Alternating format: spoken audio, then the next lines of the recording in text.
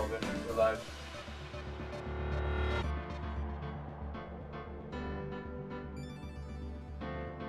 Okay. Hello.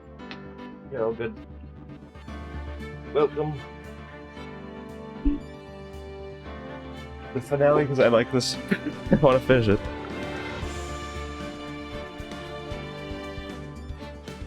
So, let's have a little overview. Edgeworth got... Are you coming down? Oh. Maybe turn down the volume slightly.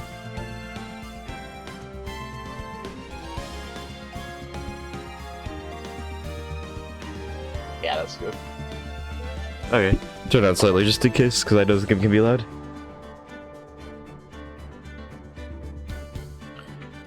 So Edgeworth got arrested, and so...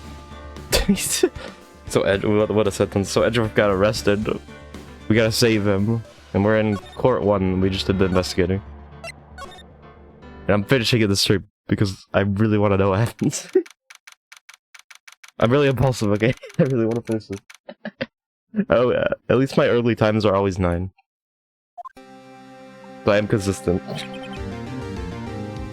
Oh, come on. Oh, a minute. My headset is glitching up. Let me fix it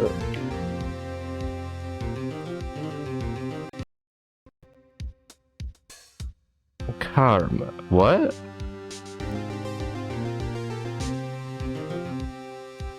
Who is this? Why Karma? Karma. That's right. Manfred von Karma. He's the best prosecutor there is. He hasn't lost a case in his 40 year. He's a god of prosecution, right? A god. Not a single case. He'll do anything to get a guilty verdict. Anything. So it's like someone else I know, Edward. You don't understand. I mean, he'll really do anything. Manfred von Karma is a man to be feared. Oh, wow. Okay, well, I'm getting hyped up for this guy. Is that the guy in the photo? Large? That's probably just the killer. Or something like that. He's so large. Oh, no. If he's saying he's this big, this has gotta be him. Okay. Yo, I'm ready for the boss. Boss time? It's quite a claim coming from someone who forges evidence. He taught me what it really means to prosecute. What? Just picture a prosecutor as vicious as me, multiplied by a factor of 10. That's not good, dude. Dude, Edward, you are already bad, dude. So was he your teacher then, Edward? Okay, 1 second. This is so annoying. Okay. The headset keeps on crackling randomly. That's really annoying. Why do you... Okay. Motherfucker. Can you work?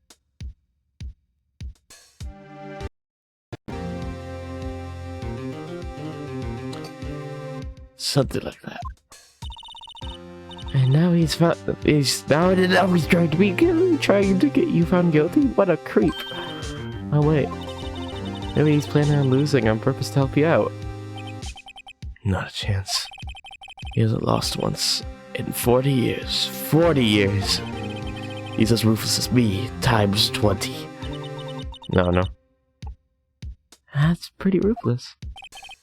Like I said, he's a god among prosecutors. I guess that's something like Bia was to be. Speaking of Bia, yeah, that's it. There. We could really be using Mia's help right now, don't you think? Yeah. Oh. I can't. Oh yeah, of course. Okay, I like that, Sorry. I really tried, but I couldn't reach. You couldn't reach? I think it's because I haven't been training. 5 hours a week again. Oh man, what bad timing. I'm really sorry. I'm alone on this one. Oh no, I'm about to get beat up, dude. Yeah, you know, no, I'm not. Come on. Easy. Easy. Easy. Von Karma got nothing. He doesn't have anything but false objections now. I'll try my best. I hope so. You better try your best. What are you whispering about? Oh, it's nothing. Well, it's time. Let's head in. Here we go. Karma, my man, I'm scared of you now. Oh, he's here. Oh, he looks fancy. Fancy lad. Court is now in session for the trial of Mr. Miles Edward. The defense is ready, your sir. Honor. Oh.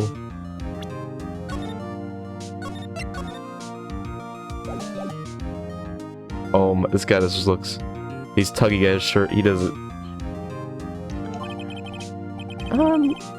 Mr. Von Karma, is the prosecution ready?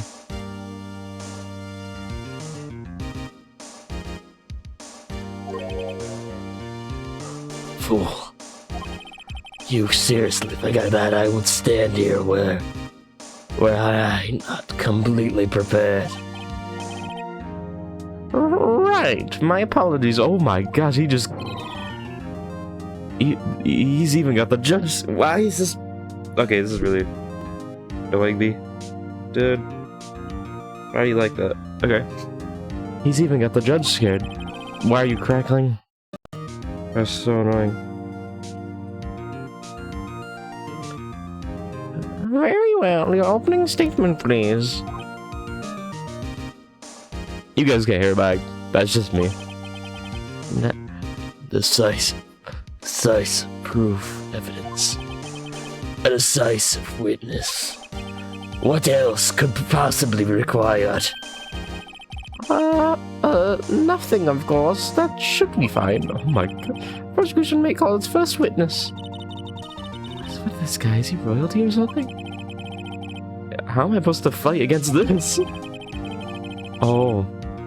Oh, he's calling Gumshoe immediately. I call the detective in charge of this case. Detective Dick Gumshoe. Okay, Gumshoe's first. Let's see how this goes. My boy. Describe this. Now! Oh my gosh! Oh, I'm scared.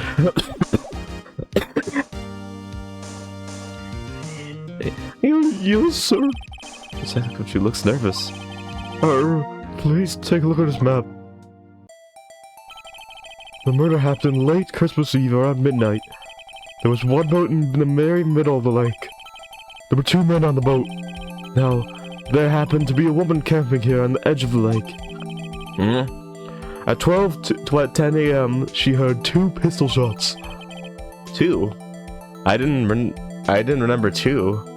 I only saw 1. Huh. Then the boat started to move. 2 pistol shots. That's gonna be useful. They went towards the boat rental shop. Okay, the only thing I saw was the...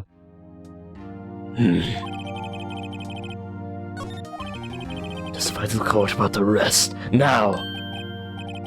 Oh, wait, Mr. Von Karma. Yes. Actually, I'm the one who's supposed to be handling these proceedings. Whoa! Wrong. There's only one thing you need to do here. You will slam down your gavel and say the word guilty. That is your role. Yes, of course, you're right. Oh my, I picked the right voice for this guy. No, he's not. Oh my gosh. I'm scared of this guy. What is... Rest of Edward. A man called into the station around 3:30 around midnight. We headed to the scene of the crime as fast as we could. That's where we found Mr. Edward. Now I didn't suspect him but the next morning the body was found in the lake.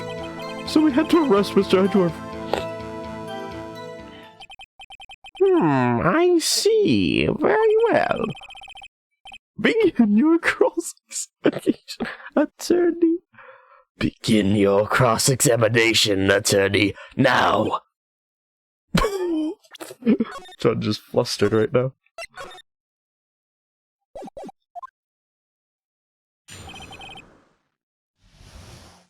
Oh my gosh. Okay. Oh, this guy's objections are gonna be insane, aren't they? I heard about him, how bad he can be. Okay, let's see. I mean, he's the ultimate prosecutor. And called into the station around pretty much after midnight. Okay. You received a call from a man. Yep. But you said there was a woman camping there. She was the one who heard the 2 gunshots, right? Whoa. That woman and the man who called in the report are 2 different people, obviously. Different people? There were 2 witnesses. Their testimonies were quite similar, however. Today I've summoned the woman who was camping. The one who was camping. A lot of heart. What happened next, detective? We headed to the scene of the crime as fast as we could. That's where we found Mr. Edgeworth. Now, I didn't suspect him of anything at all, but... Oh, wait, yeah. Okay, I already read this.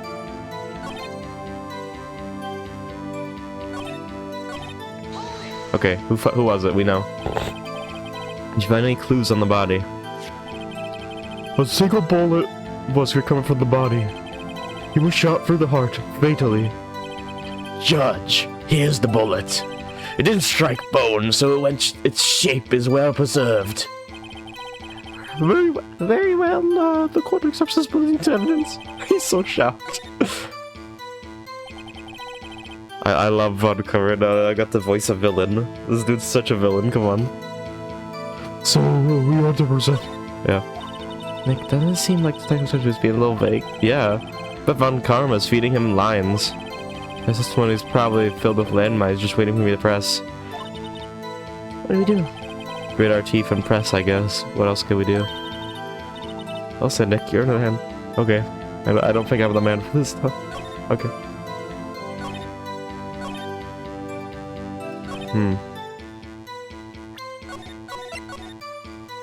On Karma's action pad. Okay. Why is that? Well, we found the murder weapon in the boat. That murder weapon? Pistol. Detective Gumshoe, that is a vital piece of information. Please revise your testimony. Right. Sorry, Your Honor. Okay. Nice. What about the pistol made it decisive evidence? Ah, he has the same evil laugh as Edgeworth. It's not a laugh. There were fingerprints on the pistol found in the boat. Oh my. There were clear prints from Mr. Edgeworth's right hand. Oh my gosh. What am I supposed to do about that? What? How am I even supposed to refute that? Order. So Mr. Edgeworth's fingerprints were found on the murder weapon? Yes, Your Honor. Judge, this is the murder weapon in question. Accepted into evidence. Members of the court, we have the pistol used in the murder and the bullet found in the body. Detective! Yes, sir. Was the bullet found in the body fired from this pistol? Yes, the ballistic markings on the bullet match the pistol. Hey, Nick. What does he mean, ballistic markings? Shocking! To imagine someone here does not know something as basic as ballistic markings. Nick, he's glaring at me. Very well, I'll explain. Actually, Judge, you do it. Me? Ballistic markings are like fingerprints. Of the gun. The barrel leaves distinctive markings on each bullet it fires. You can examine these ballistic markings to which the gun and fired a shot. It's quite accurate. Indeed. This leads to one inevitable conclusion. The bullet found in the victim's heart was, without a doubt, fired from this pistol. This bullet, which, as you may recall, was covered with the defendant's own fingerprints. Order! This is bad. This makes it look like Edgeworth did it.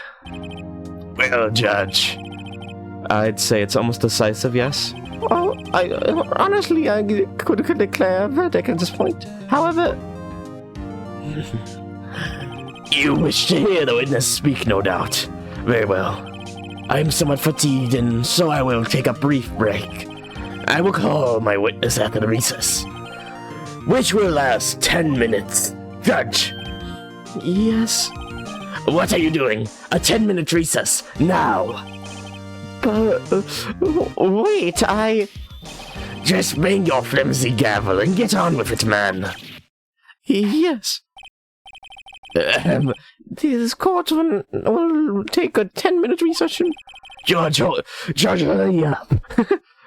Who's running this court anyway? Oh, I love my voice for him. Okay, it's great.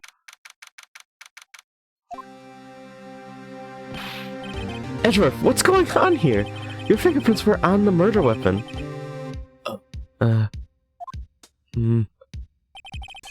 And that foggy photo makes one clear thing. The only one who could have shot that man was the person in the photo. True. Was that you in the vote? Yes, it was me. What? But you must believe me, I didn't shoot him. Then who did? I don't know. You don't know? Weren't you right there? I heard a gunshot from very close by. Then the other man fell from the boat. I can't say why, but I thought at the time that he had shot himself. You mean it was a suicide? That's the only explanation I can come up with. Huh. Am I going to convince anyone of that? Yeah, I don't know.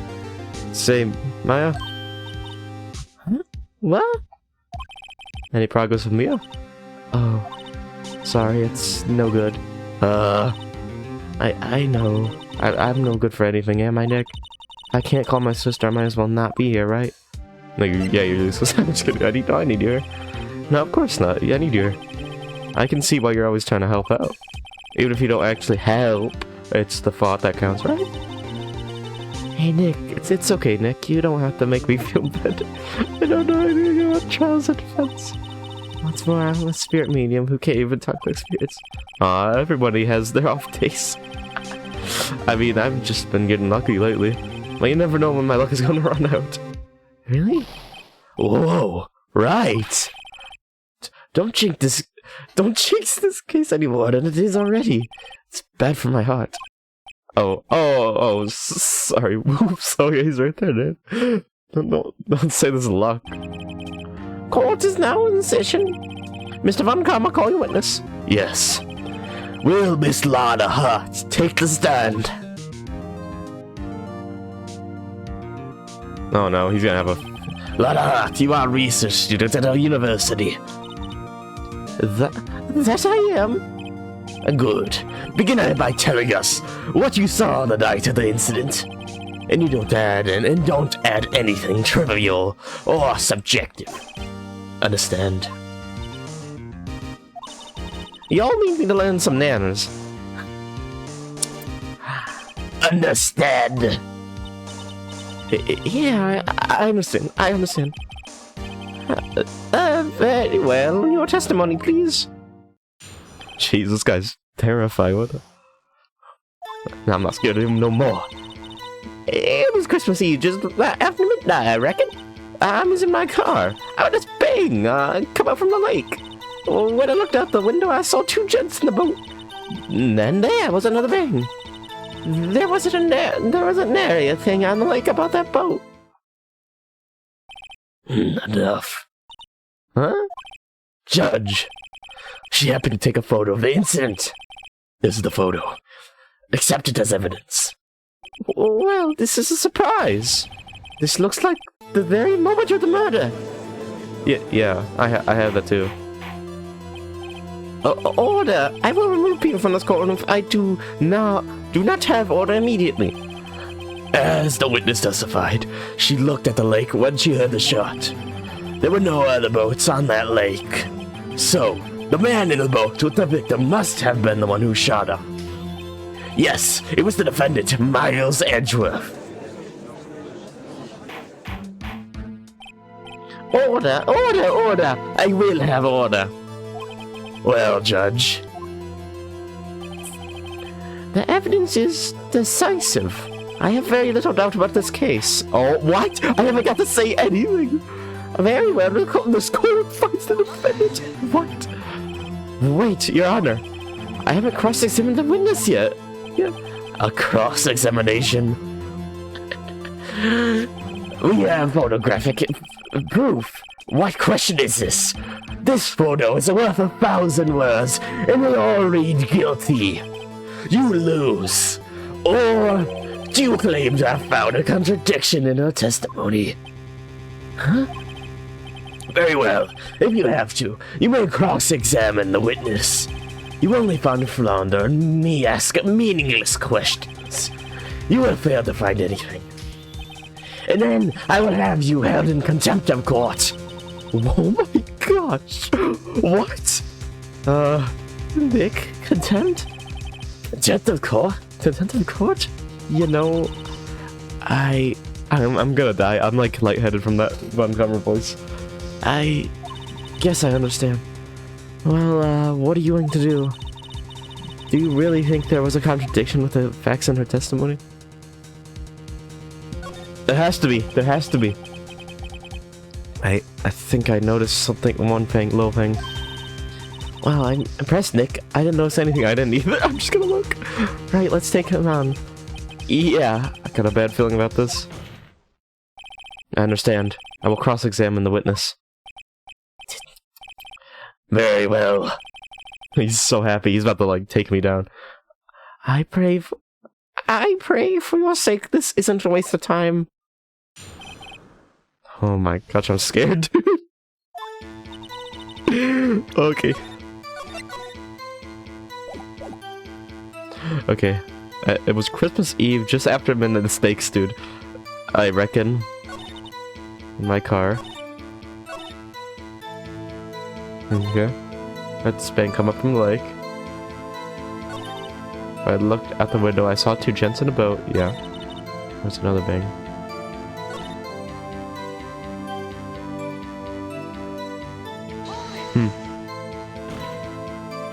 Are you sure about that? Are you sure about that? Yeah, sure as country girl can be. That sounds pretty sure. Press further. Yeah, let's do it. How come you're so sure? Well, heck, I scanned the whole lake.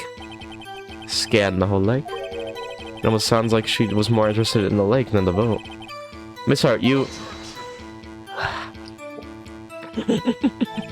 Mr. Wright, the witness has answered the question in full. No need for further questions. Objection sustained. That's what I'm... Sustained. Yes, of course. What? Any objection is just good for him, apparently. Oh, great. What am I supposed to do now? There weren't any contradictions in there. Sorry, Nick. If only my sister were... Maya's really taking this hard. We got this, we got this, we got this. I thought I was gonna get something from that. Maybe like she's... The fog. The fog.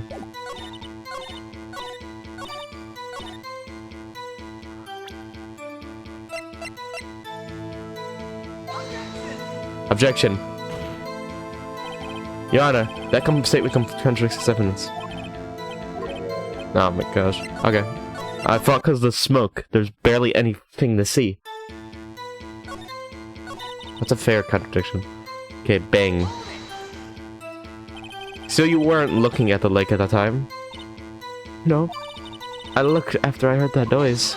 Objection. She said that already. I asked you to find contradictions, not leisurely chat with the witness.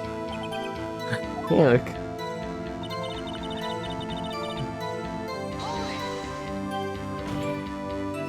Could you clearly see the two men? Just look at the picture. Clear enough for you? Uh-oh. Where's further? Wait a second. I wasn't asking you about the photo. I was asking you if you saw the two men. Yeah, well, of course. Witness testified that she saw them. There's also a photo. You'd best look elsewhere, your precious contradictions. He jumped in quick. He's hiding something.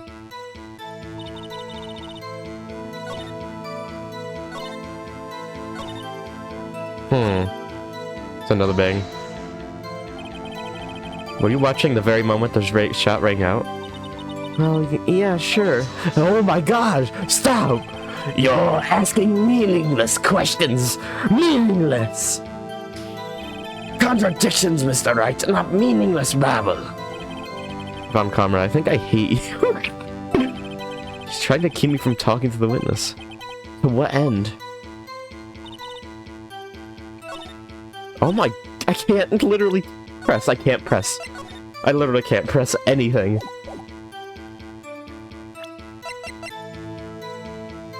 Yeah, okay, that's clearly two people, though. Look at that again. Yeah, it's clearly two people, with one with a gun. I'm looking around, I don't see anything else except smoke. Okay.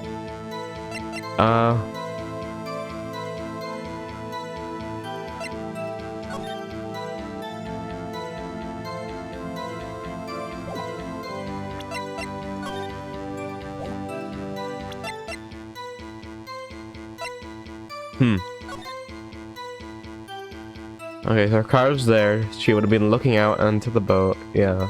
Okay. That makes sense.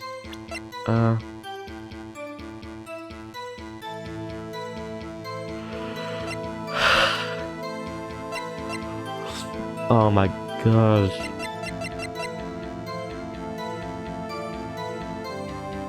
Sometime on the 24th or 25th.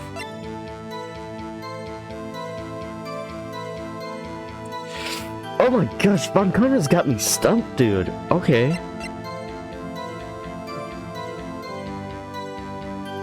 Okay.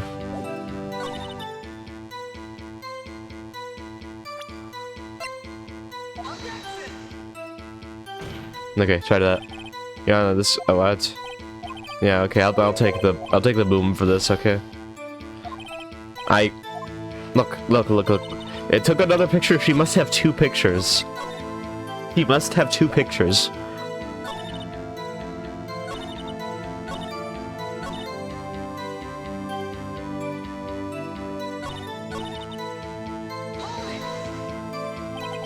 Were you watching the bird?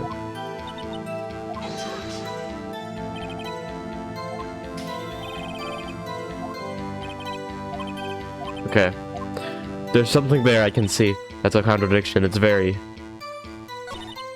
There was another bang. That's weird. Come on. The witness's statement is clearly faulty, Your Honor.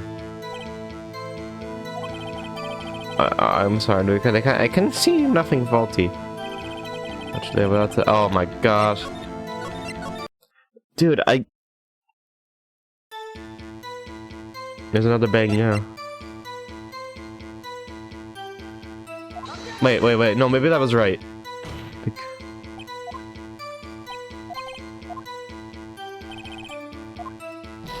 Okay, yeah, no, it was faulty, I guess.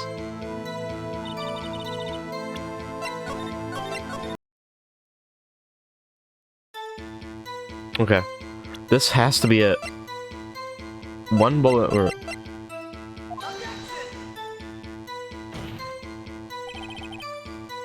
Yeah. Von Karma is such a swamp, dude. Like, what does he do? Fired 3 times. Oh! Fired 3 times. It was fired 3 times.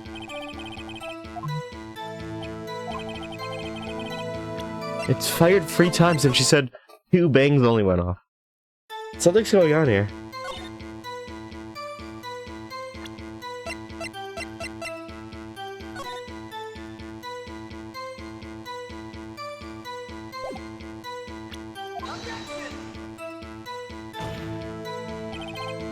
I'm like, oh my.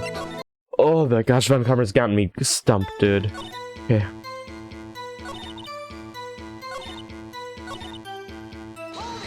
Okay. Let's get more. Just after midnight, you say. In other words, it was no longer Christmas Eve, but Christmas Day. Huh? Yeah, well, yes. Objection. I know you want to find contradictions, but really... I hope you can find no contradiction is little more relevant to the trial. We'll just continue the testimony. That is very relevant, dude. The time. Were you camping there anyway? I was assuming at my university. I was taking pictures to use in my research. What research? This all sounds suspicious. Yeah. Especially for that's art. Could you be more specific about your research? Oh, I'm like... What does the witness's motive in camping by the lake have to do with this case? Your answer is nothing. I object to this line of questioning. Objection sustained. Wait, I'm the one who says that. Well, then say it already. Objection sustained. Thanks for nothing, Your Honor. Oh my gosh, was I just supposed to press everything? Enough! I think we've heard all we need to hear, Mr. Wright. It seems you're unable to find a contradiction in the testimony worth noting. But, Your Honor... You keep your promise. Mr. Wright, I'm afraid that I will have to penalize you any further outburst by holding you in contempt of court. And if that happens, you'll have to leave the courtroom immediately. Understood?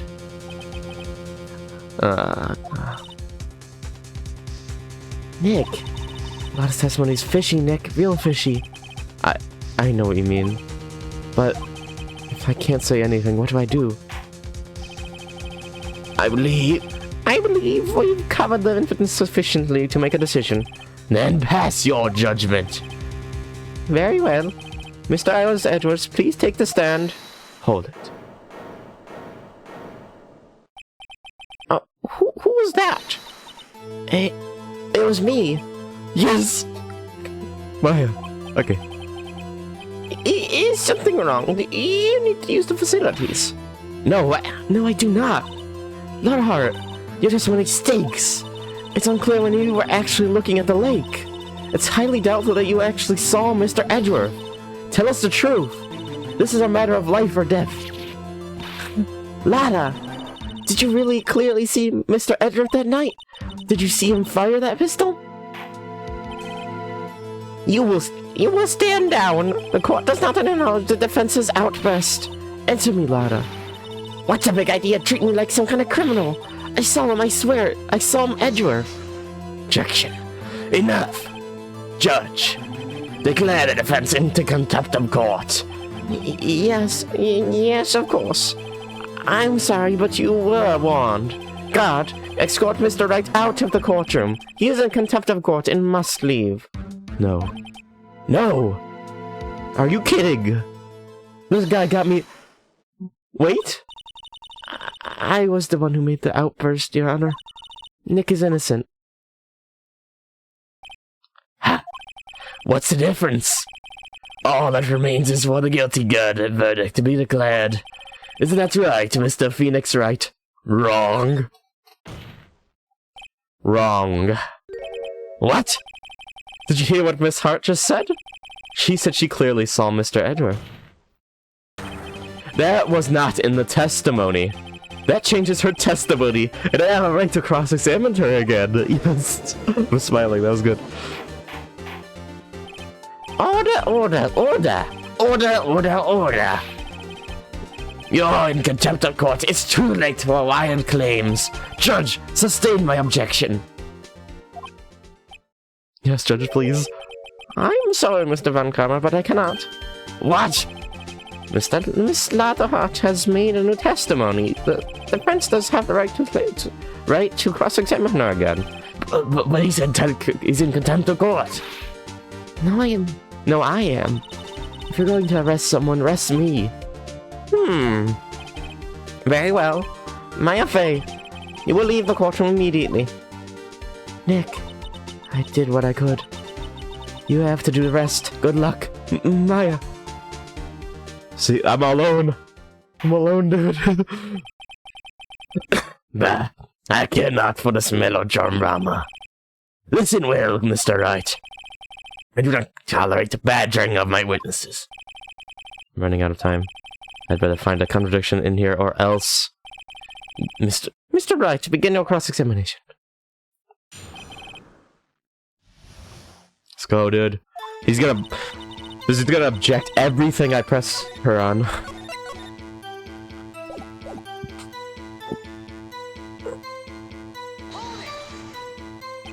Well, what about the other man? You gotta expect me allowed to blithely ignore your promise, Mr. Wright. I believe you claim there was a contradiction in the witness's testimony. Well, find it, if you can. Mr. Wright, What? I can't press! I literally can't press.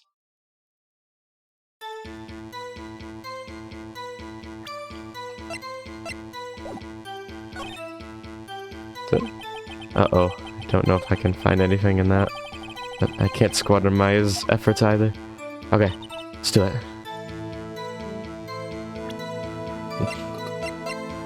Yeah, it wasn't. Yeah, it wasn't. It's... Got you. Got you, Miss Hart. Finally. Oh, what? You got what?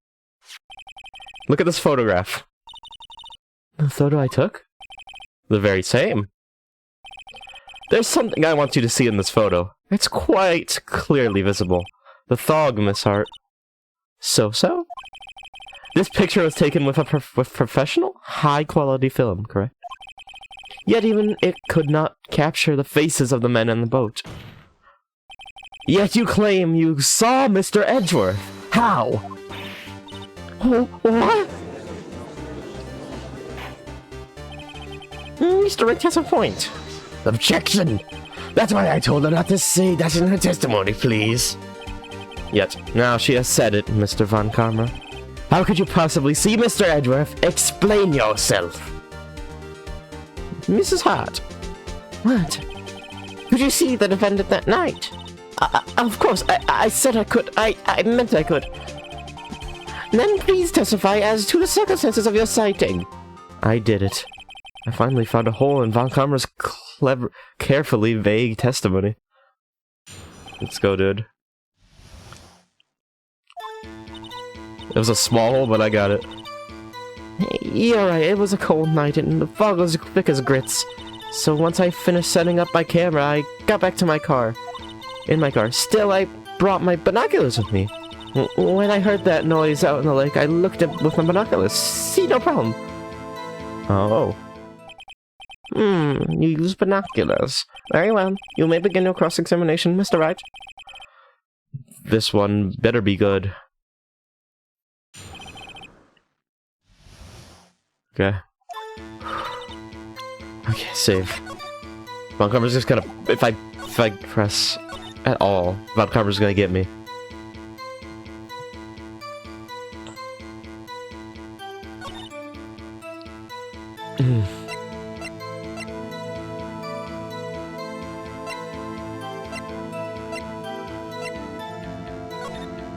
Yep.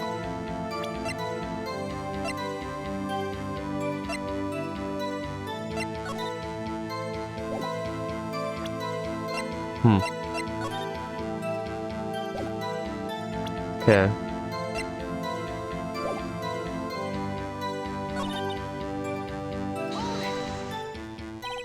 Binoculars?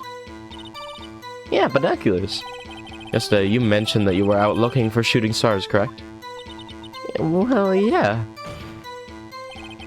Wouldn't you need a telescope, not binoculars for that? I've got doubts about your camera, too. Was that really to take pictures of meteor showers? Oh, of course. The camera's irrelevant to this case. You can't say that for certain. Mr. Wright, is the camera really relevant to this case? Yes. If you believe it is, you may continue with this line of questioning. But know this. If you find nothing with this, there will be consequences. Well, Mr. Wright, do you wish to press further at the camera? Oh my gosh, I hate this. Okay, I save. This is a make it or break it time. Let's do it. The camera is of utmost importance, dude. Your Honor, it is perhaps the key to this entire case. Therefore, I will continue my line of questioning. Wow, maybe I went a little overboard there. Yeah, you say dramatics. Very well. Miss Hart, you will testify to the court of your camera. Yeah, I hear you. Shut up, Judge. Hey, shut your mouth, that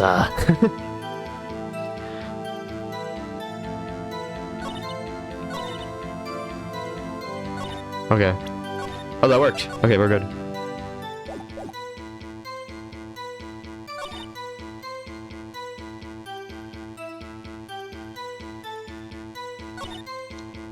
So my camera got back in the car.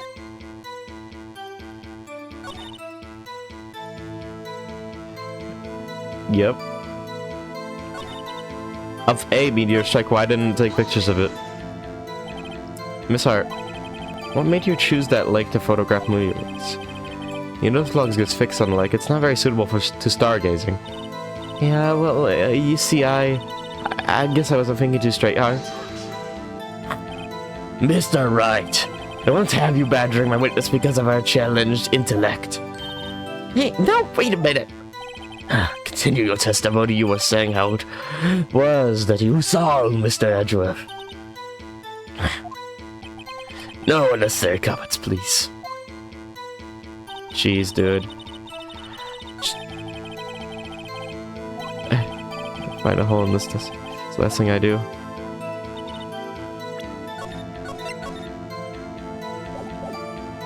Yeah, let's press everything. So, how could you see Edgeworth? Now hold your horses for a second. You hasty Yankee types never find a gal where I'm from. Mr. Defense attorneys have trouble with that as it is. Nobody loves me.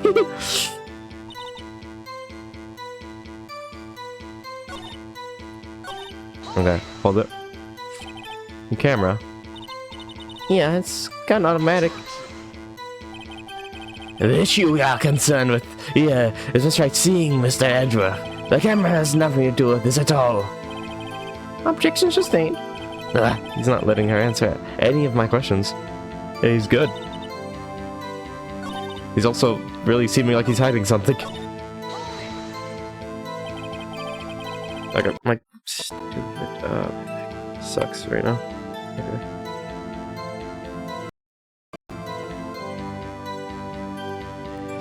If there was a heavy fog, how could binoculars change that at all? What do you mean? Even binoculars can't see through fog. But you say you clearly saw him. I did, yeah. Enough. There is no room for doubt in her testimony. She sounded pretty doubtful to me, but I have to find a clear contradiction first. I don't care how many Von contradictions I get. Oh my gosh, my mic's messing up again. Okay. My mic.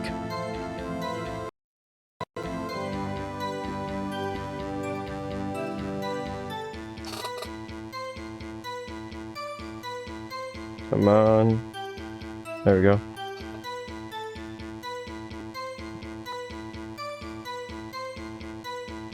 Yeah, 1 second. This thing's messing up again. Let me see if this fixes it.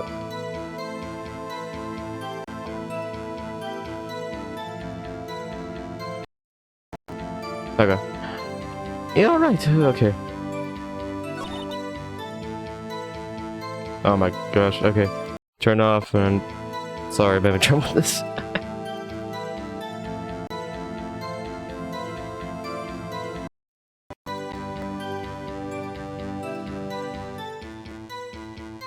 Okay.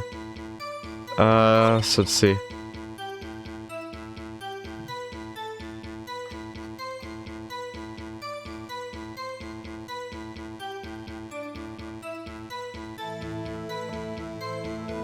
This... Oh my gosh, this sucks. Okay.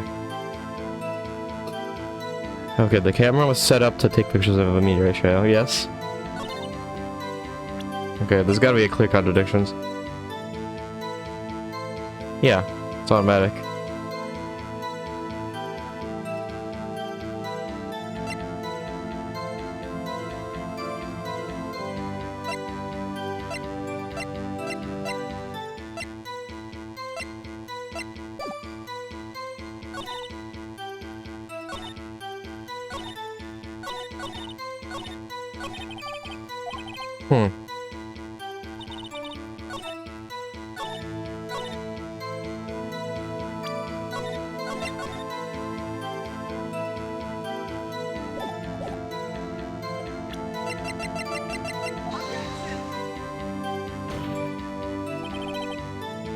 That's not faulty. I'm not looking up any guides for this, dude. What's gonna happen?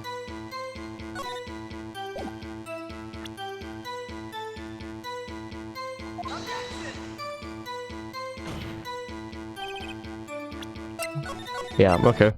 I'm trying everything, okay, dude.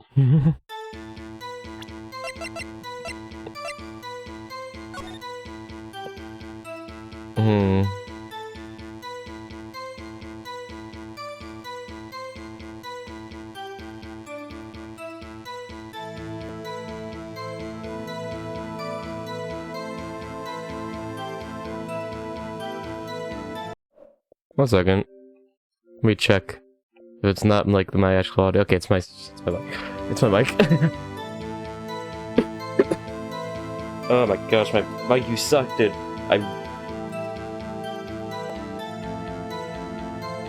Okay, how about that? Honestly. Okay, this is just showing that it has to be useful somehow. Okay. So you said you had binoculars. But...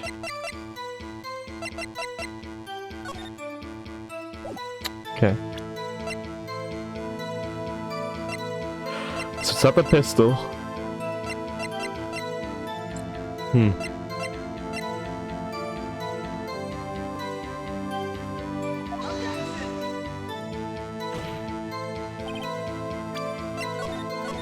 Oh my gosh.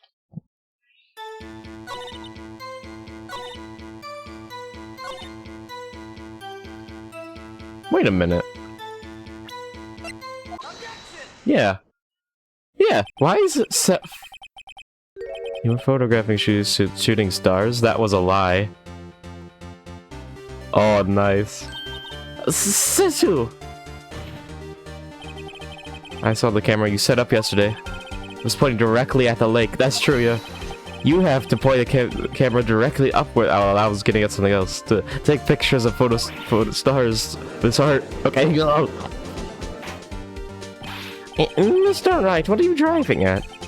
The witness was not at the lake to photograph shooting stars, Your Honor. Well then, what exactly was she photographing? Your Honor, take a look at this. What was Miss Hart trying to photograph at this lake?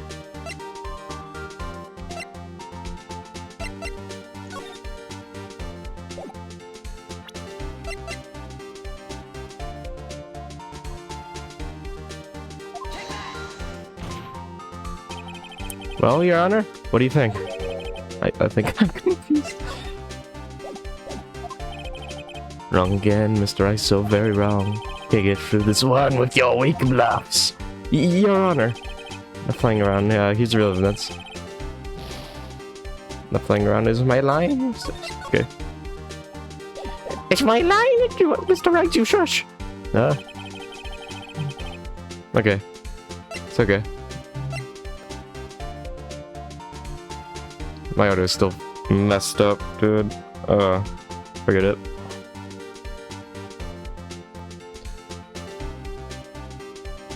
One second. That cat's mowing so loud.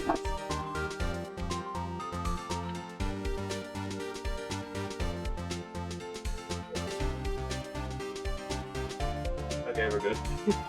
I had to pick him up, put him up upstairs. Kept on plowing. Oh, I just moved the whole mic. Okay, here we go. So... Just trying to photograph this. Miss Hart. This is what you were trying to photograph.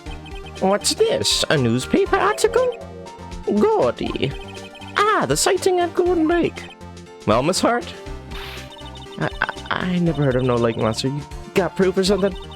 Let's see your proof that I was down at the lake trying to photograph this Gordy. Do I?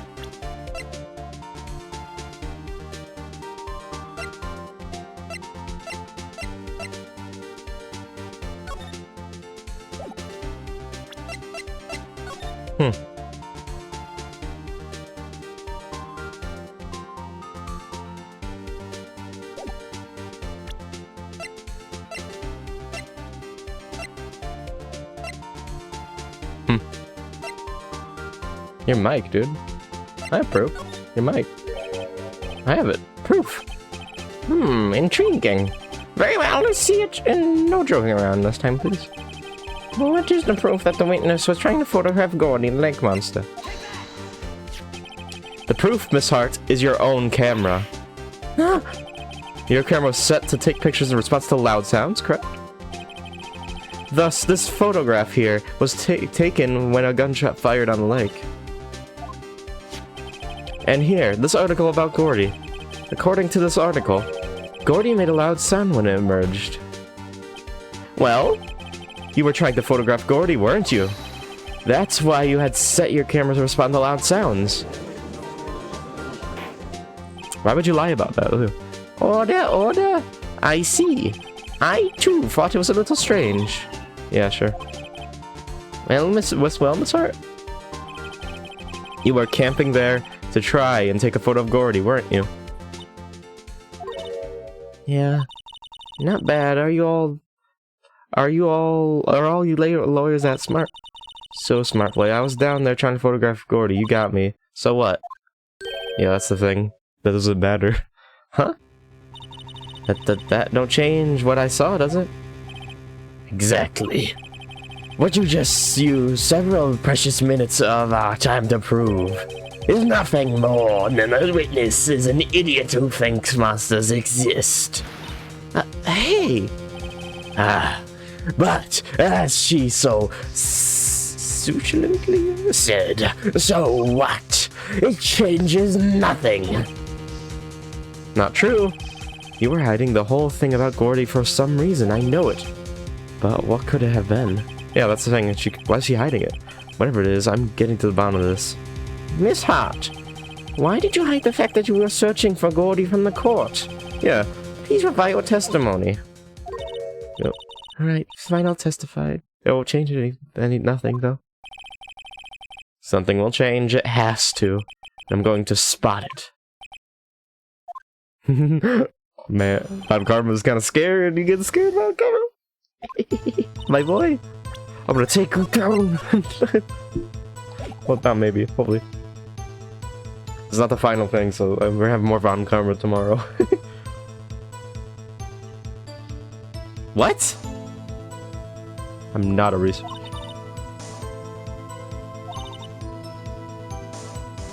Oh. Imagine what scoop it'd be if I got a picture of that monster. And that's why I went on camping by the lake. But that's all I was hiding. When I heard the bang, I looked right there, and there wasn't much else to look at. So I just watched that boat the whole time. Then I saw a flash near one of the man's head, and I heard I got another gunshot. I was looking right at that boat the whole time, crossed my heart and hoped to fry. No, you liar. Mr. Wright, you may cross-examine the witness. Objection?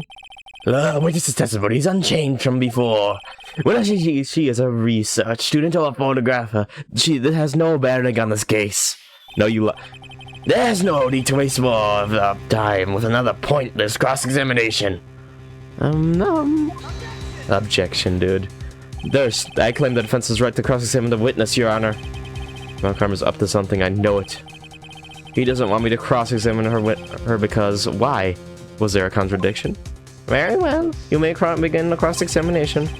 You seem sure of yourself. You must find something and have something in mind. Ah, that would be a first. Very funny. No, I saw something. You understand this is your last chance at a cross-examination, Mr. Wright. If there's no problem with the testimony this time, we will let the witness leave. I announce my verdict at the time, Mr. Wright. Understood. Yes, Your Honor. I saw it. No, I saw the lie. I saw the lie. I saw the lie. I saw the contradiction. She said, let's see. Where is it? Oh, I love this. Where is it? I saw the flash near one of the men's and I heard gunshots. There's nothing else I could look at, so I watched the boat the whole time. When I heard the bang. No. No.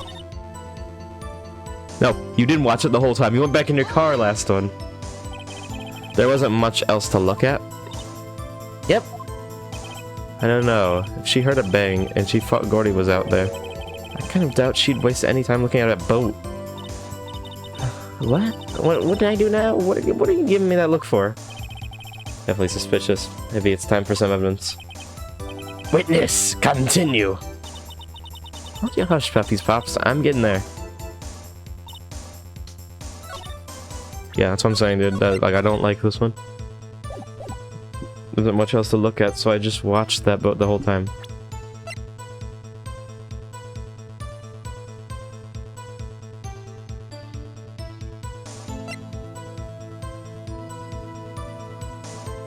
You said... Dude, it's foggy. Dude, you literally said... What? You literally said that it wasn't. This lady.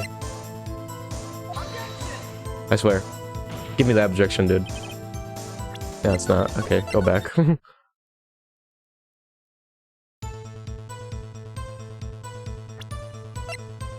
Yeah, was it there?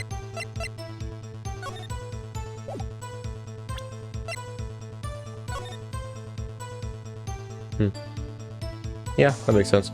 Okay, that has nothing to do with it. This gun...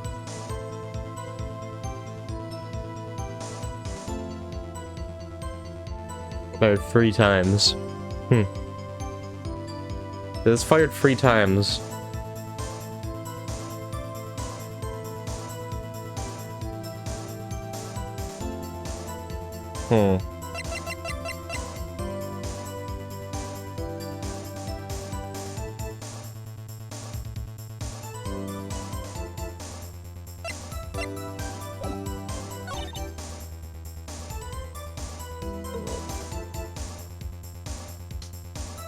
Another. Was there nothing on the lake but the boat at that time? Huh? Wait, so you're thinking maybe he was shot from some other place? I don't think so, no. Lake was smooth as glass and nobody was on the shore neither. I better find some sort of contradiction in his testimony. I won't be able to beat Von Karma any other way. There should be something. Yeah.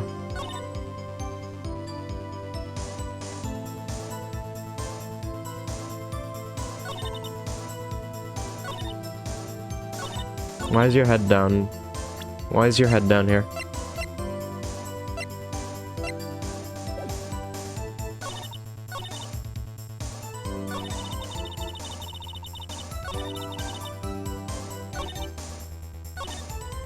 Okay. Okay, her stuff's actually kind of hard.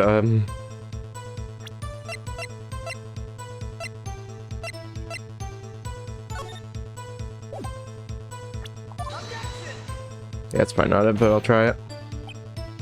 Yeah, I kind of figured. Such a boss fight, dude. Okay. Yeah, why would you do it? Yeah, it's not gonna work.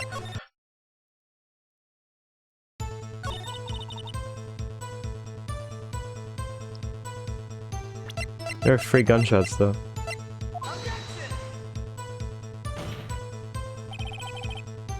Yeah, no. I'm messing up, okay. Maybe I have to press, but I'll keep on trying this.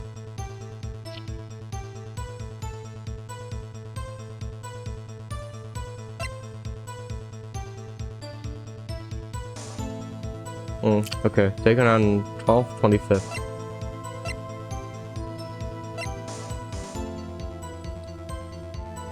Sometime on the 24th or the 25th. It could have been the 25th, but else could have been the 24th. That's weird.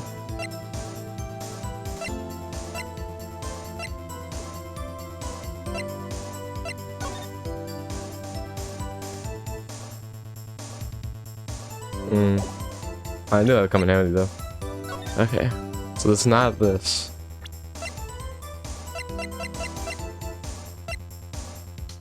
Yeah, why would you do that? That's not faulty, dude. Okay. Well, it is, but it's not that. What did he say this time?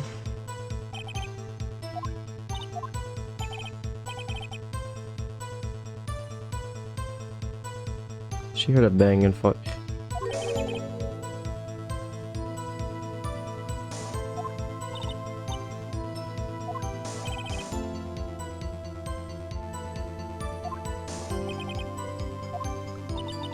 Okay, yeah, I mean, the game's like telling me, like, do this one.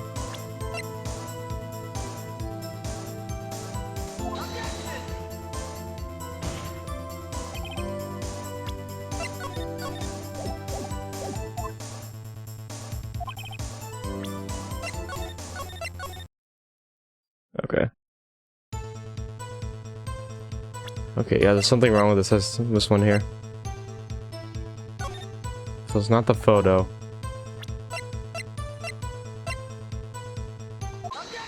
Yep, okay. Miss Hart, were you really looking at that boat?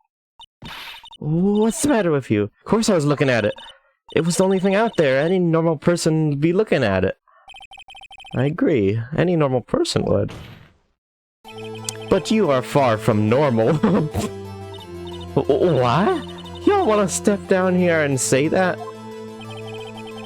You were camping at the lake and to take a picture of Gordy. Think about it. What would you do if you heard a loud noise? You'd be scanning like for any sign of Gordy, that's what. You wouldn't give the boat a second thought. Ah. Yeah. That's true. I want to continue, Mr. Wright. You testified that you were watching the boat through binoculars. However, you wouldn't need binoculars to watch that boat. You needed them to search for Gordy, and that's what you were doing.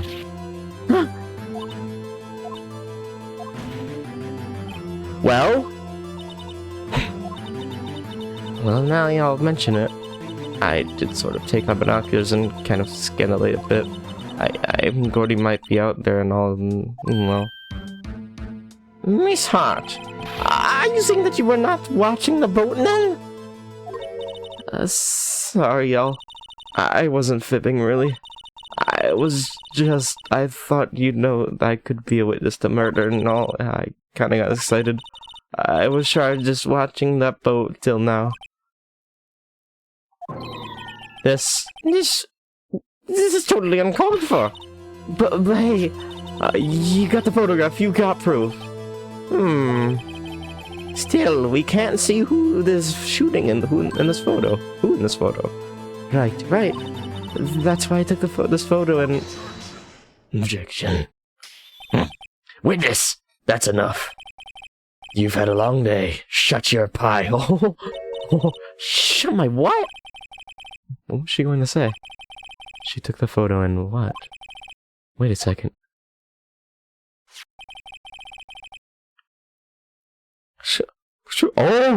Oh, you found Carver, you mother. You son of a bitch. You were hiding this. Oh, Phoenix, you called that. Yeah, because she had to do the zoom in. We even had a photograph to prove it. I really can't tell from the photo who is shooting. That's why she said she's going to enlarge the photo. She should have dropped the call the might, but should let us see who's who. Yep. Objection, dude. She enlarged the photo. Why won't Von Karma let her show it? I've got a hunch. I bet that enlarged photo shows something bad for Von Karma. This is my chance. If I'm wrong, though, it'll mean prison for Edgeworth or worse. We gotta do it. What should I do? No, why would he hide that? That's good for him. Unless it's bad. Miss Art, look at this photograph.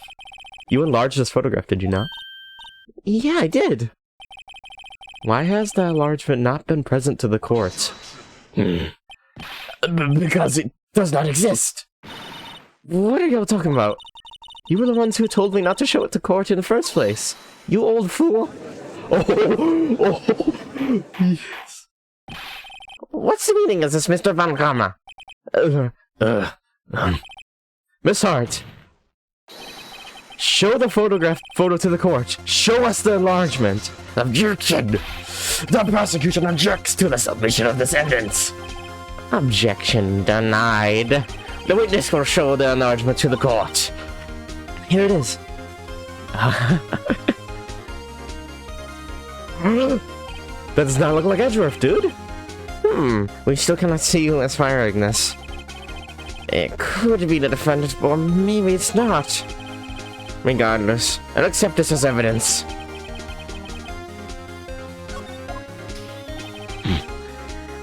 Happy now, Mr. Wright. There has to be something. You asked for the enlargement. You got the enlargement. And little good has it done for any of us. That's why I requested she not show it. I suppose this means that the cross-examination is over, obviously. Then I would like to close the cross-examination of Miss Lutterheart. And none too soon. That was a flagrant waste of my time. Mr. Van Kammer, do you have anything to add? I stated everything I needed to when this trial began. Decisive evidence. Decisive witness. What else could possibly be required? Nothing, of course. Then I believe it is time for me to declare my— What? You don't even know it's him! Wait, it's not supposed to go like this. There has to be a clue in this photo somewhere. This is bad. Object, dude? Real bad. What should I do?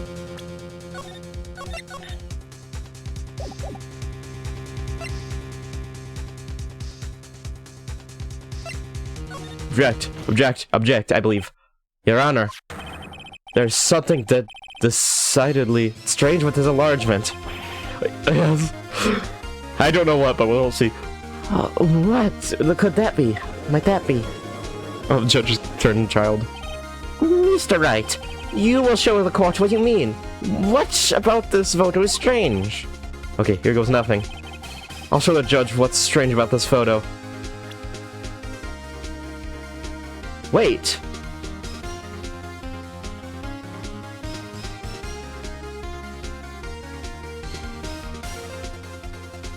He dodged. He dodged. Here, Your Honor. Where? Mr. Wright, I understand you're not talking. Oh, I thought it was gonna be right, man. Okay. Okay, well that's not it.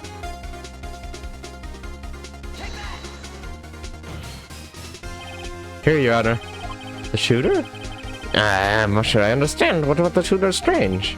Can you be more specific? Specific, right? I'll show the judge strange about this photo.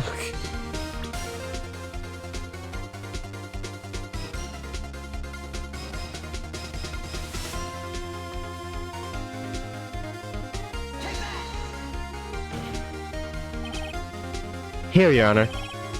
The shooter? Oh, the hand?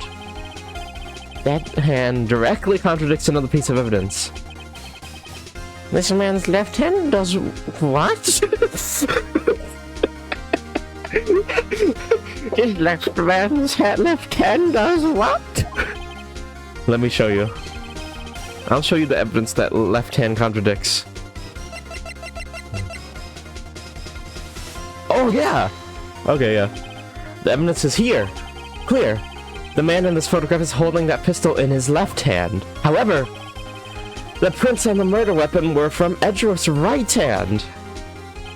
Ergo, the man shooting the pistol in this photograph is not Mr. Edgeworth. Yes.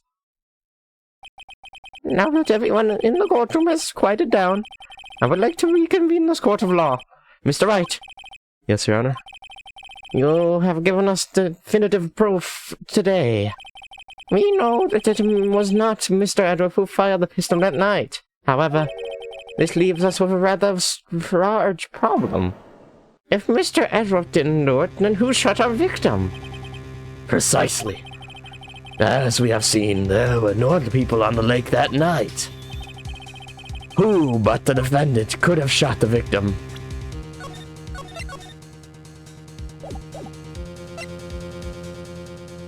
Oh, I'm not gonna say Larry. The victim himself, yeah. There's only one explanation remaining. The man who shot the victim was none other than the victim himself. Oh, this is a turnaround.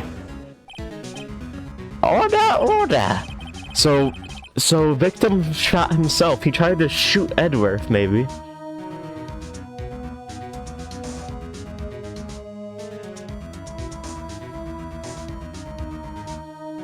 So, you are claiming that the victim committed suicide? Yes, Your Honor. I think of no other explanation. Indeed, that does seem to be the only remaining option.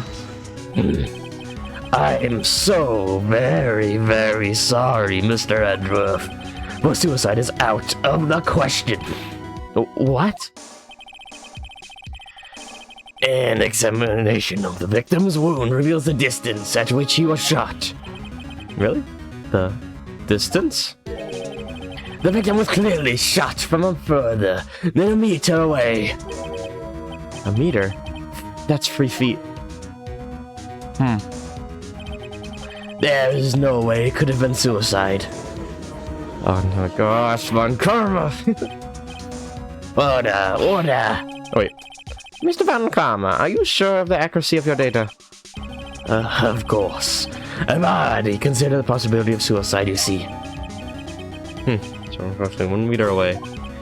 Yeah, you're falsifying autopsy report, dude. Come on. Did you do a poll at Edgeworth? I see. This dude so falsified it.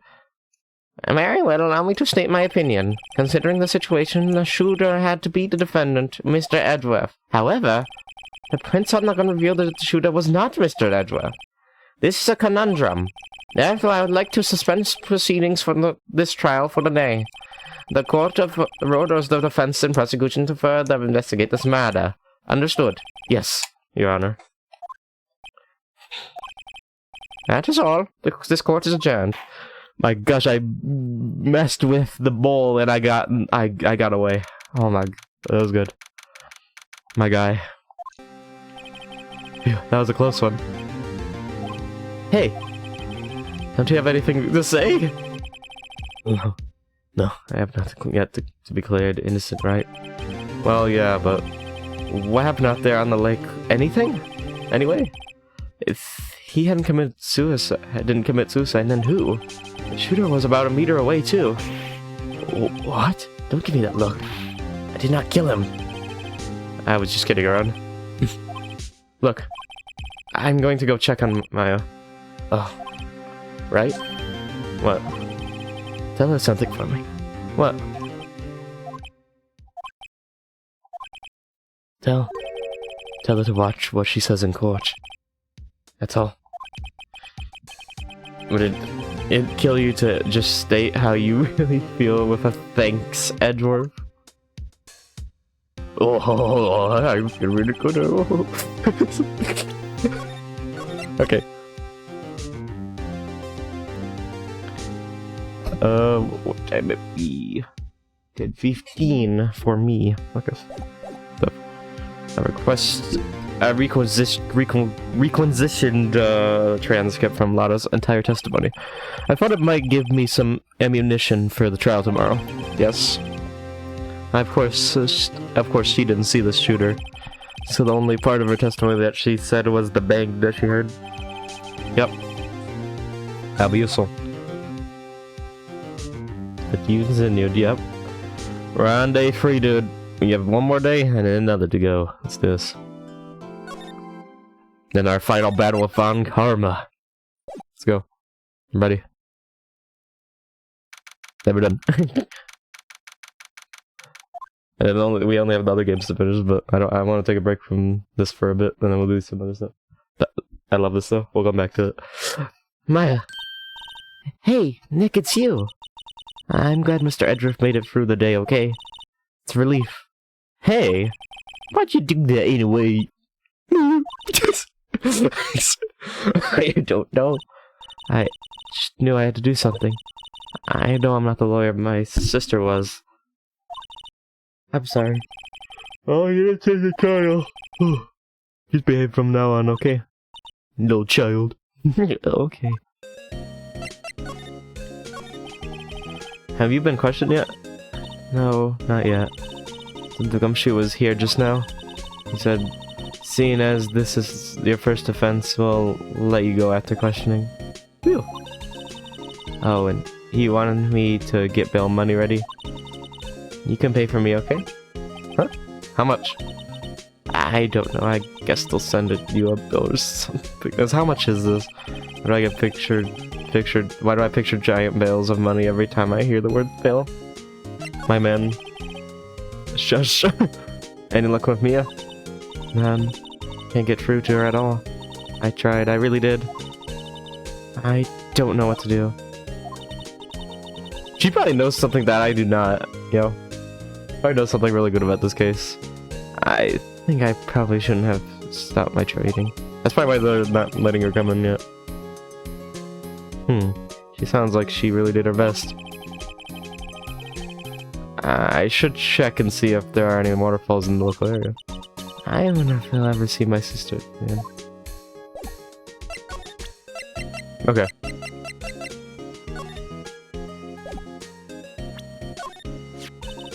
Isn't it the large photo Lotto was talking about?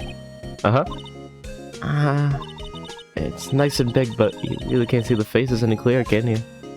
Nope.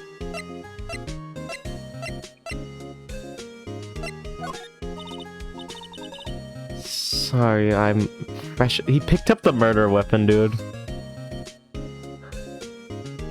Oh my. Did Edgeworth pick up the murder weapon after? Why did he do that? Sorry, I'm fresh out of ideas. Okay. I'm gonna leave. Bye.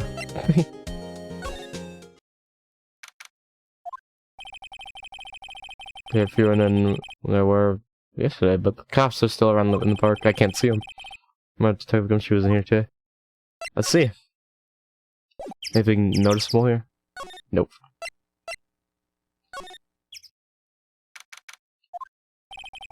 Haven't seen Larry around here today at all. Like paying through the nose on a date with lovely Cayennes. Maybe this word like screen will stretch on both sides. It's pretty big, like hey, boop, boop, boop, boop, boop, boop. Wait, this is where the photo was taking place.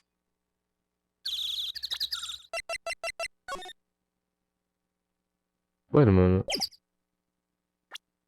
That's not Gourd Lake.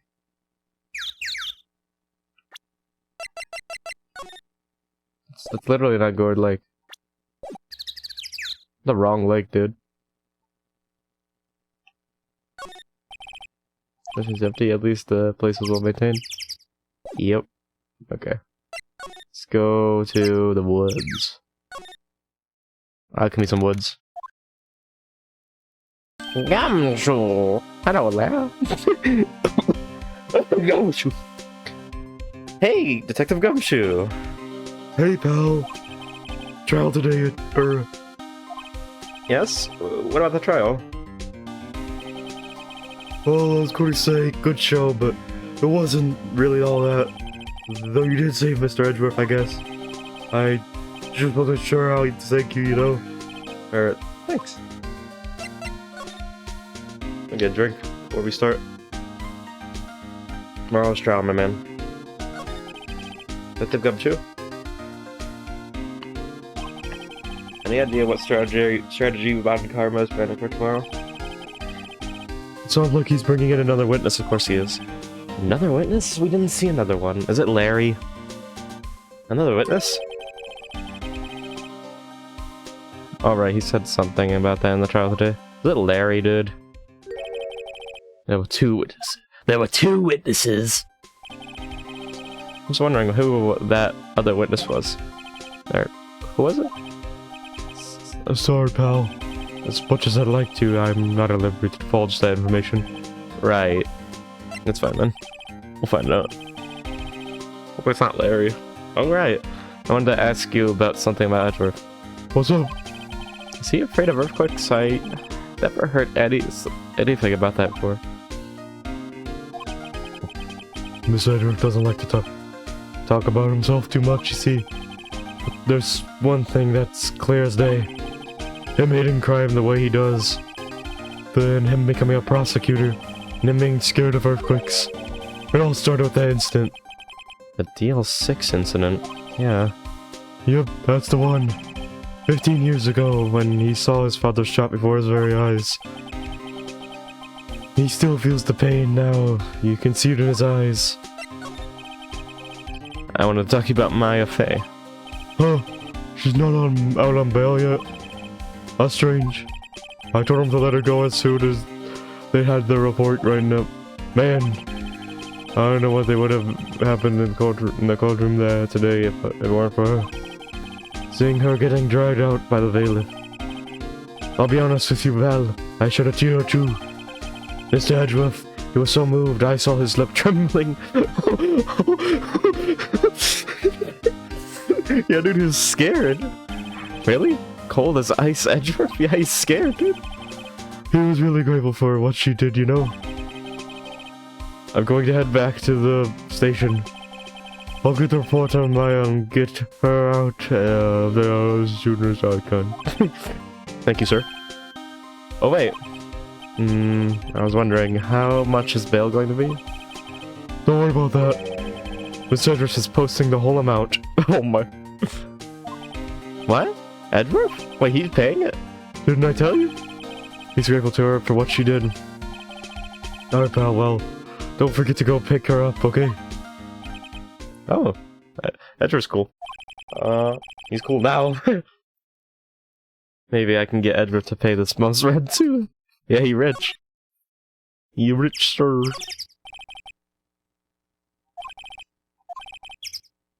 Yeah, I already seen this.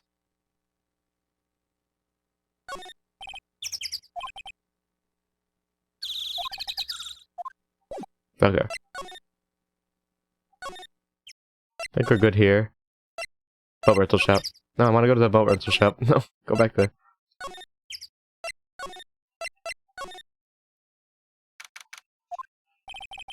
Looks like the boat rental shop is closed today, too. Weird. I don't like that. It's very weird.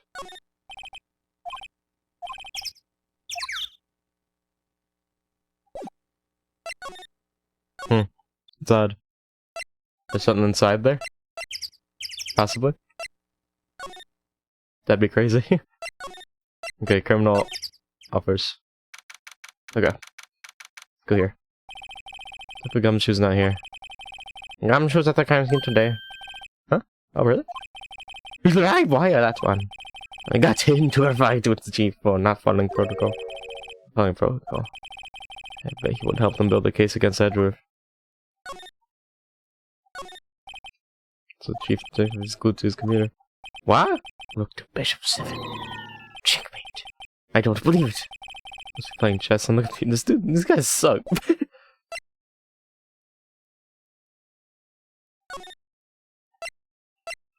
Okay, it's actually 7. Hey Nick, you finally came. They just finished the paperwork, I'm free to go. But yeah, at last, eh? Those narrators were really mean. They were like, okay, what did you do this time? like I was some kind of criminal. Can you believe it? Well, they let you out in the end, didn't they? Oh, that reminds me. Thanks for the bail. Thank Edgeworth. Huh? He posted the bill for you. Said he was grateful for what you did. Mr. Edward did that? He's nice now. I have to make it up to him. We've got to win this case, Nick. Hey, we'll get it. Probably. No. What do you think we should do next? We're kind of lacking in the clues department. We could go to the park and look for Gordy. I was kidding. Still, if there are any clues out there, the park's as good as a bet as any. What do you say? Shall we head down? Sure. Andy, have you noticed anything lately? You know, I did notice one thing while I was here in detention. It's really pretty comfortable here. It's warm and they keep it very clean. I mean, have you noticed anything about the case? Well, not much more than that, no. She's probably still upset about me, but I should leave her alone. Okay, let's go. Ah, fresh air. I gotta say, freedom feels great. Behave yourself in the courtroom tomorrow, you okay? Misbehaving is more than fun. It's going to be so much fun when Edward refuses to pay her bill again. That's true, he's not gonna pay it again, dude. Alright, I'll behave. He's not gonna pay it again, dude. Oh dear. Well, what should I do? I don't know.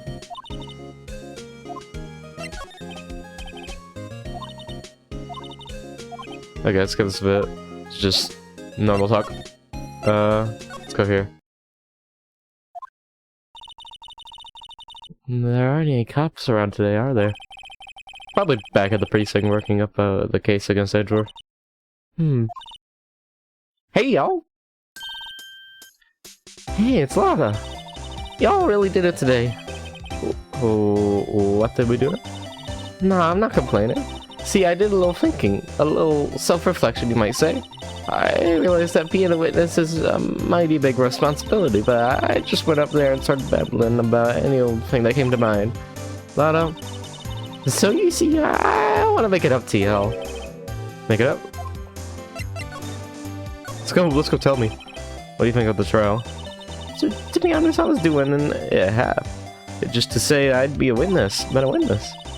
Even though I didn't really see anything. I gotta convince myself, though. I'm sorry, I know I caused y'all a lot of trouble. Well, memory's a tricky, vague little thing. Yeah, I sure know that now. I'll be fine the next time I witness a murder. Right. You mean the first time you witness a murder? What about Gordy? Right. Well, the way I figure, the trial's only stoking the flames of Gordy fever. I'll get my exclusive photos and rock stardom. Alright, Lana, you go, girl. I wish I could be an investigative photographer, too. Finish your spirit medium training first. Lana, what do you mean by making it up to us? Well, you see, actually I got a bit of information for you. Huh? What? Nice, let's go. That Von Karma didn't want me to say nothing about it. What information? Now we're getting the heart of it. See, I reckon we might be able to do ourselves a little exchange. Exchange? I thought this was to make it up to us. Right. I propose a little exchange just to make it up to you. What? Information don't come cheap, my friend.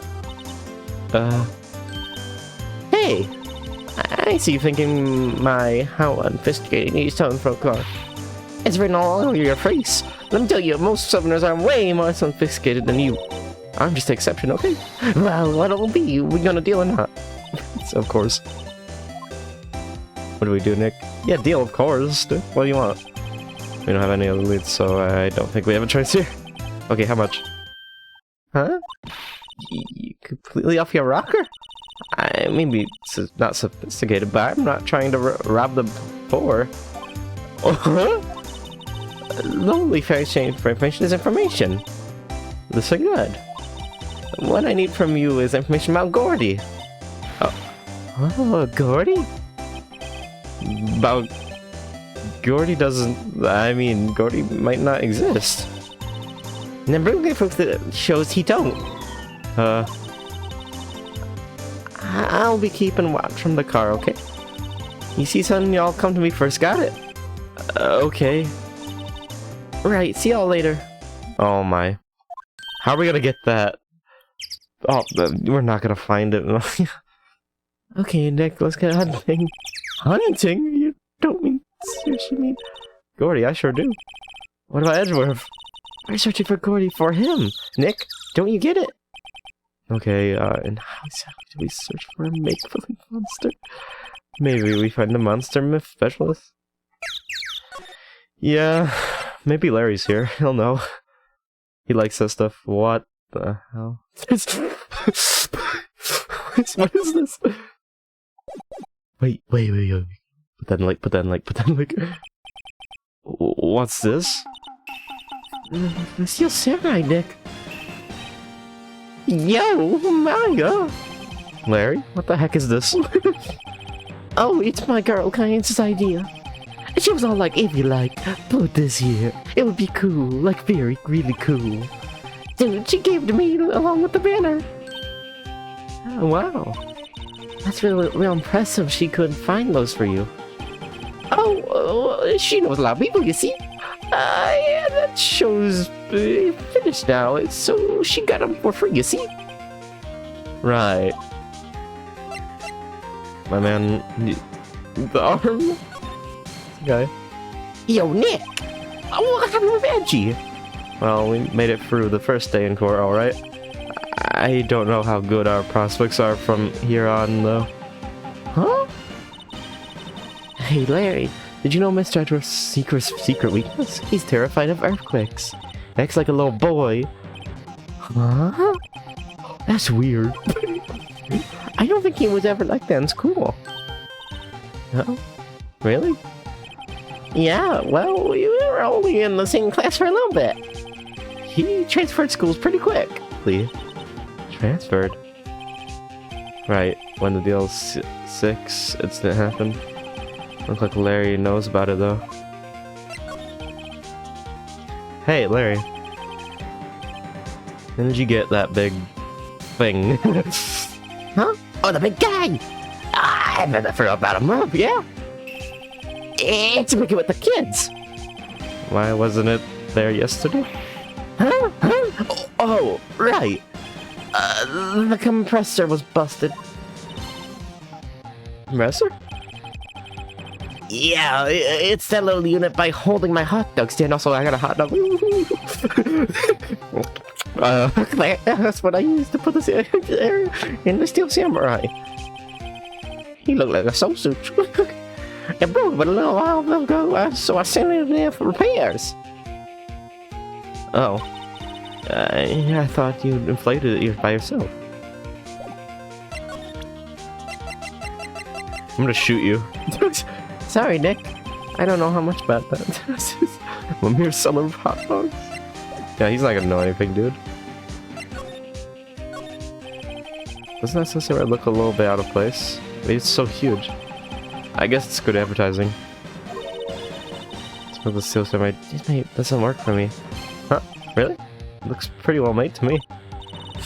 You're still a novice, aren't you? Really? True connoisseurs like Cody and me don't fall for this kind of stuff. These Steel Samurai fans are obviously in a league of their own. Oh my god, Larry just appears. Show him this.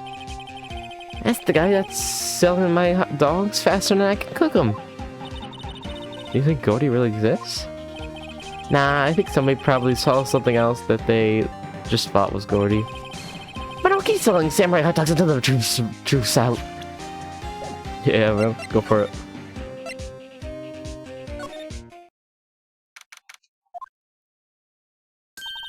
Hey, y'all! Well, y'all find anything about Gordy?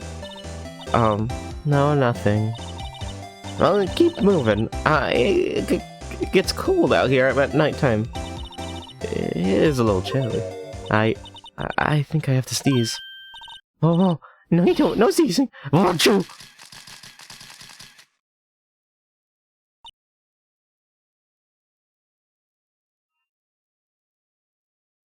I thought you know so season. See, I get the camera to respond to things a little softer than a pain. It trigger on one of Van Karma's finger snaps now. Oh, I'm sorry. Yeah, well, sorry's nice, but what about my film? Nick paid a lady.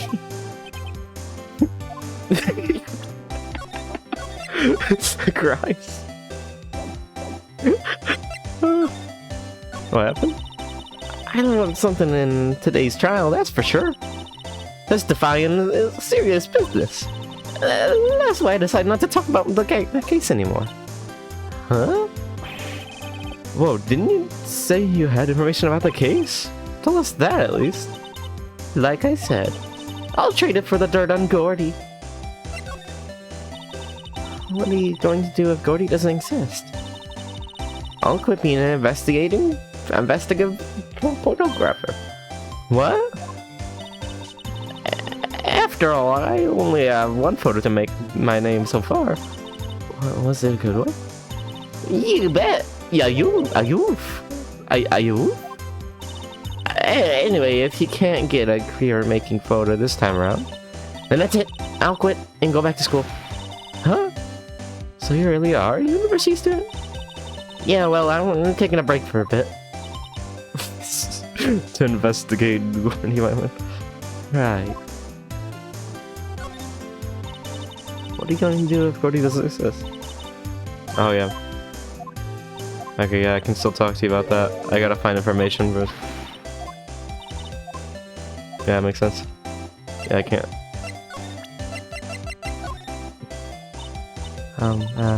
You know, I was wondering... Yeah? What if you get a picture of Gordy? And it turns out like this enlargement did. Y'all crazy? A blurry photo like this doesn't make a hit story. I need a picture that screams, I am Gordy, and hear me roar. I can turn something like this into the paper. What kind of a fool do you all think I am? The kind of fool that would turn a blurry picture in as evidence in a murder trial. Not to mention claiming she saw someone she didn't see. Okay, I'm gonna leave. Bye. Hey, Larry. How you do? Let's go to the house. Yes. It's always so quiet here.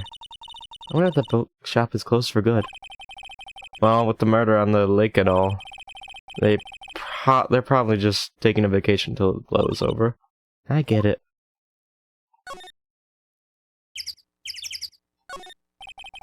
Their boat's floating up the dock. The murder took place in a boat from the dock. Apparently, the police took away the actual boat that used that night. Leave this space for one more boat at that dock. Oh.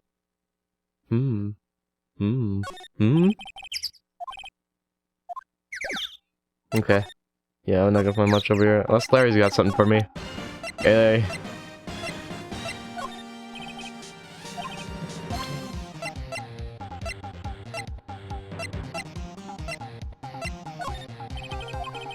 Yeah, okay, he has nothing about that. Yeah, I mean, I'm just gonna go to the entrance.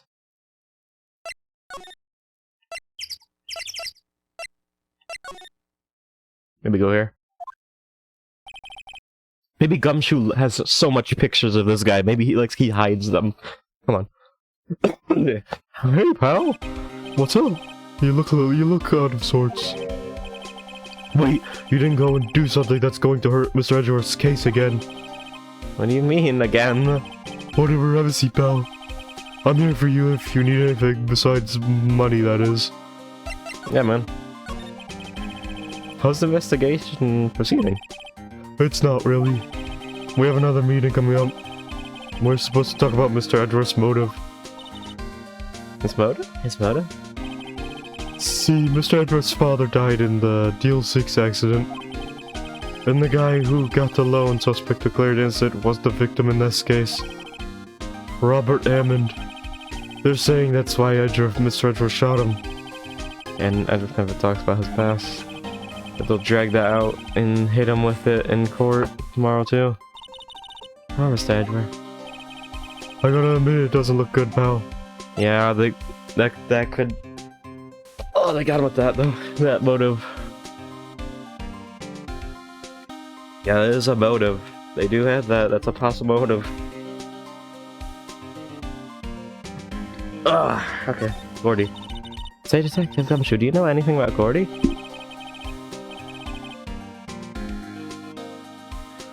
Popular sneeze. That was a sneeze. No, not personally.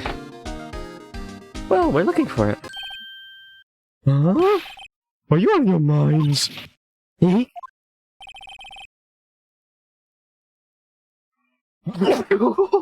Oh my gosh, sneezing. Okay. You know, time to go mild monster hunting. How about doing a little questioning for me then? Oh. Detective Gumshoe is scaring me, Nick.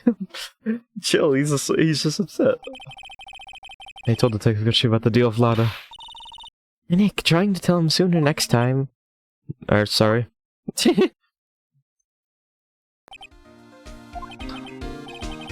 I see, pal. Sorry for shouting at you. Okay. I, Detective Gumshoe, will aid your search for Gordy. Huh? I'll loan you one of our newest secret weapons for finding evidence. Really?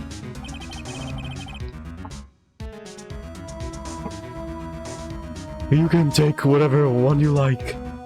Hey man, let's take. Okay, give us the goods. Hold on now, everything in due time. First, let me show you them. Do you? These are our best and brightest. Introducing secret weapon number 1, Missile. Missile? He's a canine police dog, still in training.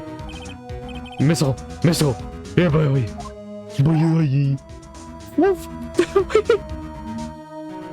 What is this? Is this a reference? Oh. Oh, yo. Ghost Trick reference? What is this? Woo! Here Here he is. Hey, he's cute. Look, that cute dog. A cute dog. What's this gonna help? And this will help us. How? Oh. Next, secret weapon number 2, a fishing pole. Here, take this. This is my own personal pole. Detective Gumshoe. We're looking for a monster. Yeah. How are we supposed to catch this whole sea monster with a fishing pole? Never know till you try, pal. Huh? Okay, this one is the last one. No, please, I'm already overwhelmed by our choices. Secret weapon number 3, a metal detector. Here. Detective Gumshoe? We're looking for something alive. Right. Are we supposed to find it with a metal detector? Hey, you never know. Might have been eating soda cans. Well, which will it be? I can't make up my mind, Nick. They all seem so perfect. I can't make up my mind either for totally opposite reasons. Well, I suppose it can't hurt to borrow one of them.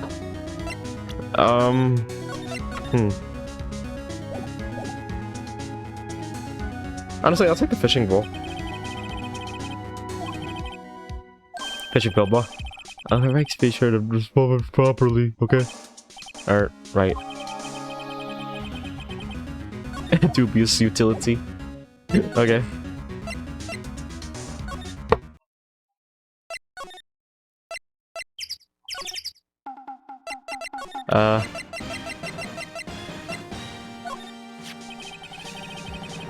You know, you can't catch many fish in this lake. I'm not sure after small fry. I'm after the biggest fry of them all, Gordy. You really gonna try to fish out a monster? To save Edgeworth, yes. Brings tears to my eyes in more ways than one.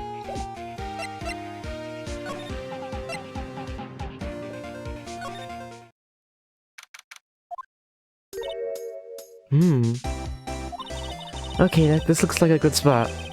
Good spot for what? Time to do some fishing! Yeah, I guess. We might fish something out.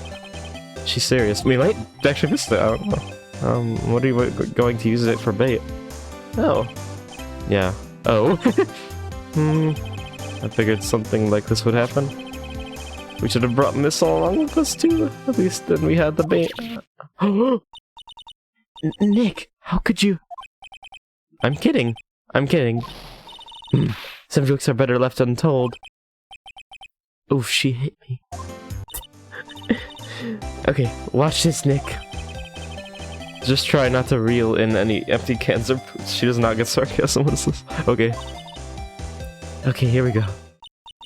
My leg. Oh. Well, she's just gonna be livid. Hey, what are you doing?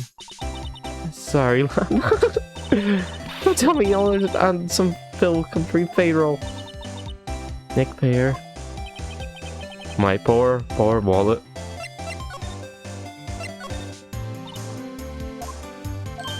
Okay. We need bait. Hey, there's bait right here, dude.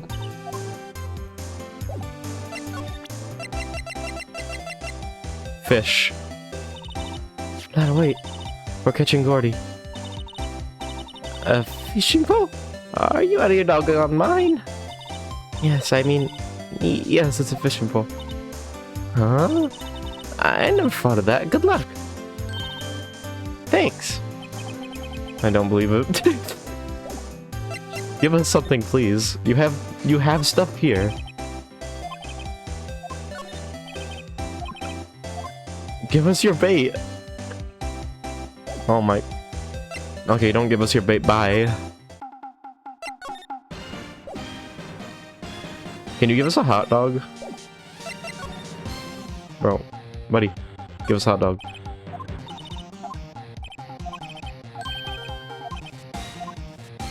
Okay.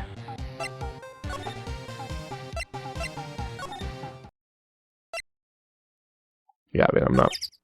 Yeah, this fishing rod's useless, dude.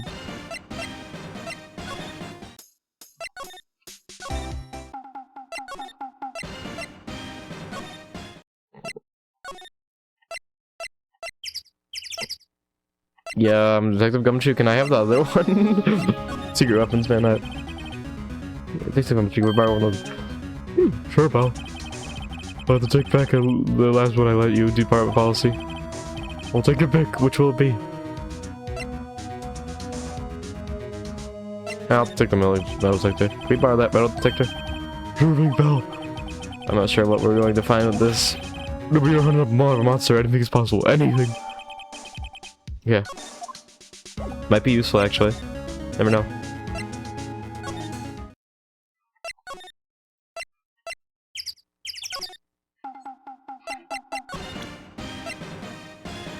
Where's that? Sorry, Nick. I don't know much about that. Okay, yeah. Of course you don't.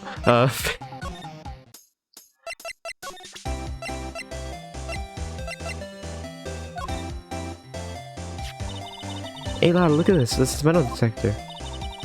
I know what it is. I'm not sure that's going to pick up Gordy, though. Unless he's been eating people's watches or spare change or something. Oh. I hadn't thought about that. Oh my... What's the point of all this? Okay, one spot. One rental shop, come on. Yes! Beeping. Nick! It's beeping! The metal detector's found something! Sure is loud enough about it.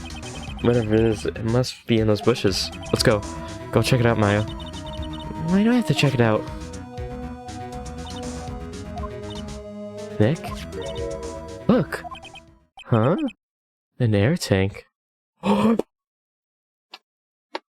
Hiding in the water! He shot up from the water! Was hiding... some scuba diver or something. Huh? The valve looks broken. I thought it was Gordy. Maya, first of all, why would Gordy be in the bushes? And second of all, why would a metal detector react to a sea monster? Oh. Huh? There's something wrapped around this air tank.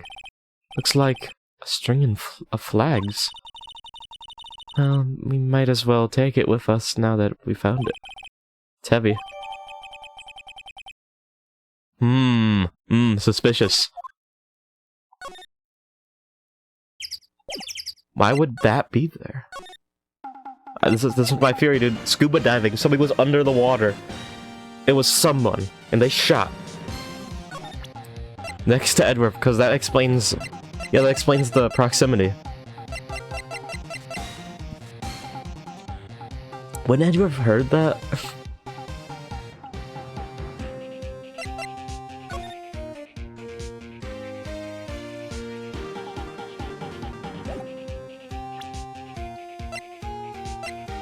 So weird. It's such a confusing case to me. Okay. Okay. Oh yeah, I want to show you this. What? An air tank? What about it? Larry, I wanted to ask you about this tank. Have you seen it before? Have you seen this tank before? Huh? Me? No, never. Who don't go diving in the middle of the winter? There's something about the way his eye twitched when I showed him that tank. Oh no. Larry! I think I better pursue this line of questioning a little further. What?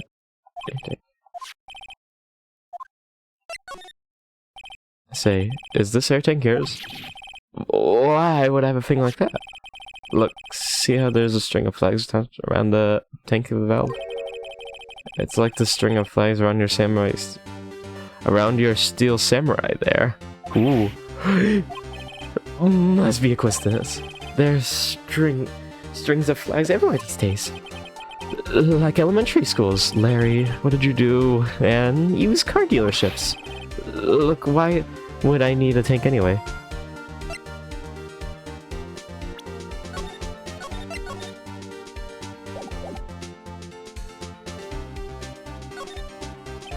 You used this to go diving on the lake, didn't you? Oh, what? Why the heck would I go diving on the lake? Wait. You're not saying I had something to do with that murder? No, not at all. Just, hey, you watch it, buddy. I'm not saying anything until my lawyer gets here. Larry, Nick is your lawyer. Well, she's right. Anyway, I never seen that air tank, okay? Yeah, right? Larry's hiding something, I can tell. Yeah, I mean, you're his friend, dude.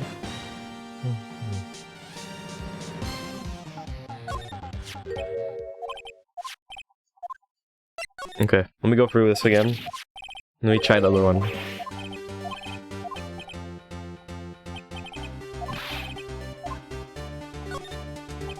You used this to inflate that, didn't you? Inflate what? What else? That big puffy steel samurai. Huh? No, why would you go asking me a question like that? Looks like I hit the nail on the head. Right. Actually, see, the compressor I always use was on the fritz, so I tried using the tank to inflate just once. It didn't go so well, as I suspected. It didn't go so well? Yeah. Do you think you could have been a little more specific? Come on. Look, it's embarrassing, so I really don't want to talk about it. Tell us. Fine. Whatever, it's like what I said, the compressor was busted, so I took the tank and tried to fill the system up with that, and then...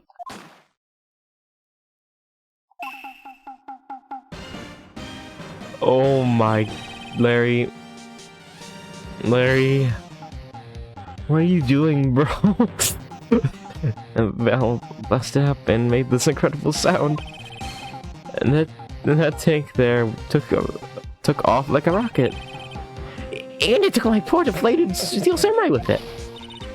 Oh, off into Gourd Lake. It sure scared me out of my gourd, that's for sure.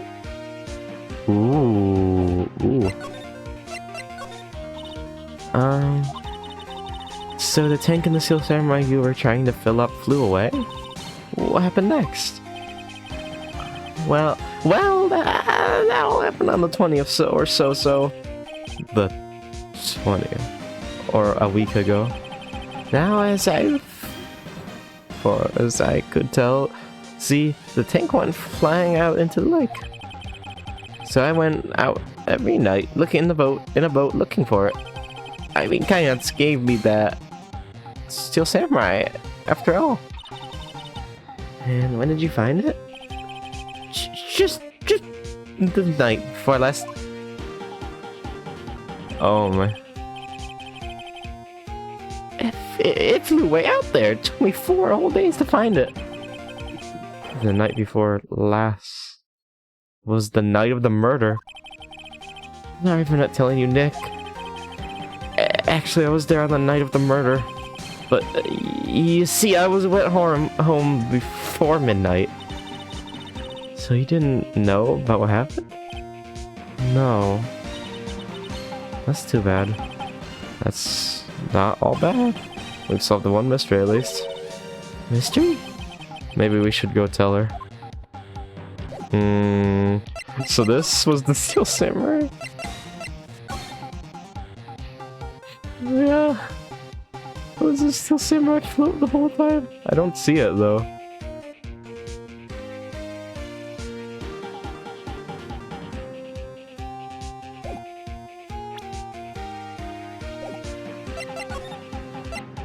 Oh, she's gonna be upset about this.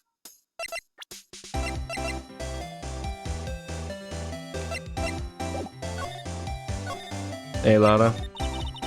Well, Mr. Lawyer, I've got the info y'all need. Y'all got the scoop on Gordy for me?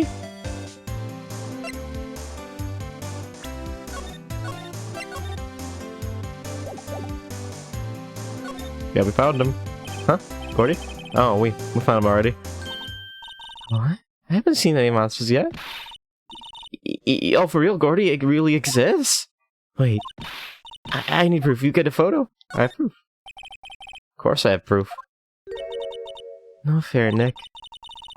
It was when I went to the bathroom, wasn't it? It's when you made contact with Gordy. I'm jamming already. Let's see your proof.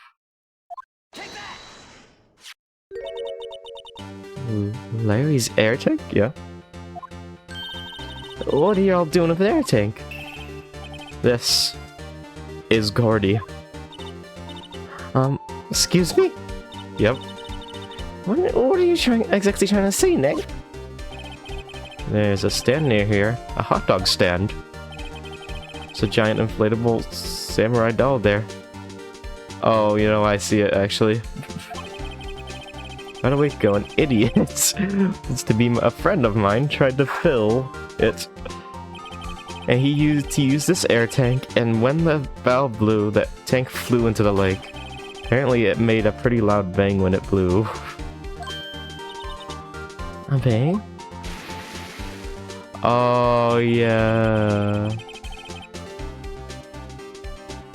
The tank, along with the still deflated samurai, fell into the lake.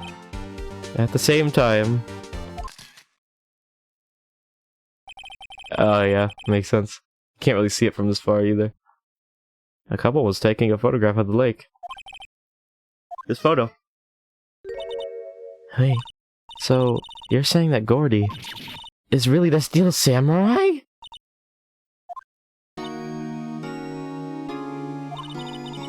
That's a fine way to ruin a gal's dreams. I'm sorry, Lada. Nah, it's okay, you win. I'll give you your info like I promised. Poor Lada. So tell us this information you have, please. A promise is a promise, I guess. I heard the cops around here saying something about the witness tomorrow. They said he's the caretaker of the boat rental place up the path there. Boat rental. There's someone there. I mean, it looks deserted. What is it? It's just an old guy living all by himself. Y'all should go check it out. Thanks, Lana, we will. Let's get cracking, Nick. I'm cracking some eggs. Oh, no. Hold on. Something else? Yeah, the night of the murder, my camera clicked twice, you know. Wait, so you have another photo? Well, there's nothing there. Oh, it's the lake. I figured it wouldn't be much use as evidence, so I kept it to myself. It might not be helpful at all, but here, take it. There might be something in it. Now, y'all take care. Have me pack up and leave. Poor Lotta. It's all Larry's fault. Legend still lives on, I guess. Legend? Yeah, Legend of Larry. Familiar to all who know him for any length of time. When something spells, it's usually the butts. Someone should whip that butts into shape. Okay, so... I want to check that photo. I don't... Well, we can't see it. Wait, oh, this might be helpful for time. The book's gone at the time. Actually, might be useful, Loretta. Thanks. Okay, I'm gonna make some lunch. I'll be right back real quick. This is getting good, though. Almost on the final day.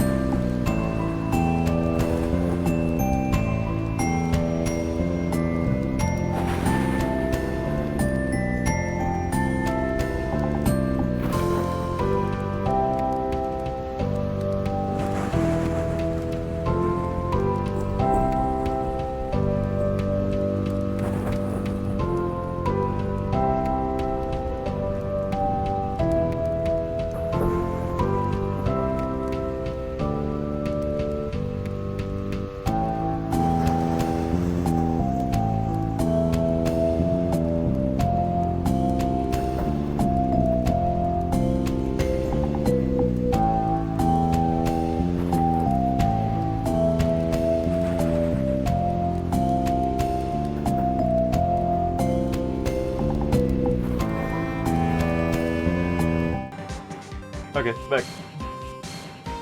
Alright, oh, move this. I have the cooking over, I have to get it in a sec, but we'll can play some while I'm doing. Just so we're aiming something. Okay, so I have some stuff.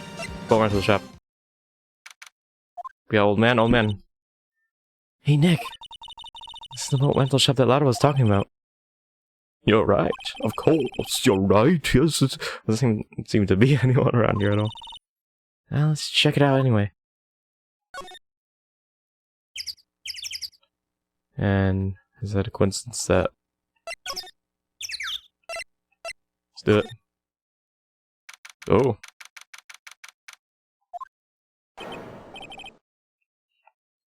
Oh, what am I gonna voice this guy? Oh, Mike, that you? Hey, is that Keith with you? Oh, where have you two been? I've been worried sick. Nick, you can handle this. I think I'll leave this one up to you, Maya. Leg, Yes? finally made up your mind, have you? Made up my mind? You're on the pasta shop when I'm gone. The pasta? Glad to hear it, glad to hear it. You make your old man proud. When your kids left the house, I didn't know what to think. I supposed to keep this place running? An old man like me. Polly, the kids are home. Hello, Squawk. Nick, what was that? A parrot. The one on the perch. Keith, Yes? I leave the wet noodle in your capable hands, sonny. Nick? What's with the wet noodle? Based on the available evidence, I'd say it's the name of this pasta shop. That's a relief, isn't it, Polly? Hello, Squawk. Hey, yo.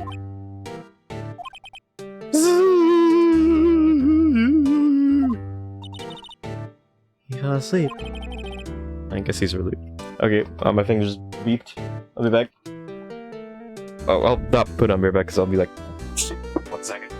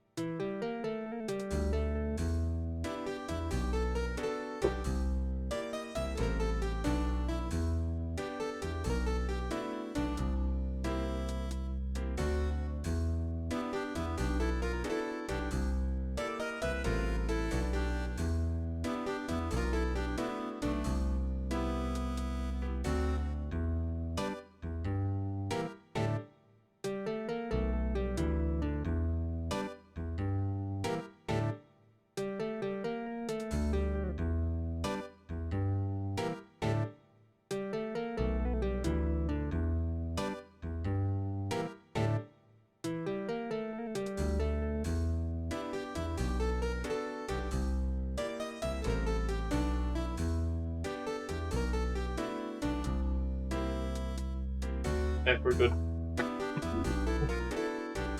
Had some issues. A bit. Okay. This guy. Is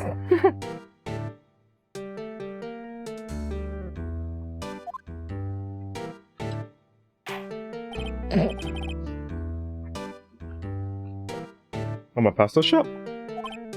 Hey, yo. There we go, one noodle. No one.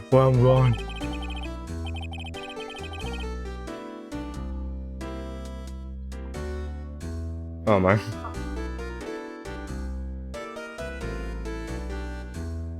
That's right, you know. So it makes us you the two. The third generation. Okay, I'm just saying it's normally. Meg. Yes? Well, we'll start with the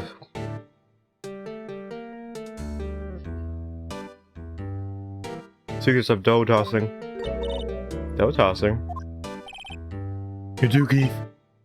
Yes.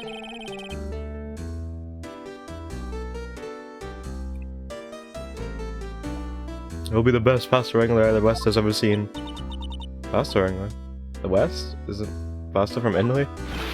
Beg. Yes.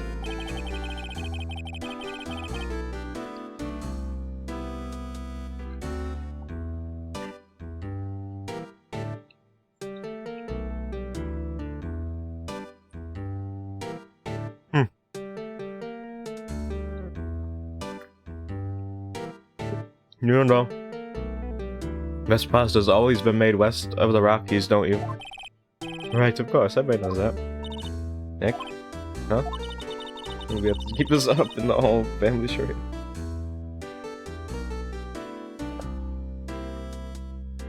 It's fine. Someone must know something about the murder. I'll leave it until we find out what that is.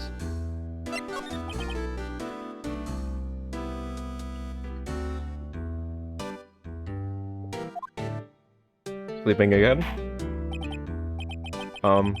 This is a boat rental shop, right?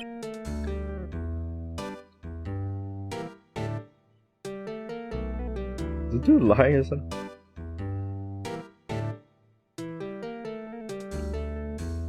What are you talking about? This is the Palace of Pasta, the wet noodle. Though, now that you mention it, we haven't gotten many orders for spaghetti lately.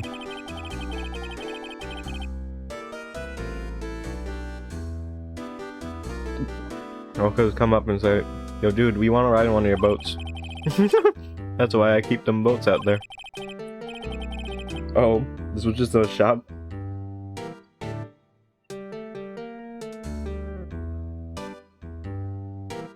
Noodle shop, dude? Yes, these days, darn if I understand them. Be confused myself.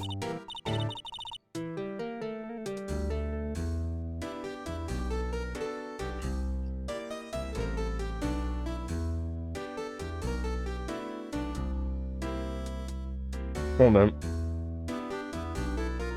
I'm almost done with this. No problem.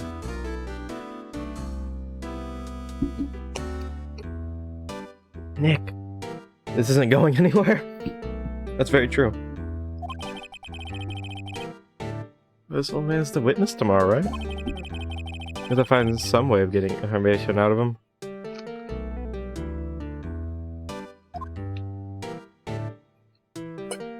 Smack him around. Oh wait, that's old man.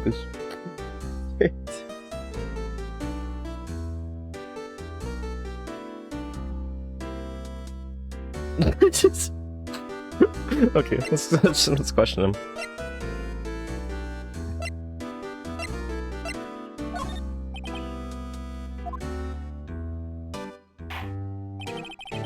Oh, this is near Keith. No, this is new Keith. Remember that tricolor pasta we were talking about? Rainbow, what the? Ramboli. I figured out the last color we should use is indigo blue. Indigo blue. And it seemed to work the way I thought it might.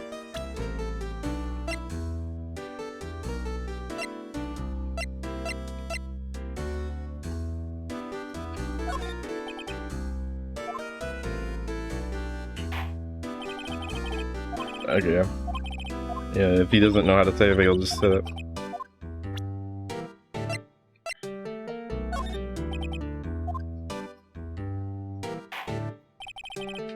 Okay, I gotta wait. Every time.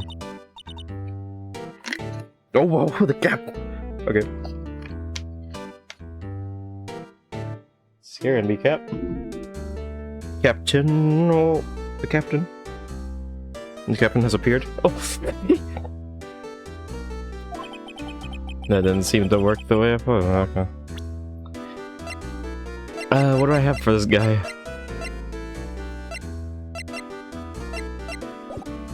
I have nothing to present him.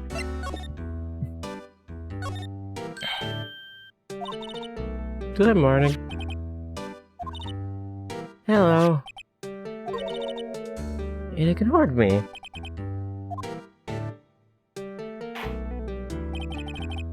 Well, you forgot me? You gotta call her name first. Her name? Oh, Polly! How you been? Hello! Hello! Squawk! Z? Yeah. So the parrot's name is Polly? Okay. Says hello. Har har har. Well, Polly can say lots of things. Well, Polly can say lots of things. Just need to know the secret words. The secret words? Ooh. Polly, Polly, what's your name? Polly. Squawk. Cute. I just found a new friend.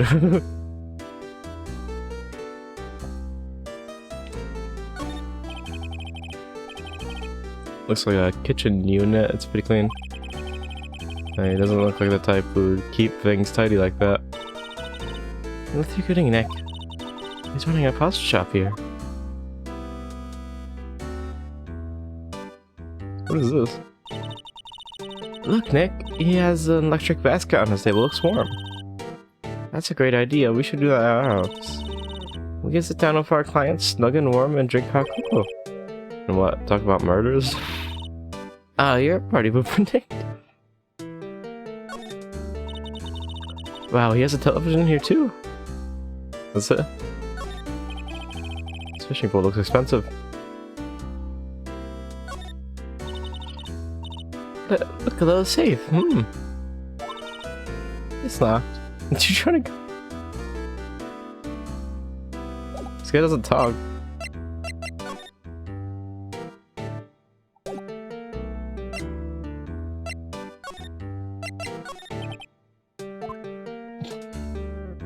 No, look, this guy. Hey, look, so my memory's gotten worse of late. That's what I just tell you to tell you everything important to my old pal here. Anything important? I wonder. Polly, what's the number to the safe? What's the safe?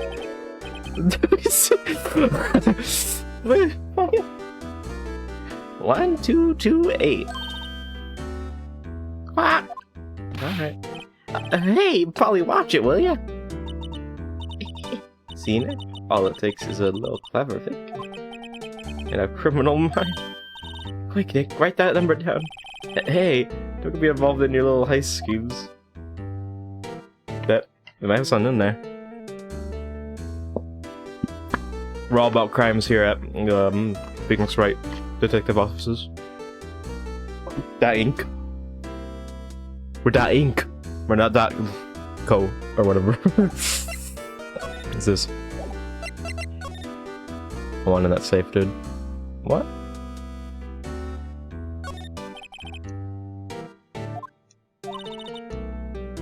It's funny, I call this fish a saltwater fish. Oh, is he not even? You kidding me? Okay, so like he won't talk. Like I don't. What am I supposed to do?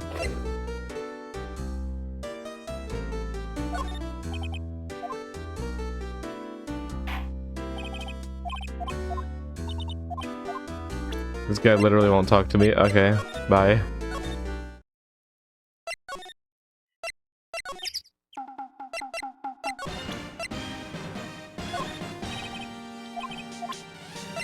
Okay.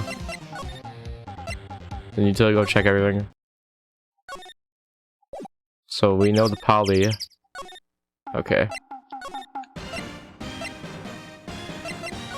It's good to know.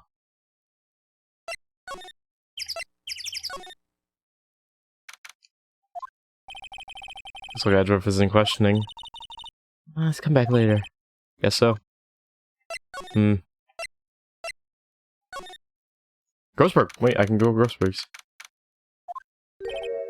Detective Gumshoe isn't here. Now didn't he mention it? He didn't say he had a meeting to go to. Ah, that's right. Let's come back later. Oh my, I gotta come back later for everything. Wait, I could go to...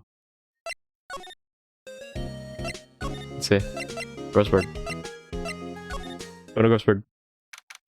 Mr. Grossberg. Apparently Mr. Grossberg is on vacation today. I guess he can come back tomorrow if I need anything. I might in Mr. Grossberg's office.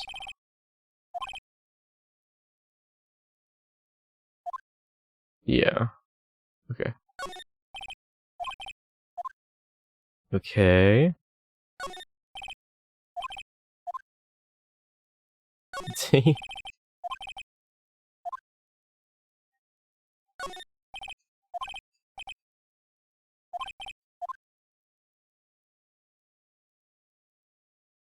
Oh, I can't move past that. So, what's the point of going here? There's no point of going here. What is the point?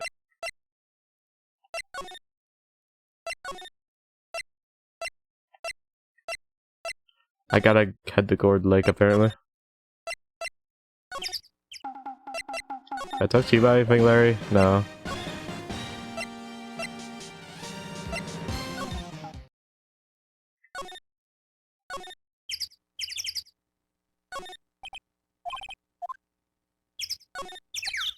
Okay. No, I read that. Okay.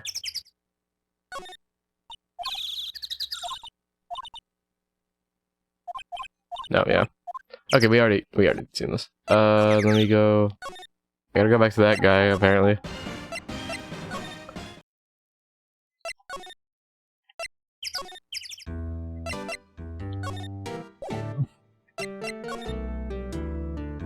I've searched that. Bird. I can't go in the safe.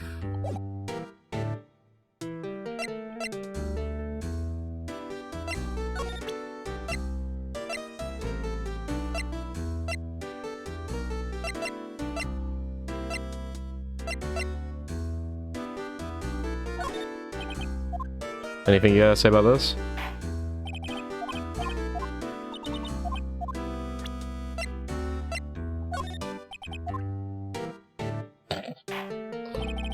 Okay, still nothing. You got anything? You got something, dude.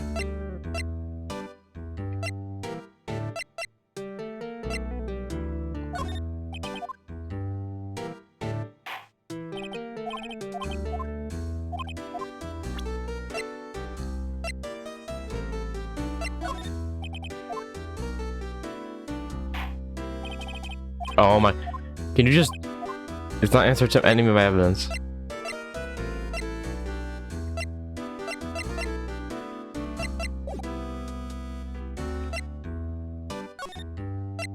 Dude, I literally... I said everything to you.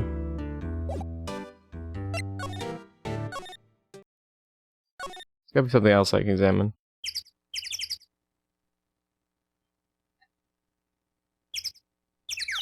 No.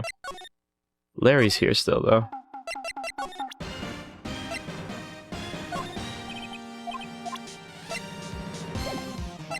And you don't talk.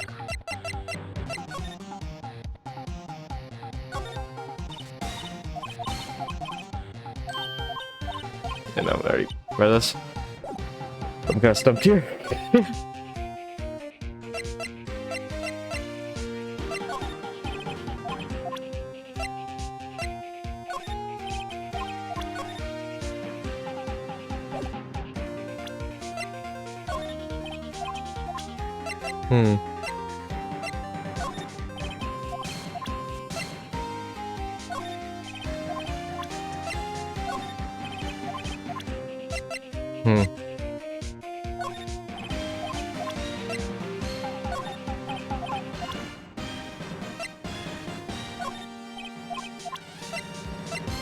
Hmm.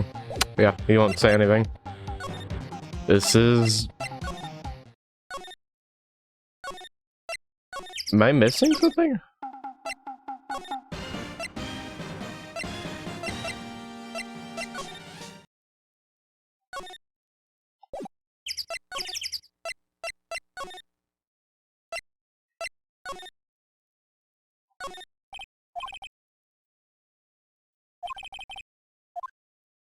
Hmm.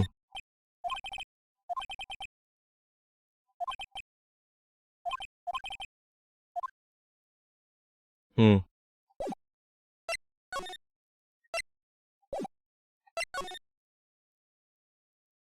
Already know.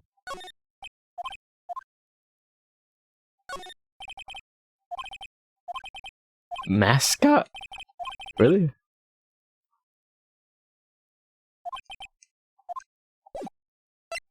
Okay.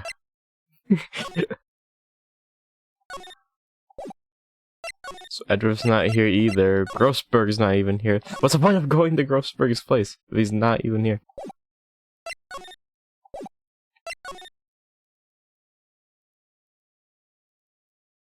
Maybe. Secrets?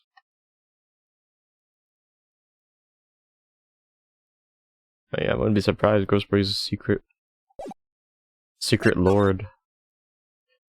Okay, I'm kind of stumped. I might... Nah.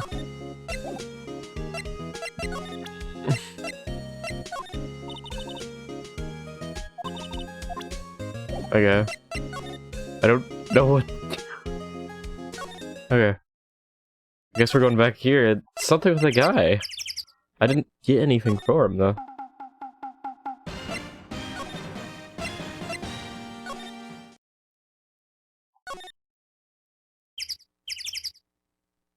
Okay.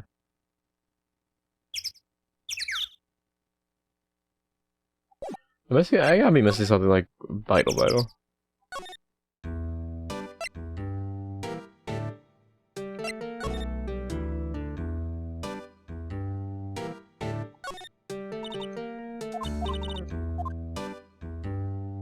Yeah, we had the code.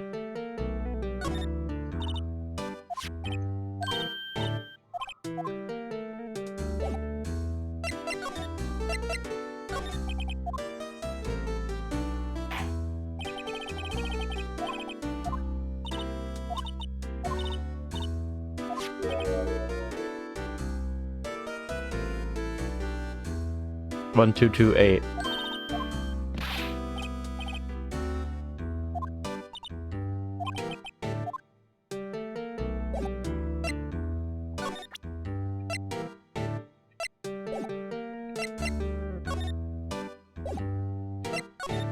One, 2, 2, 8. Yeah, let's say for her. Dude, you can't put that in.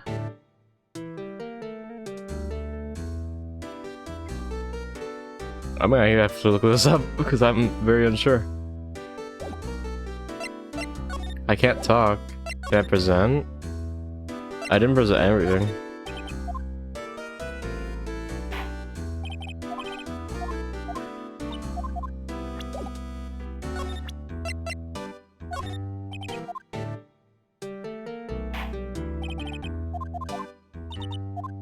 Yeah.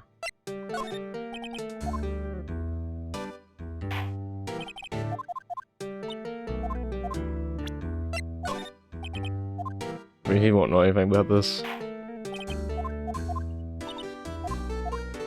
Okay. Let's try everything. We should show him my badge.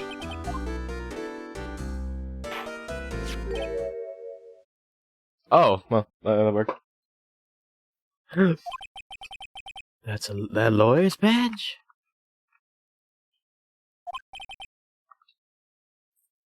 Yes, it is. Don't believe it. This old guy's the first person to recognize my badge. I get it. Huh?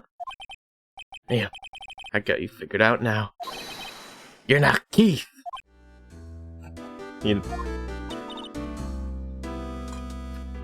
Nick? That was our chance to clear things up. Sir? No, I'm not Keith. I'm not Meg either. We're here investigating a murder that took place on this lake the other night. Please help us. A lawyer, huh? Please, mister. Alright, I'll help. But only for a price of $5 million.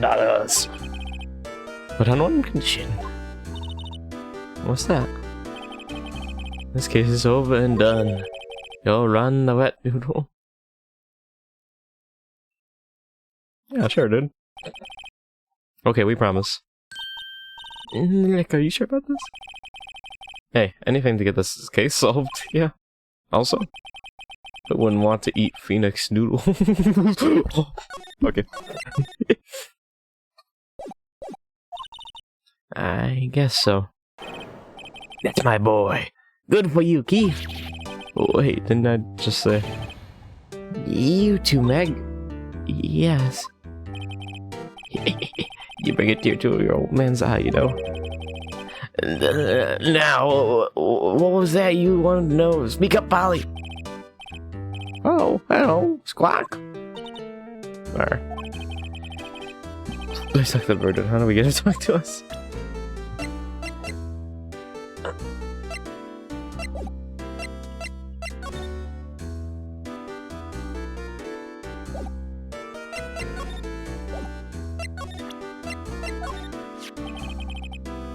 You're winning that badge to run a pasta shop. Toss it. I think I'll hold on to it if you don't mind.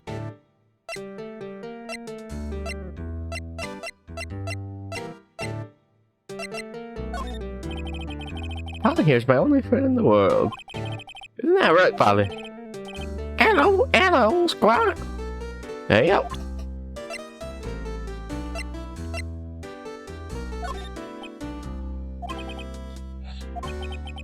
He fell asleep.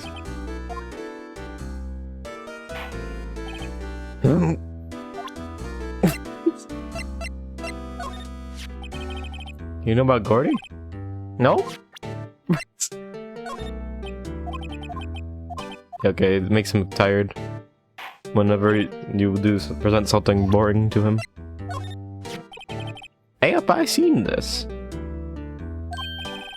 You know something about this, sir? Keith. Yes? It's okay, you can call me Dad, you know something about this? Yo, the other night, out on the lake. Yes? yes. I know all about it, I seen it. What? Tell us what you saw. Well, I suppose. Since you're taking over the shop and all.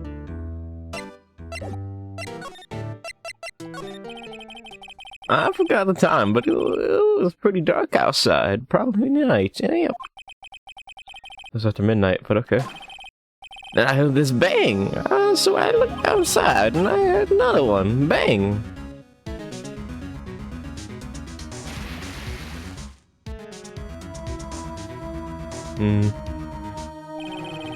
A while later, this boat comes back. Then a young man walked by my window here. He was muttering something to himself. Hey, up. What did he say? Hey, up. I forgot. I'll remember tomorrow by court time, promise. He didn't know earlier than that. You know what? Little Terry was just here. Terry? Hey, up, that kid next door. You always used to make him cry, remember? He was wearing this tattered gumshoe.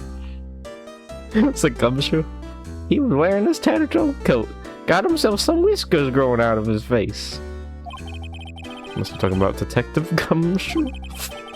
He comes up and tells me to come to court, down to court tomorrow. Really?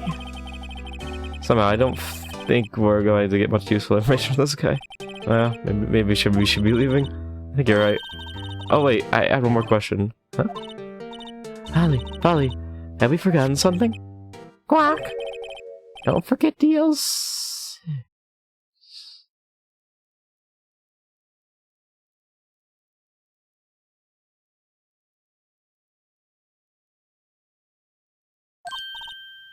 Huh? What did she just say, Nate? One more time, Polly?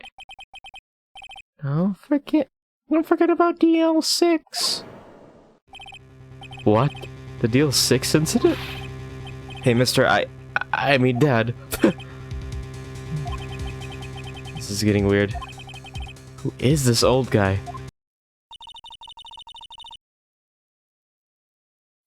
Something fishy. Why would that bird Polly know about DL6? I have to figure out who that old man is. Oh. What? He locked the door from the other side. He's faking. Who could that old guy be? I think I need to do a little more research on this DL6 incident. Maybe I should ask Detective Gumshoe. Good idea. Let's do it. Hey, Larry. I don't need to talk to Larry.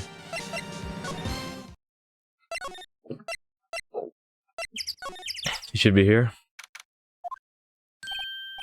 Hey, pal. Knows a long time no see.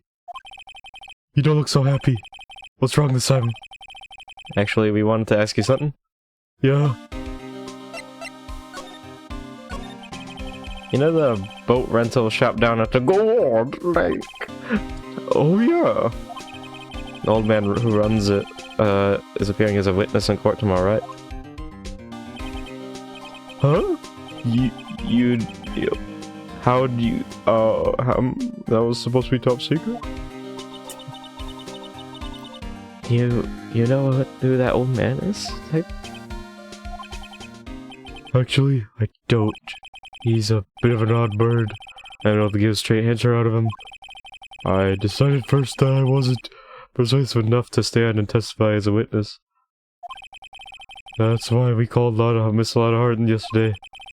As for who he is, we have absolutely no idea. Sounds suspicious.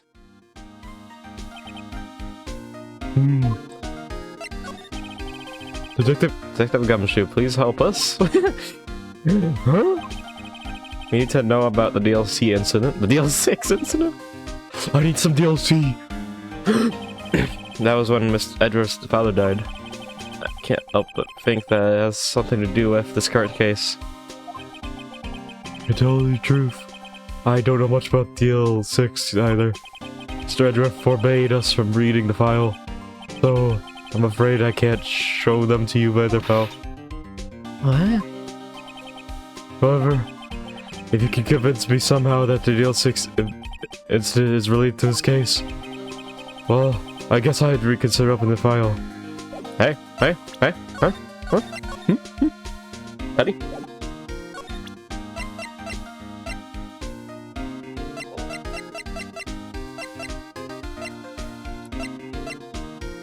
I got something like that. No, man.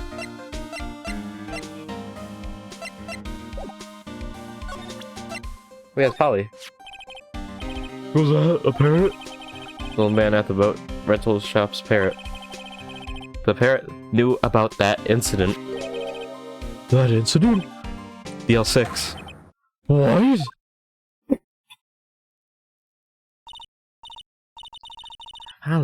Polly, have we forgot something? Squawk. No. Don't forget about DL6. Huh? Yep, he knows something. I'm pretty sure that old man must have taught her that word. Yeah.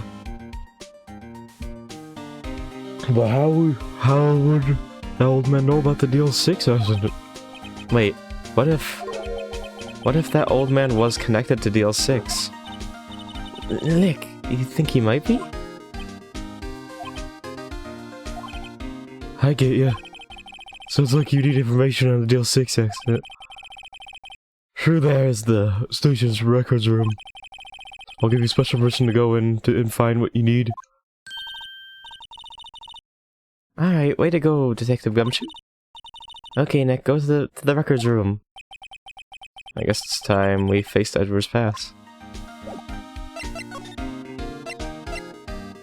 Before we go to the records room, I'm gonna run. I gotta throw away this plate. I'll beep.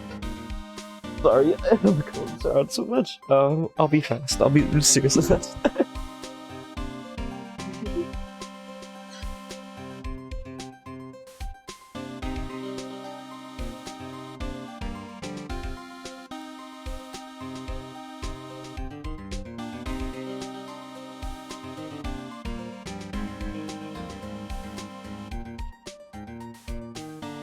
Okay, back. Time to find out what Edward's hiding. Or what Edward doesn't want to talk about and stuff like that. Okay. Here we go. Records room.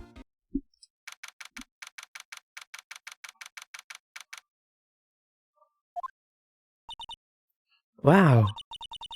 It's amazingly dusty. 10 years of files and 10 years of dust, I guess. Let's find that DL6 stuff, quick! 15 years ago, both me and Edward were 9 years old. We were almost through with 4th grade when he suddenly transferred. So DL6? Nick, I found out where the file is.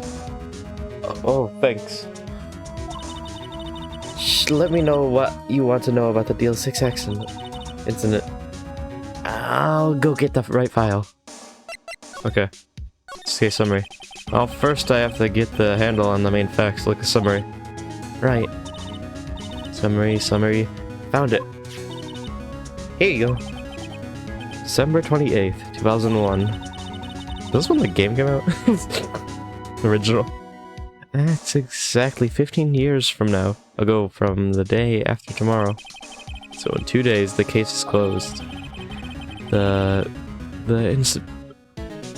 incident took place in the elevator of the district courthouse. Whoa. What? Is this the same district courthouse where we're holding the trial now? Looks like it. Oh wow, in the court? Ooh.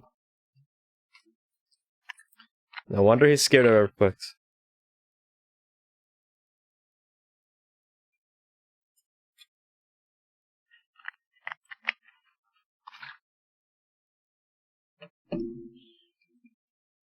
There's a large earthquake at 2 p.m. on that day. Part of the building collapsed and all of the lights went out.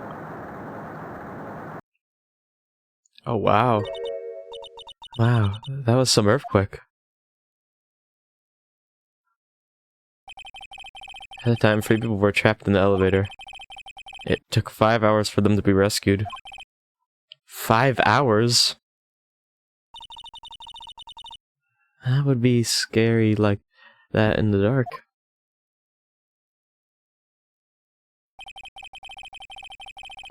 There was a lack of oxygen in the elevator and the passengers were unconscious. The survivors? One of the 3 in the elevator had been shot in the heart. That was Mr. Edgeworth's father, wasn't it? He said that his father was shot before his very eyes. So Miles Edgeworth was one of the other passengers in that elevator. Oh yeah, we need to go the suspect. Do you have data on the victim, Edgeworth's father? Yeah, hold on. Victim. Here, found it. Gregory Edgeworth, 35, defense attorney. If he were still alive, he'd be 50. He had lost that day's case in court and got in the elevator with his son Miles. Miles Edgeworth, of course. So he was in the elevator with his father. Oh wow. The angle of the bullet and other evidence, it could not have been a suicide. The murder weapon, a pistol, was found in the elevator. That wouldn't make sense either. The pistol had been fired 2 times. Where have I heard that before? Huh. Sounds just like this current case. What's going on here? Got any data on the suspect in there?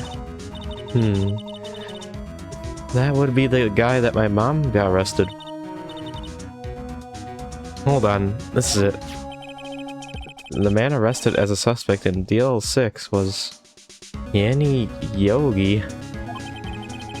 He was a clerk in the court, apparently.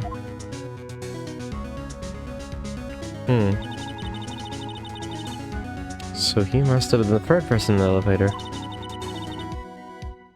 Well, then he had to have done it. But he was found innocent, thanks to his defense lawyer, Robert Hammond. Victim in our case. Right. Suspect Mr. Yogi was oxygen deprived so much that he had brain damage. He lost all memory of being in the elevator. After he was declared innocent, he disappeared. Where could Yogi have gone to, I wonder?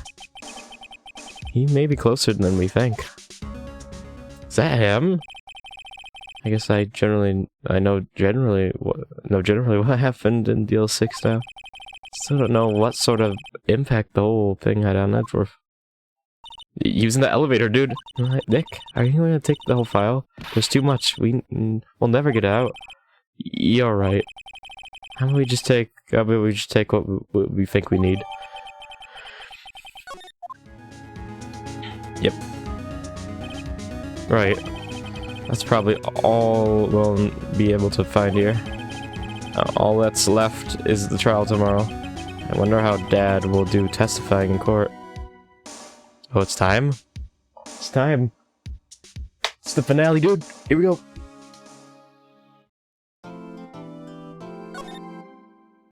It's the final day. Oh wait, no, day 3. Wait, what? This is day 4? Or is this is the last? I'll find out.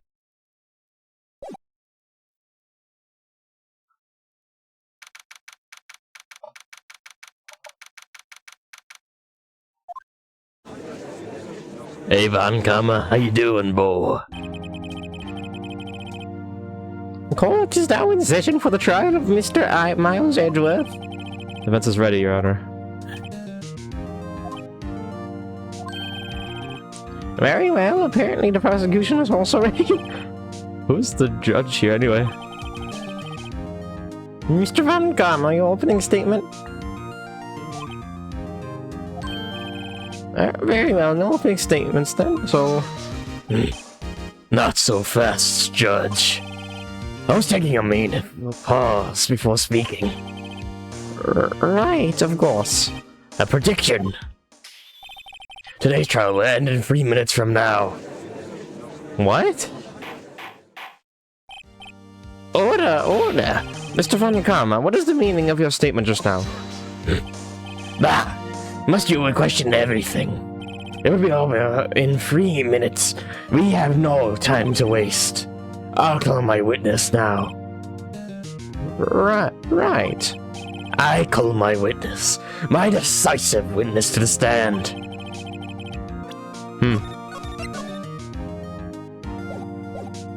It's that mysterious boat shop owner. Yep. Witness, state your profession. Hi.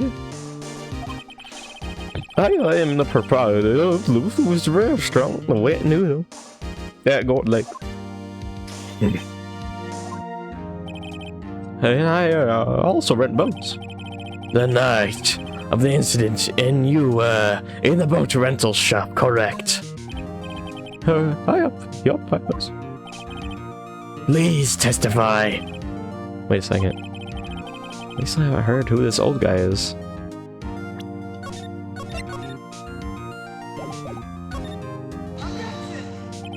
Wait a minute. Witness hasn't stated his name yet. Because I did not ask him, right? Bah! I had predicted this trial will end in 3 minutes. Stop asking trivial questions and cooperate. Yeah, right. The witness will state his name.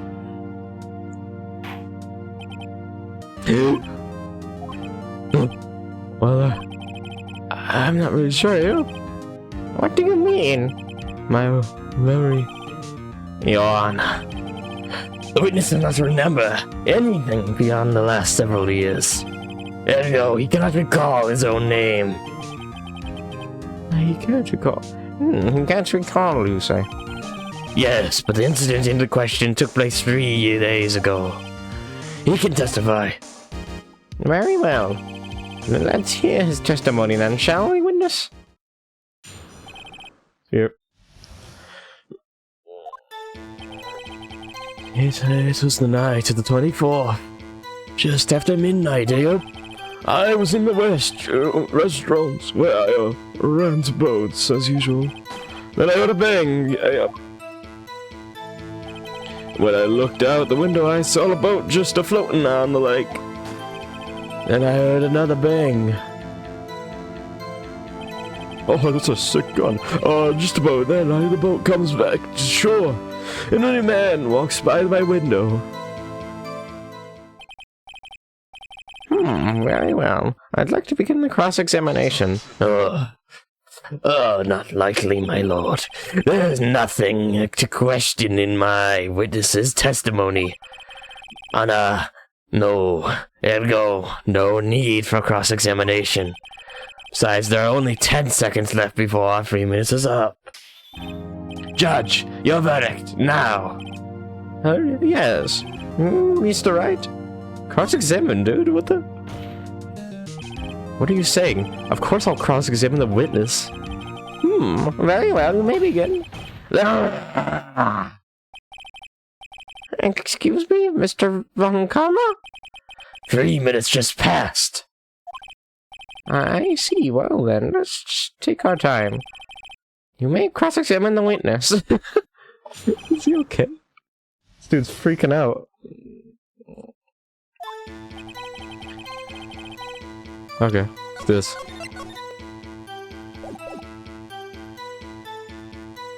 May 24th.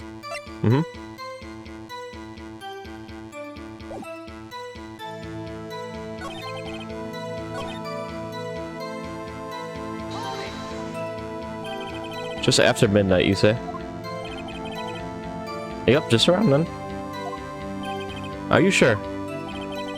Pretty sure, yeah. When I talked to you yesterday, you were rather vague about the time. Surprised you seem so sure about it today. Oh. I asked him and he remembered. Isn't that right?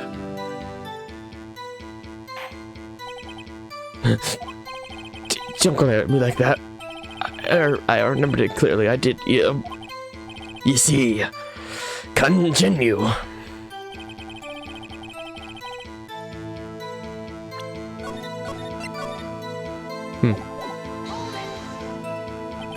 Is there anyone who can verify that? Well, I guess probably good. That's not good enough for the court of law. Mr. Wright, exactly what's not good enough? Your Honor, this Polly is a parrot. A parrot? Be so hard on the girl, Keithy boy. Keith? The prosecutor concedes that we cannot prove the witness was in the shop. Witness, please continue. He's just done.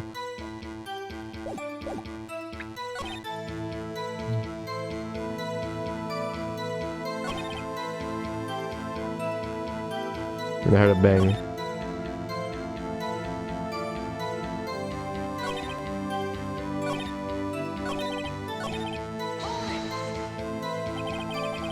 Is there someone in the boat? It was pretty far out there, I couldn't see clearly. But I think there was 2 men standing out there. But she couldn't see them clearly. Yeah, at the time, that is. At the time. He knows? Who's this man? By your window. Yeah, by the window. Right outside the window above my little shack. And could you see the man's face? Well, the fog was pretty darn thick and he was right there in front of me. I saw him. This is a rather important detail. Please add it to your testimony. A bad feeling about this.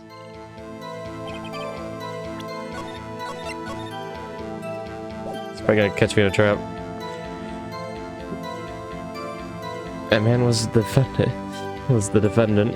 He was saying, I can't believe he's dead.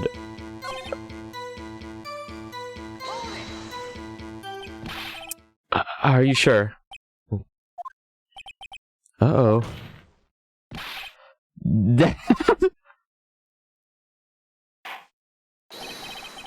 That's certain, Keith. He said, I can't believe he's dead. As he was walking by, too. That's not good. Witness, are you sure that person you saw was Miles Edgeworth? It was him. The Edgeworth boy. Dies. This sounds like decisive evidence indeed. I see no room for doubt. Von Karma. He lured me into a cross-examination so he could set me up for a fall. Nick, I don't like the way things are going here. Anything in the courtroom is glaring at us. Better act quick or this trial is going to be over.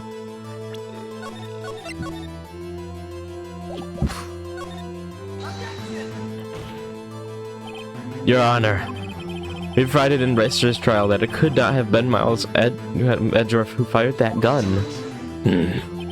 Mr. Wright, are you referring to the fingerprints from Edgeworth's right hand front of the gun? And a photograph showing a man firing with his left hand. Exactly. That is easily explainable. He could have wiped his prints after he fired. You are ignoring the truth of the matter here. Everything this witness's testimony is true. The judge is lost in thought. What should I do now? Another objection. 50 objections in a row. Let's go. Your Honor, this witness claims that Edgeworth said, "I can't believe he's dead." But his word is all we have. If he were telling a lie... Mr. Wright, in a court of law, the evidence tells all. Apparently you have just yet to realize even this basic fact.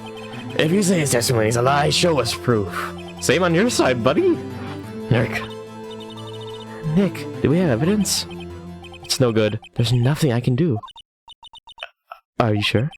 To be honest, I don't know what to do anymore. Please. Can you hear me, sis? Please. We need your help. Nick needs you. 3 minutes was perhaps too high an expectation. However, 15 minutes isn't bad. This must be a new record. Enough. The witness may leave the stand.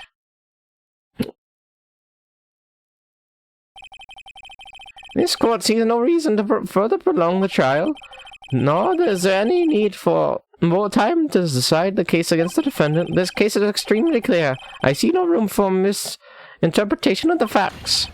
What? No! This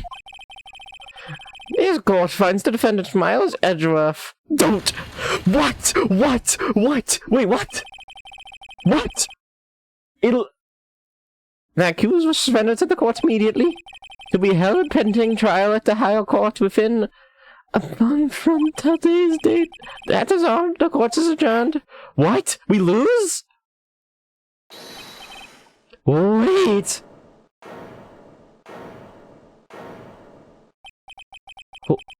Who was that just now? Me! Huh? What? Larry? My boy! What the hell is going on? What are you doing here? Listen, you gotta listen to me. I was there in the park the night of the murder. I wasn't sure about it until just yesterday. But today I just remembered the obvious. Remembered what? The gunshot. I heard it too. Order! Objection! What is the meaning of this? The verdict has been decided. I call for adjournment. One moment, Mr. Van Kammer.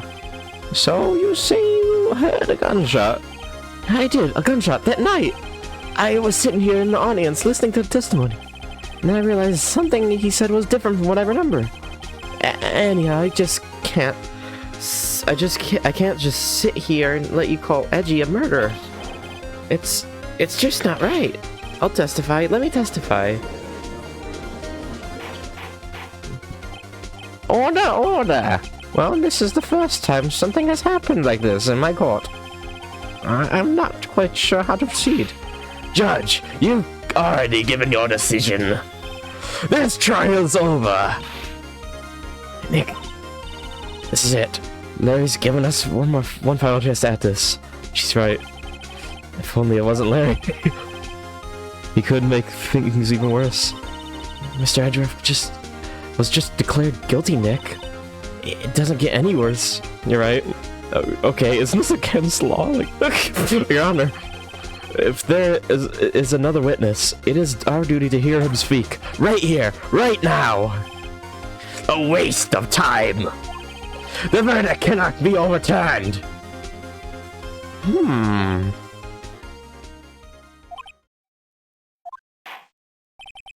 Allow me to speak my opinion. In all court proceedings, it is our duty to prevent an inaccurate verdict. In order to make sure no mistake has been made, every witness should be heard. What is this? I withdraw my previous verdict of guilty. You can do that? Mr. Van Grammer, I order you to call this new witness to testify now. What? The court will adjourn for 5-minute recess. After that, we will hear this new witness. Court is adjourned. Smacking my gavel. Nice. Phew. That was too close. Sorry to keep you on the edge of your seat like that, Edgeworth. I've seen worse. Yeah, right, Edgeworth. You're sweating bullets. I just wonder what Larry plans to say in there. Claire was at the lake that night. Yes. He said he went looking for the Steel Samurai balloon that flew into the lake. Alright. And he found the balloon and the air tank that night. Yeah. Hey, Edgeworth. You see something, right? Yeah, a lot of things. You seem out of it. What's wrong? It's nothing. Mr. Edgeworth, there's something I've been meaning to ask you. What's that? Why are your fingerprints on the murder weapon? Oh.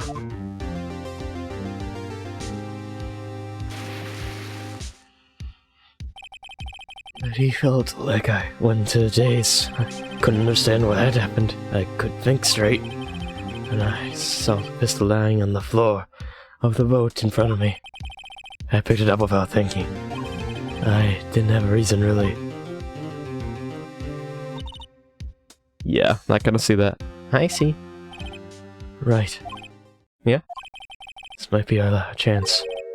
Our chance? But Kamra has only ever run perfect trials. Perfect trials? Perfectly prepared witnesses, perfectly complete as evidence. That's the secret to his success. This is the first time he's ever had to deal with something unexpected. He has to let someone he hasn't even talked to testify before the court. And that someone is Larry. What are you getting at? It's likely his testimony will be full of holes, right? Oh no, that's bad. That's right, Nick. Oh, that's true, yeah. No 10-minute trial this time. We'll milk this one for all it's worth. Hey, it was 15 minutes. 15. Everybody's on Larry now. Well, let's do this, dude. I'm ready to beat Van Karma in court. Let's go, Van Karma. Court is now back in session. Witness, please testify to the court about everything that you saw on the night of December 24th.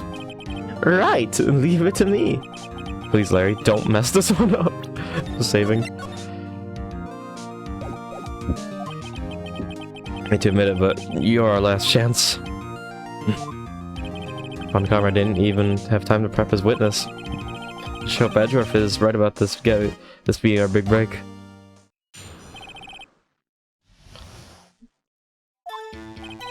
That night, I was out in a boat on the lake. I was looking for something and I found it. So I quietly slipped the boat back at the rental shop dock. And just as I was thinking about going home, I heard this bang. I looked out over the lake. I didn't see a boat. So after I heard that single gunshot, I went home. That was unusually vague testimony, even for this court. In any case, Mr. Wright, you may begin your cross-examination. Yes, Your Honor. What's wrong, Nick? It's Larry. I have no idea what he's going to say if I press him. I'm a little scared. We come this far. There's no way to go but forward, Nick. Oh, I'm going so far. My boy, what are you doing? What are you doing there? You shouldn't be there. I'll be there. Nothing wrong, Mr. Wright? There were so many things wrong, I don't know where to begin. Well, okay. First of all, what time was it? Oh, yeah. Being awfully vague, you gotta give specifics, man. Oh, it was after 11, when I went out in the boat. By that time, everyone had gone home for that night. So I waited until the coast was clear, so to speak. And why were you out on a boat at such a late hour? What were you looking for? Looking for something? Yeah. Mr. Butts, what was it you're looking for? What the witness was searching for is irrelevant. Most likely he was hunting for this Gordy. That's surprisingly close to the truth in a sense. This is all irrelevant. Let's get it over with. Is it? Gavin Carver's gonna mess with me. Around what time was it? Well, let's see. I figure I was out searching for about an hour. I guess it was around 12, yeah. You're not sure? Hey, don't give me that face. I'm not some sort of human sunbeam, okay? People use watches these days, Larry. Okay, bang. Where did the sound come from? Yeah, well, I wasn't too sure about that. I looked around, you know. And did you look at the lake? Yeah, I looked.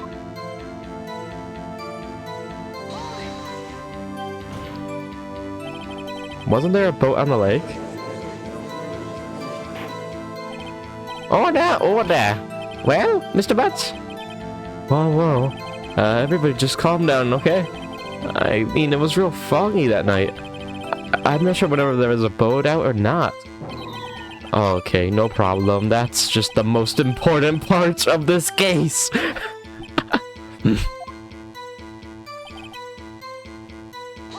You went home, dude? So you only heard one bang, correct? Yeah. Huh. Well, Nick? Yeah, I see that. It's a pretty wishy-washy testimony, wasn't it? I guess I should know this time. Yeah, I already see one. I honestly already see one. It's, the last one. Look, there's 2 gunshots, though. We heard 2.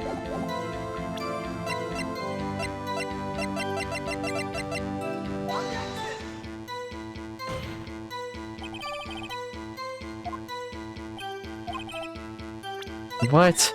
Wait, what? Yeah, that's a contradiction, dude.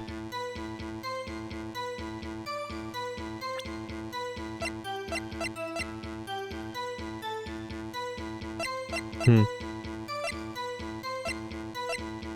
have shot twice. It's fired 3 times.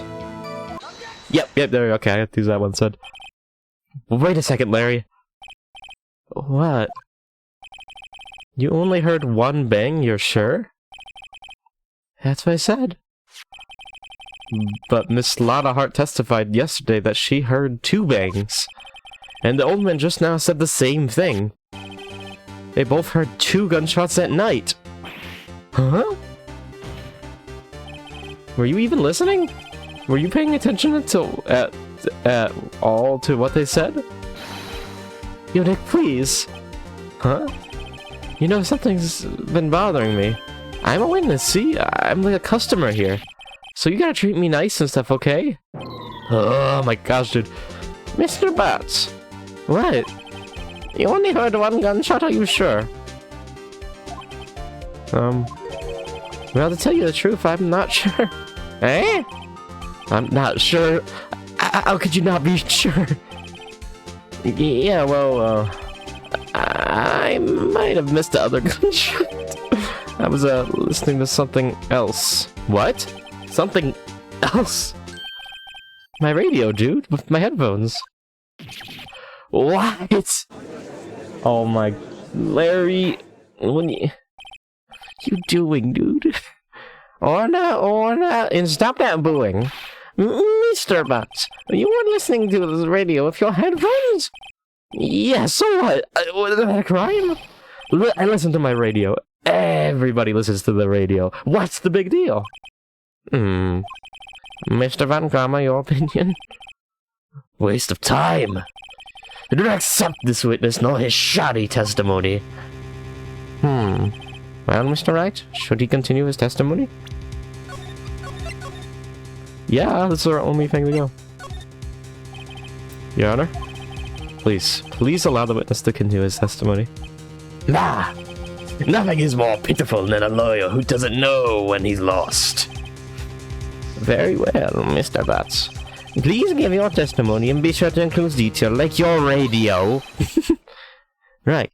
Leave it to me. I wouldn't if there were any other way out of this, I believe me. Okay, Larry, please. It's lonely being alone on Christmas Eve. You started with this. That's why I was listening to an all requests show on the radio. See, I was listening to it real booming loud like. But I'm sure I heard that gunshot. I knew exactly what the DJ was saying when I heard that too. You were listening to your radio at a high volume. Yeah, what's the big problem? Can't a man listen to his radio in peace? Isn't this a free country? I truly believe Larry has no idea what the problem here is. Judge, can you believe a word this witness says? What he heard was probably nothing more than a drum beat from the radio. And true enough, it is difficult to believe this testimony. Objection? I didn't do that. Wait, Your Honor. The witness said he remembers exactly what the DJ said when he heard the gunshot. Excuse me? DJ? An announcer, the guy who says things on the radio. Anyway, what this means when he heard this is just so oblivious. When he heard the sound, no music was playing. The DJ only talks between songs, so he could have heard the gunshot from the lake. I'd like to cross-examine the witness, Your Honor. Very well, Mr. Wright. Can't believe I'm continuing this charade. We must.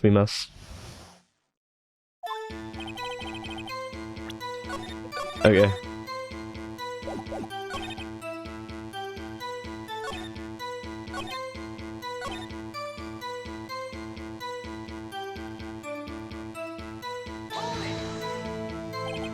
What did she say?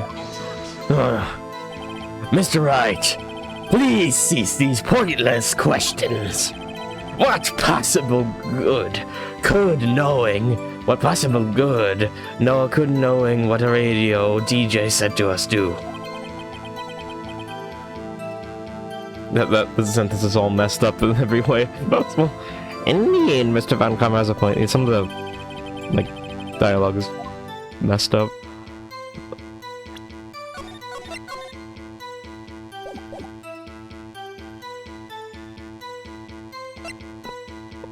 We should care. We should care, Your Honor. Of course we should. Why? Well, how do you know if we don't ask, huh? Alright, fine, very well. Mr. Butts, please testify to the court.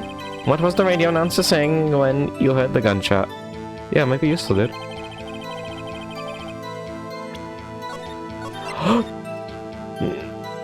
It's almost Christmas. Are you sure? Of course I am. She had this real sexy voice. Maybe Von Karma was right. I'm not sure how that helped us at all. This is the most ludicrous testimony I've heard. But there's one gleaming ray of hope in there. I've got to press it until we get to the bottom of what happened. I mean, I already know. So you turned on the radio. Right? I just want to hear someone's voice, you know? You don't want to know what it's like out there alone. On Christmas Eve alone. I shouldn't have said anything.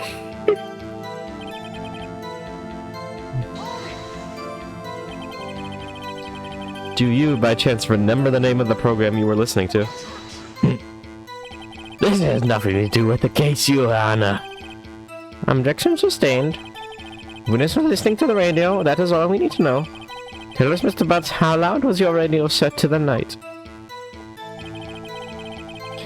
Okay. Real booming loud? Yeah, you know.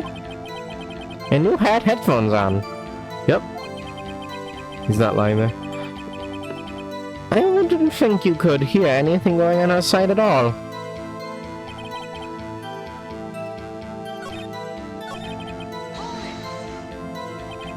Can you prove that? No, of course you can't. I can't prove it, but I remember that moment real clear. I mean, while I was talking about it, it came back real clear to me, you know? Okay. We gotta use evidence. I pressed everything so far. It's almost Christmas. Let's see.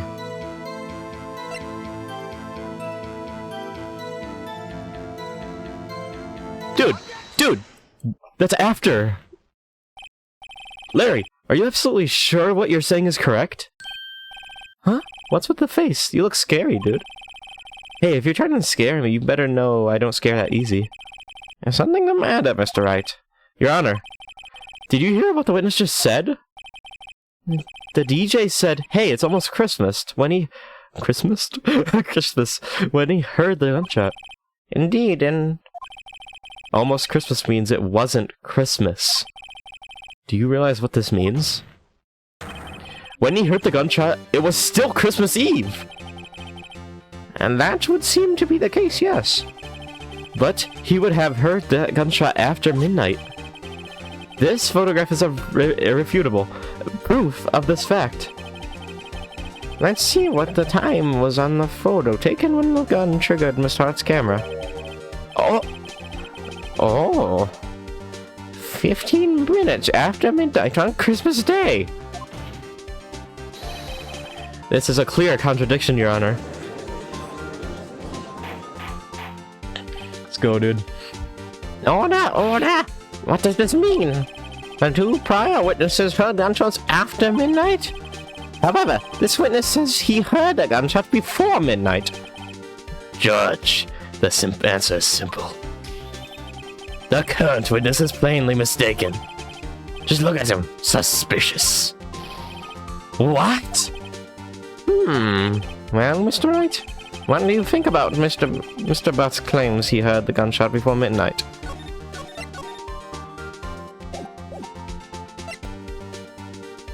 I think he's right. Larry's not mistaken, Your Honor. He heard that gunshot before midnight. Intriguing. I'm assuming you have evidence for this wild claim. Show me evidence there was a gunshot before midnight. Oh.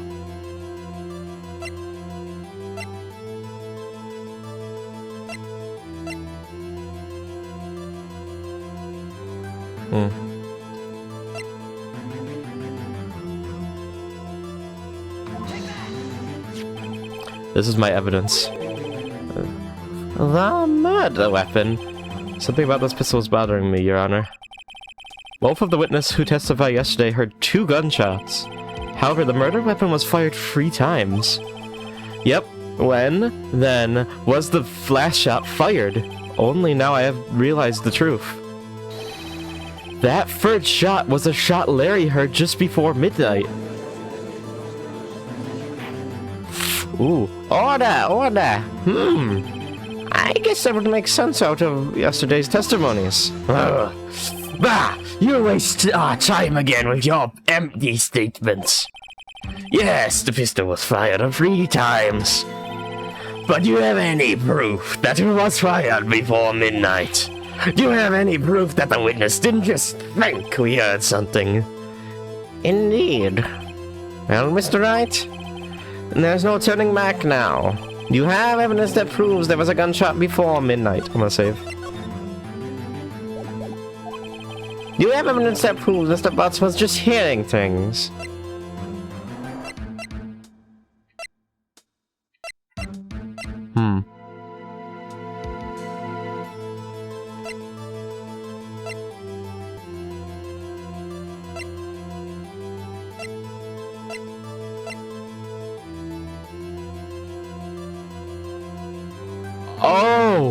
Yo! Yo! Look at this photograph. This was taken by our witness yesterday, Miss Lotta Hart, with her automatic camera. I'm hitting everything, man. The timestamp on the photo reads December 24th, 11:50 p.m. Oh, yeah? But there's nothing on the lake in this picture. Your Honor? The real issue here is not why nothing is shown in this photograph. It is why this photograph exists at all. What do you mean? Your Honor, this photograph was taken by an automatic camera. That camera was set to go off in response to loud noises. Ah! Correct. There was a loud noise on the lake at 11:50 p.m. This is why this photograph was taken.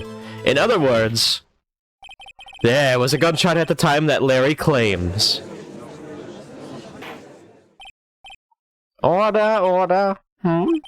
That would make sense of the evidence we have seen so far. However, this leaves me wondering what did happen that night on the lake. Exactly. If this is true, there were 2 sets of gunshots separated by 25 minutes. One at 11:50, another at 15 minutes after midnight. Why, I ask you, why? Uh-oh, I better think about something quick, yeah.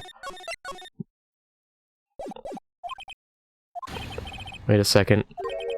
Gunshots separated by 25 minutes. What's wrong, Nick? Gunshots separated by 25 minutes.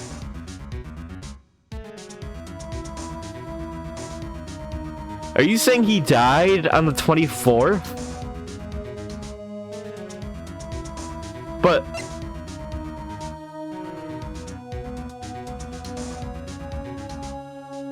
what's going on? Okay. What's wrong, Nick? I have it. I have it. Huh? Remember the case with the Seal Samurai? Huh? Yeah, of course, I remember. The murderer in this case had the same idea as the murderer in that case. Oh. What do you mean? Maya? Yes? If we don't figure this out now, we'll overturn Edgeworth's guilty verdict. Yo! Okay. Okay. I've got a hunch, and I'm going to run for it. Right. I mean, is this safe? Safe? We've already gotten a guilty verdict. We have nothing to lose. You just watch and let me know if anything that sounds fishy, okay? Hey, Nick. Okay, save again. I'm excited. Your Honor! Yes, Mr. Wright? The testimony just now has cleared up this whole entire case. What do you mean, Mr. Wright? So, you finally realized the truth. There can be no other murderer here than Miles Edgeworth himself. Wrong, Von Karma. A man was shot that night, but it wasn't Edgeworth who did the shooting. Listen, rookie. Take a deep breath and consider the facts. At the time of the murder, one boat was on that lake. Yeah, this was shown by the witness's photograph. The defendant, Edgeworth, and the victim, Robert Herman, were on that boat.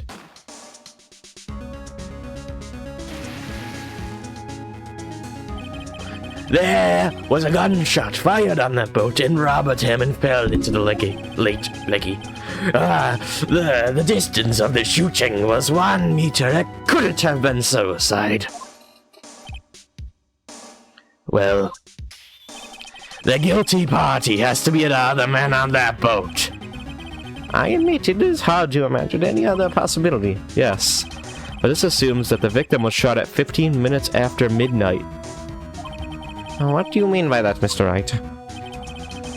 We have photographic evidence of the time of the shooting. Yeah, that's the thing. I'm confused about that. The timestamp on the photo says 00:15. But Larry heard a gunshot 25 minutes before that. Robert Hammond was killed then, 25 minutes before the shot on the lake. Yeah, I was kind of thinking that, but It seems weird. That's the only way that Edgeworth could be innocent. Mr. Wright, are you quite mad? Explain how the two men on the boat are.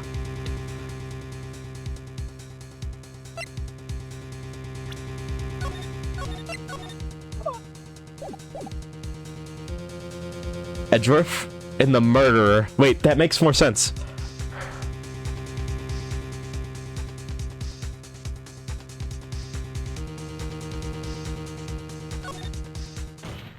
Yep, was silent. Of course, it was Edgeworth and the murderer. After the murderer killed Robert Hammond at 11:50, he assumed the guise of Mr. Hammond and met Edgeworth. Whoa!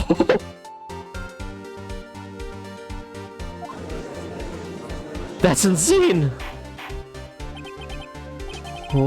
What? Are you serious? Yeah, that's insane!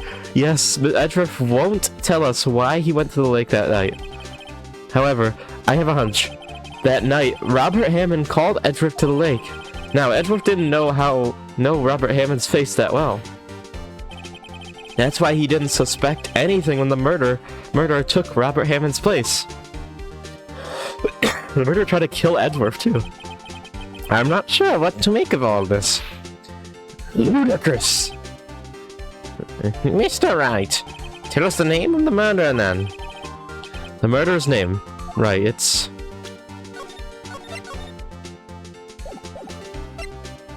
It's not Lana. It's not Lana. Actually, I don't know the murderer's name. You don't? Ah! Again, you waste my time! I don't know, because he never told us. Oh! You're thinking the old man, yeah! The old man! Huh? The murderer is the caretaker of the boat shop, that old man! At 11:50, he was the one who killed Robert Hammond. The murderer of the boat shop? The caretaker of the boat shop? Oh, why did he do this? There weren't any boats on the lake then. Why would he have to go out all the way out on the lake just to shoot someone? May I suggest that the real scene of this crime was not on a boat? What? Well then, where did the murder take place? I say, really took place here. In a shop. Here, of course. The boat shop where he lives.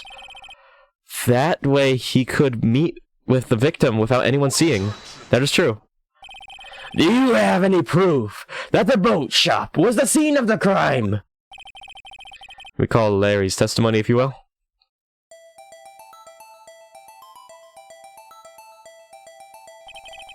That night he was out on the lake in a boat searching for something. He finds it and returns to the boat. Then, just as he's starting to head for home, he hears a gunshot. He heard a gunshot, Your Honor. Even though he was wearing headphones at the time, which, it had to be close. In other words, the gunshot was very, very close by. Nice deduction, I like that. And where would that be if he had just returned the boat? The boat shop. Yes, dude. Mr. Wright, what happened that night on Gold Lake? Please tell the court from the beginning. Yes, Your Honor. Nick, are you sure about this? Not really. But I think if I start at the very beginning, and I take it slow, I might just be able to figure it out. That night, the caretaker of the boat called Robert Hammond to his shop.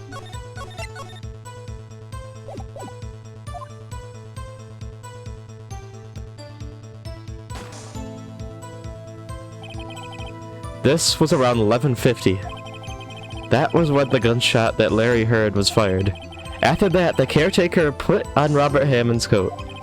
He became Robert Hammond. Oh, this is so crazy.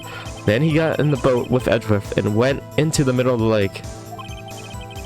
Then, who fired the pistol on the boat, Mr. Wright? Of course, it was the murderer who shot the pistol. He shot twice. Both missed Edgeworth on purpose. Oh, wait a minute. Yes? Why would he shoot twice if he didn't mean to hit anyone? Details.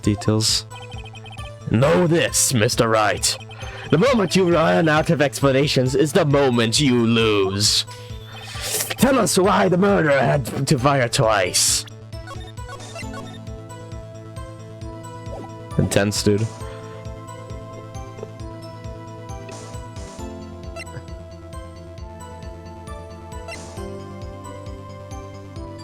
Create a witness. I believe he shot twice to create a witness, Your Honor. Create a witness. The murderer lifts his pistol and fires one shot. That ensures that anyone who heard the shot would look at the lake. Indeed, Miss Hart did exactly that after hearing the first gunshot. Yo, I'm killing this. Next, the murderer waits a bit and fires again. Then, he jumps off. The murderer jumps from the boat himself, leaving the pistol in the boat behind him. I see.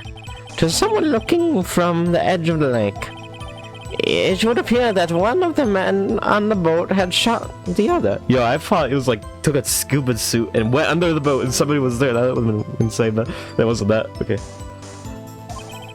The murderer didn't know about the automatic camera, of course.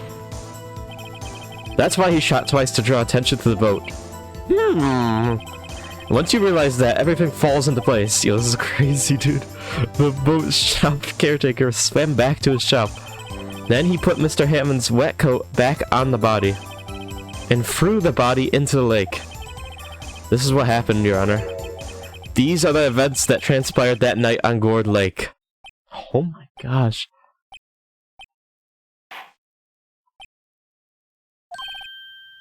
Bailiff, bring out the witness from before. The boat shop caretaker, quickly. Yep.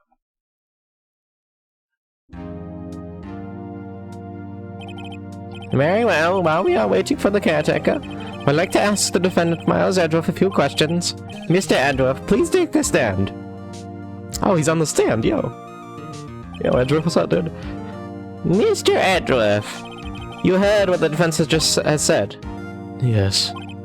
Well, why did you go to the lake that night? What Wright has said was mostly correct. Astonishingly so, yeah, actually. Yes, several days ago, I received the letter. The letter was signed Robert Hammond. He asked me to come to the boat shop by the lake at midnight on Christmas Eve. He said he had something very important to discuss with me. Something important? I'm sorry, I can't say what it was. Your Honor, sir. Bailiff, we are conducting a trial here. I ask that you remain quiet. The witness has disappeared. He isn't at the boat shop either. What? What should I do?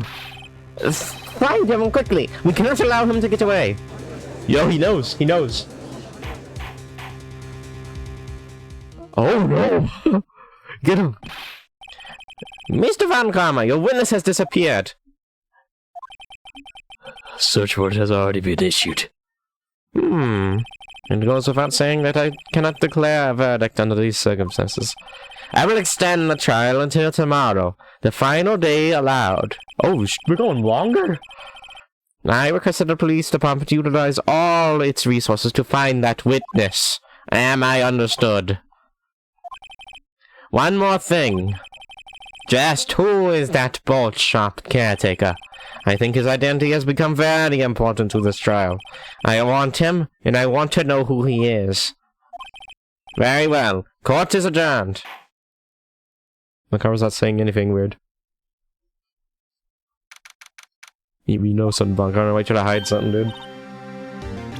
Dude had a part in this, but I don't know what. Did he like blackmail or something? I don't know. Maybe. Hey, Nick, you did it. Yeah. Well, at least we got out from under that verdict, guilty verdict. And what about Larry? That was something else.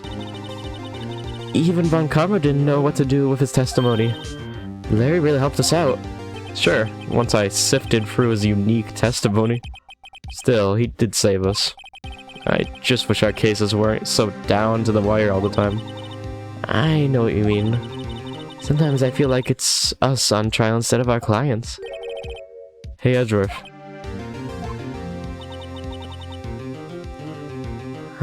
Mr. Edgeworth? Did you say something? You don't look so pained. I mean, it looks like you're probably going to get off the hook. Could try to smile just a bit. I'm sorry, but I fear it's not over for me yet. What do you mean? Right? This is something that's been troubling me for a long time now, and I don't know whether or not to tell you. Edgeworth? No, there's so little time left. I want to tell you, to get it off my chest, but I can't make up my mind. What is this about, Edgeworth? It's a nightmare I've had. A memory of a crime that I committed. A crime you committed? A memory of murder. What did you do? Oh, little cliffhanger. Hey, no cliffhanger here, dude. I'm gonna play in the whole thing. We're finishing this. We're finishing this, dude. You gonna cliffhanger me like that?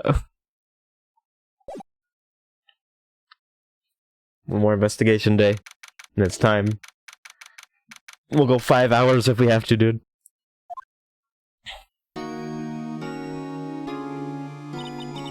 What was that Mr. Edgeworth talking about?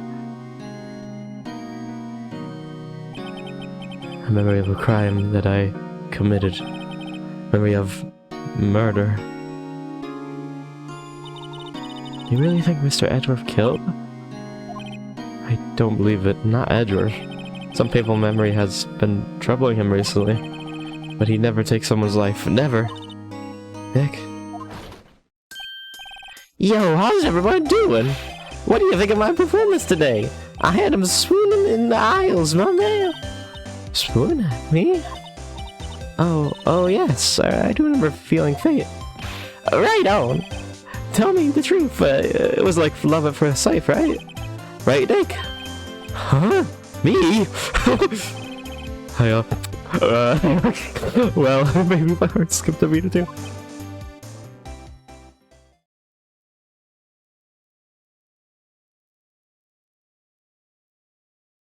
I think you can do better than that. Come on, I saved Edgeworth and that, but dude, edgy. You guys should be bowing to me before me. Yeah, I'm bowing for your hero. Dude. Can I hear? Larry, you really helped out in the trial today. He did. If you weren't there, Larry, I'm sure Edgeworth would have been found guilty. But seriously, Nick. That boat Chevclair is pretty suspicious. The edgy ain't off the hook yet. Way to spoil the mood, Larry. Hey, I'm just a guy sitting in the audience, you know? From where I was sitting, Edgy seemed pretty edgy. I'm like, really, dude? I mean, can you really know he's telling the truth about that night? Nick? I don't know. But what I do know is this. I'm going to believe in you two until then. Us two?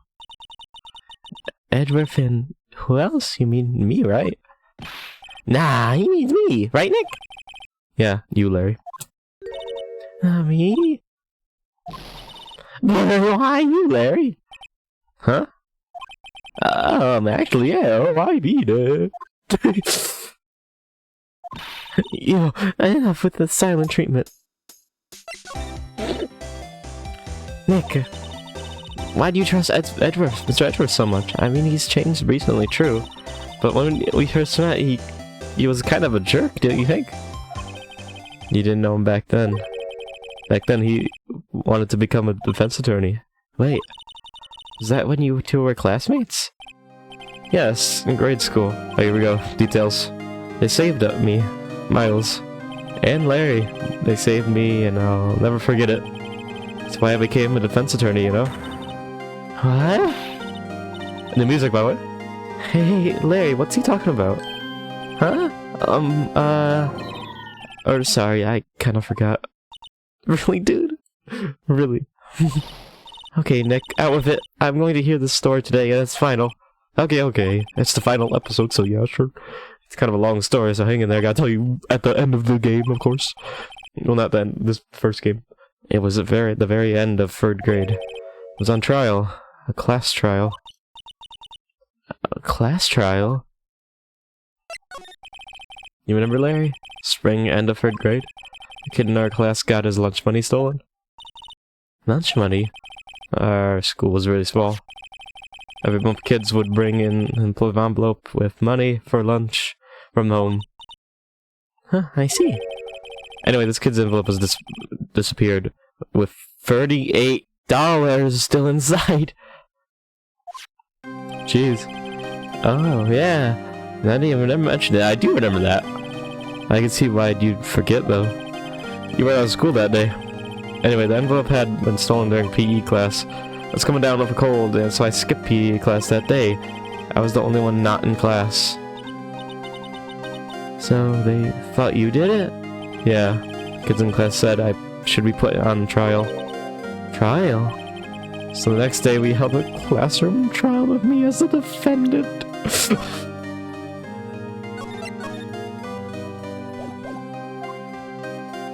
Jeez.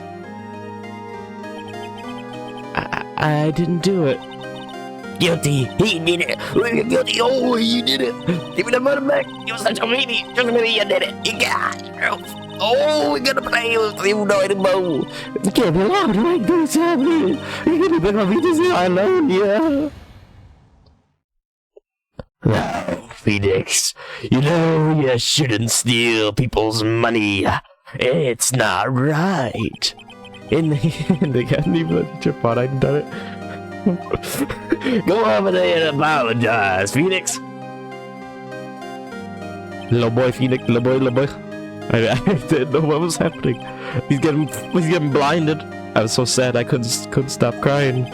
Everyone was staring at me like I had done it. I tried to apologize. I went to where the boys whose money had been stolen was sitting. That's what happened. Objection! He shouldn't apologize. The only thing that belongs under the trial's evidence. Anything has no place. You should all be ashamed. Amateurs! Miles?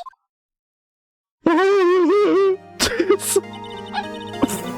wasn't you who stole my money, was it? No. But you shouldn't apologize. Everyone's been shouting that you did it, but no one has any proof. That is why, Your Honor, this boy is innocent. But Miles, it was your money that was stolen. Yeah, he did it. You know what?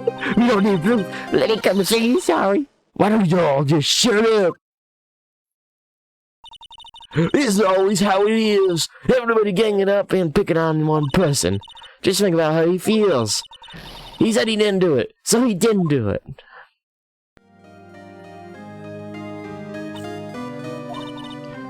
Very well. I will replace the money myself. This class trial is over. That's how it happened. That the three of us were the best of friends. I guess that would work. Wow, I had no idea.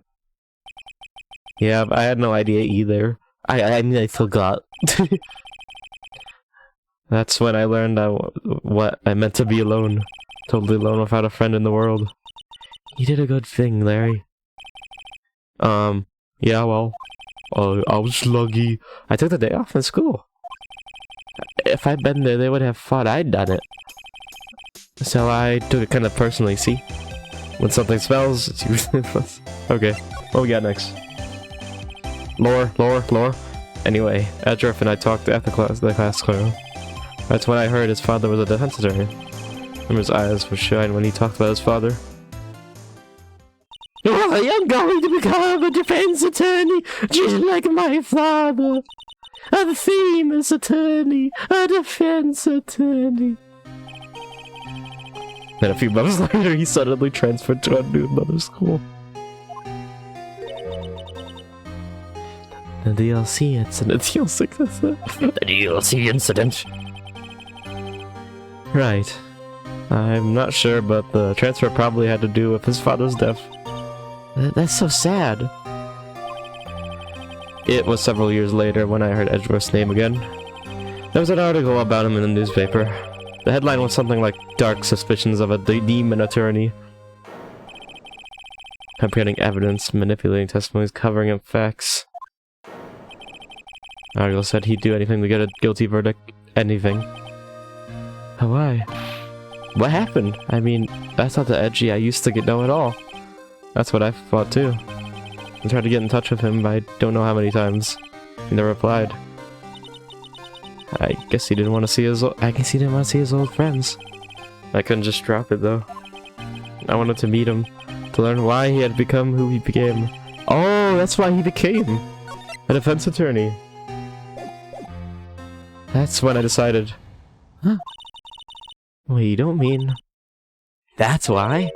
That's why you became a defense attorney? Yeah, I just figured that out too. If I was a defense attorney, I knew he'd have to meet me whenever he wanted to or not. In court. Oh, that's actually really good connecting. Come on. Tying this court story together. Edgeworth believed in me, and I believed in him. He's in pain. No one's on his side. I'm the only one who knows the real Edgeworth. I'm the only one who can help him. Whoa, Nick. So that's why... Is that why you helped me out for free? Yes. I helped you because I believed in you. Except I don't remember saying I'd do it for free. Nick! We have to save Mr. Edgeworth. It's the last thing we do, okay? Right. It very well may be. First, there's that rental boat shop caretaker. We need to find out who or what he is. What? I'd settle for who. I don't know what what is he? What is he? I guess I can clean out some of this evidence I no longer need. Okay, let's go. Let's do this. See you later. My boys, stay here.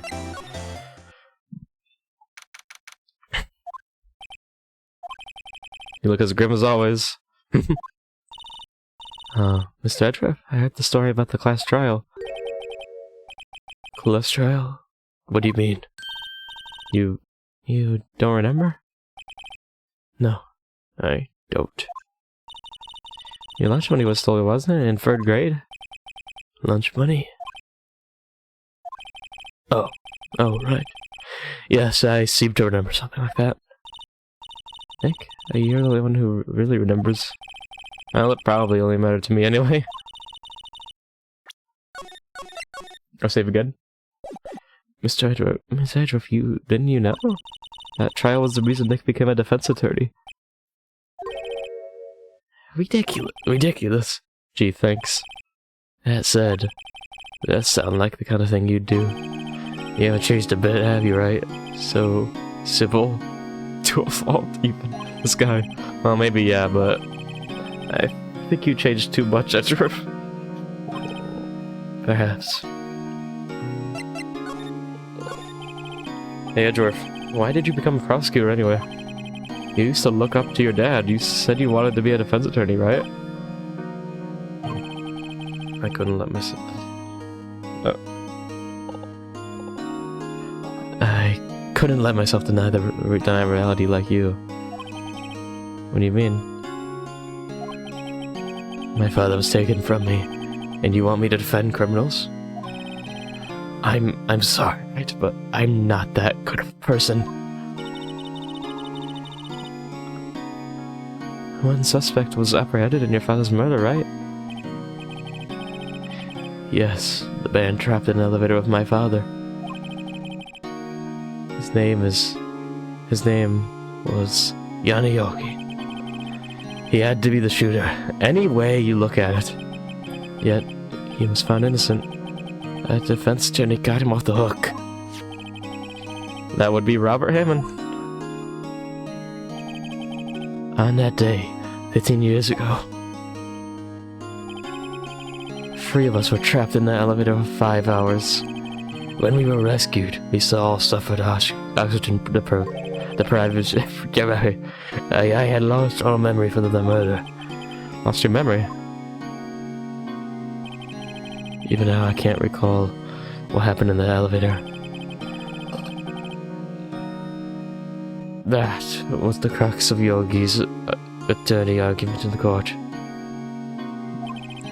He claimed Yogi had been not sound of mind due to the oxygen deprivation. Yogi was released due to lack of evidence, innocent.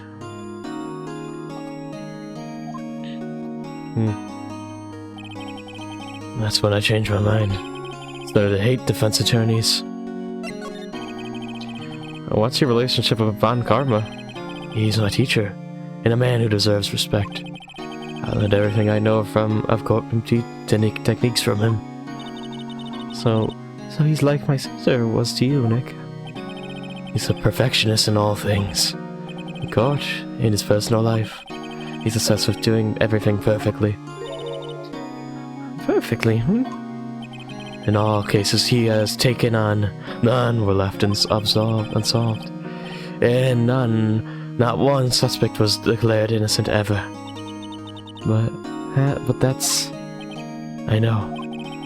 It's possible some of the suspects were indeed innocent. However, it is impossible for us to accurately determine that in every case. All Von Karma does is his job, to find the suspect guilty perfectly. In any case, it's nigh well impossible to find a weakness in him. Should a weakness appear, he would do everything in his power to make it go away. Edgeworth? If what you're saying is true, you're headed for a guilty sentence tomorrow. He's right. Now's no time to praise the enemy, Mr. Edgeworth. It's a strange situation in which I find myself, I'll admit. No kidding. Yeah, dude. Why am I showing him this? Nick, no! That's I should have done the episode. You're right. What is that? Oh, nothing? Huh? Yeah, okay. Yeah, I was like, I just realized. I realized that last second. I was good. We'll show that to him.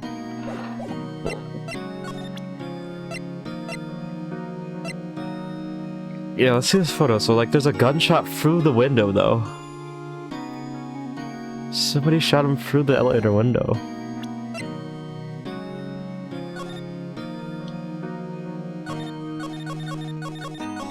Oh, so much here. Wait, no, there isn't.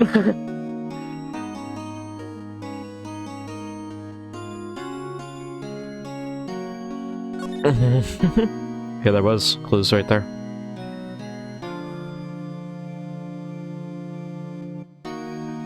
Twice.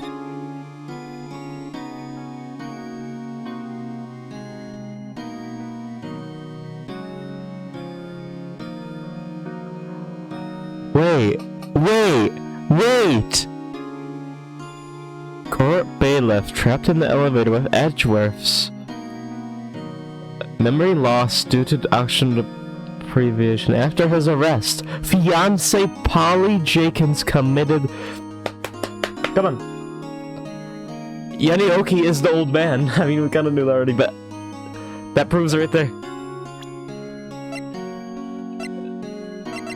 Yep.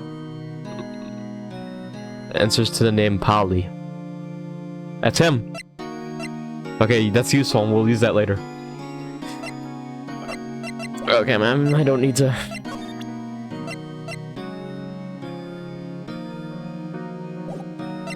I mean, I don't need to mess with Edgeworth anymore. Let's go for back. He's out again. When does he work, anyway? Now, don't be harsh. Guess we'll have to come back later. Okay. Good, okay, come back here later, good. Okay, go to the criminal office. Looks like Detective Gumshoe hasn't gotten back yet. Gumshoe? He won't be coming back today. Oh, really? He said there was some guy he had to arrest by tomorrow. the boat shop to here. Oh yeah. Showed something about catching him if it's the last thing I do, pal. That sounds like Gumshoe. Good luck, Gumshoe. Yeah. Okay, let's go. Let's go see if he got kidnapped him. Hey, got him, Gumshoe? Hey, pal! Long time no see! Oh, Detective Gumshoe. What are you doing back there? That was a close one today, hey. I got so worked up, I stepped my tie in half. Sorry about that. No problem, pal. Thanks to you, we know who really did it. You mean the boat shop to take her? Look, I'll make you a promise. I'll have that scoundrel in my custody by trial time tomorrow. Come what may. It's my duty to you as a police officer. Now I'm off to catch me a criminal. Good luck, man.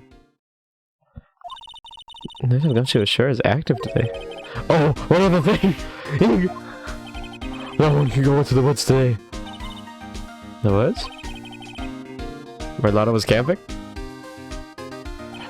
The woods are off limits for camping, and apparently the park ranger found out. He got pretty mad. No one can go in there for a while. Guess Lana's in a lot of trouble. Okay, please.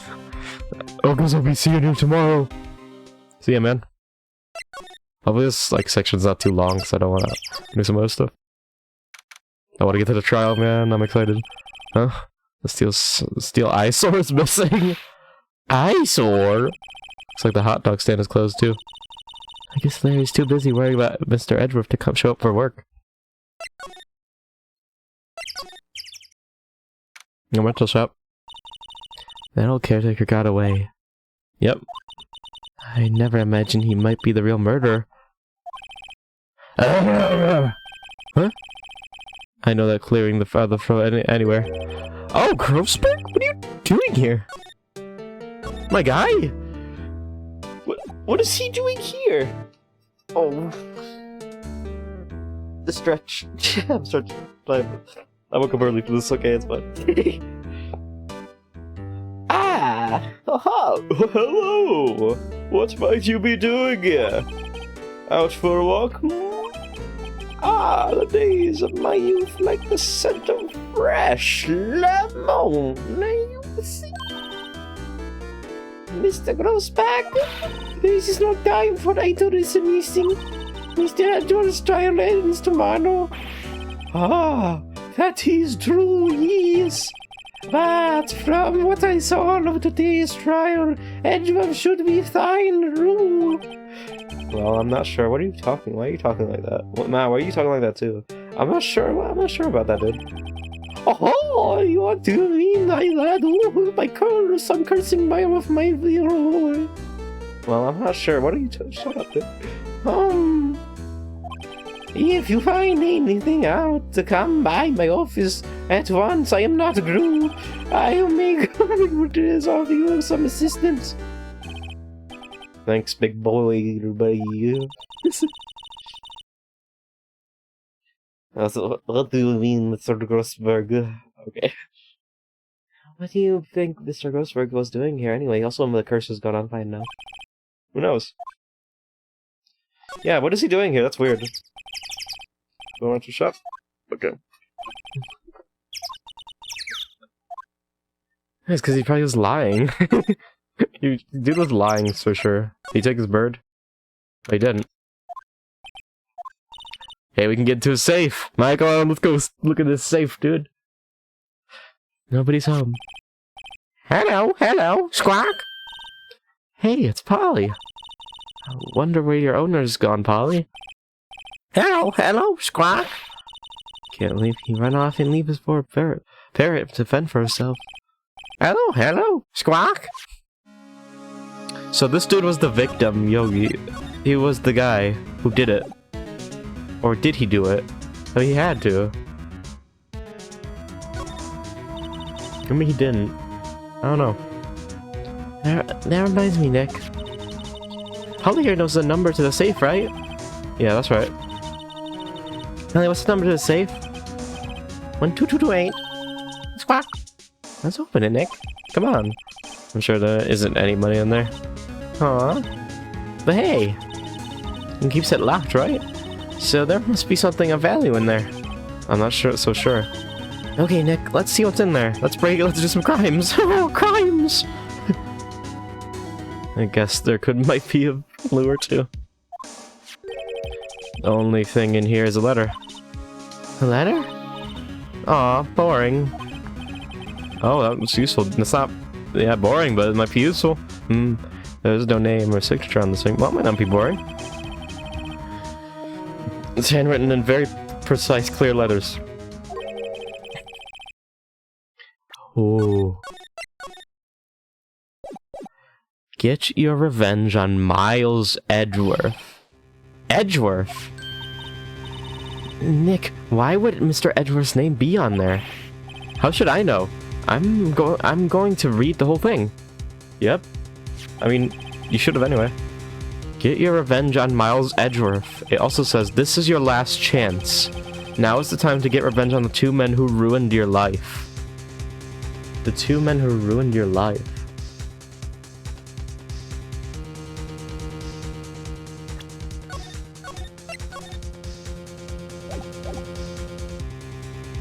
So 2 men who ruined his life.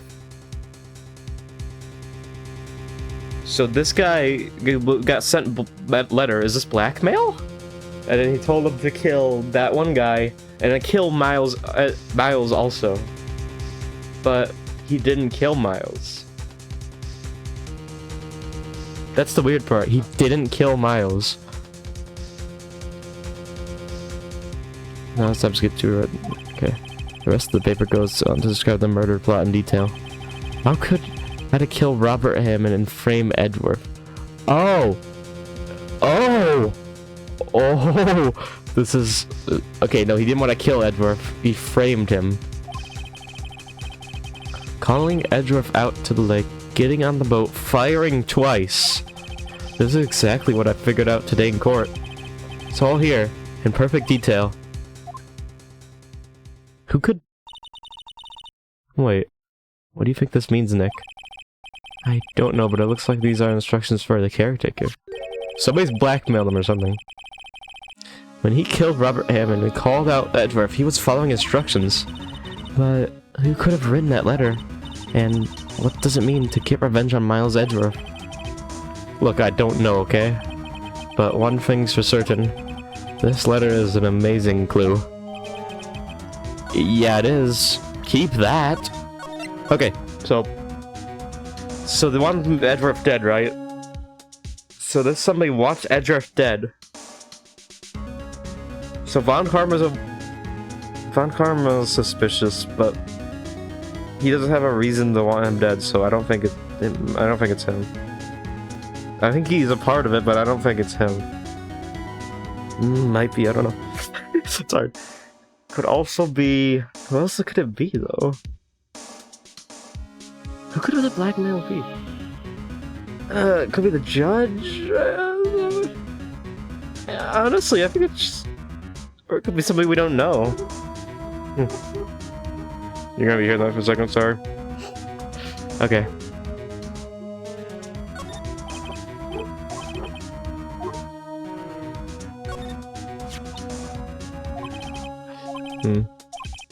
Okay.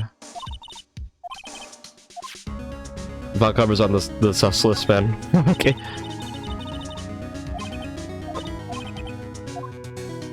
Dude's on the front page, come on, like, I mean, he's gotta be a part of this. Oh my. She's gonna be barking for a bit.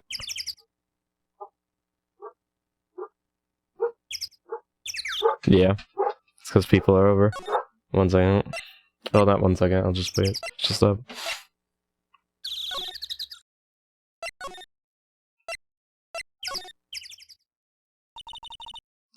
One day left, Nick.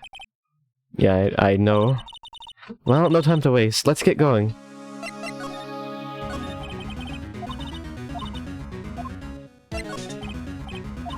Okay.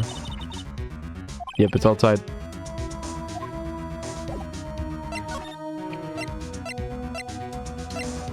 Grossberg. No. No Grossberg stuff.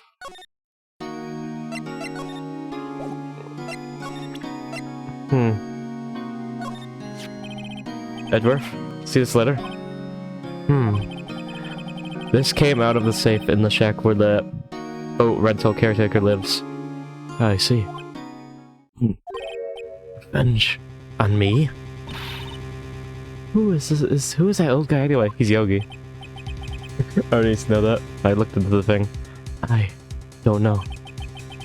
Could he be an innocent defendant and you got declared guilty or something? That's right.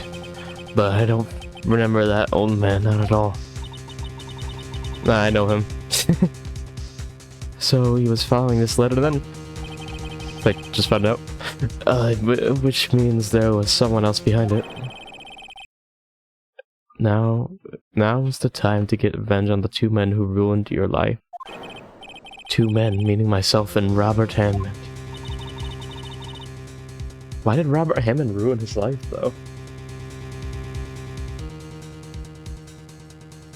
He saved him.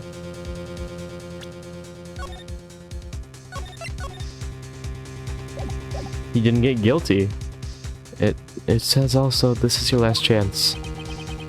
Last chance? Wait, maybe. Maybe he's talking about the statute of limitations on the Deal 6 incident. Wait, that old man. What is it? Do you know who he is? Yogi? Could he be Yogi? Yeah, he is. I looked. Yogi? Suspect in the Deal 6 incident. The one who was found innocent.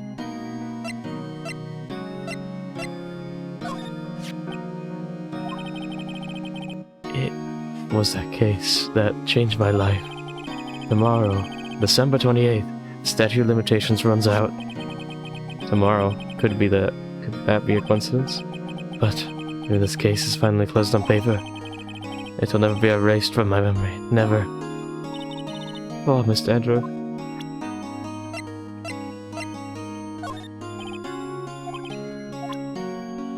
Oh, you can't snow yet.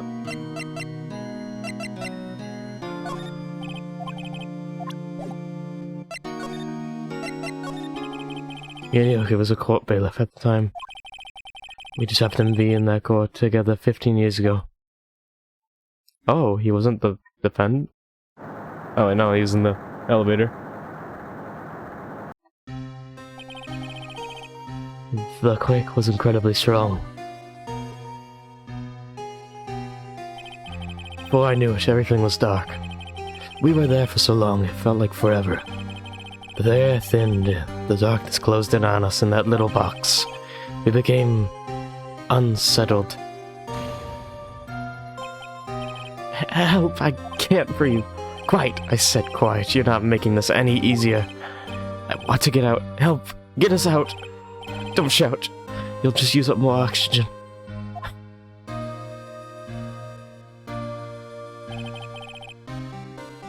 That's all I remember.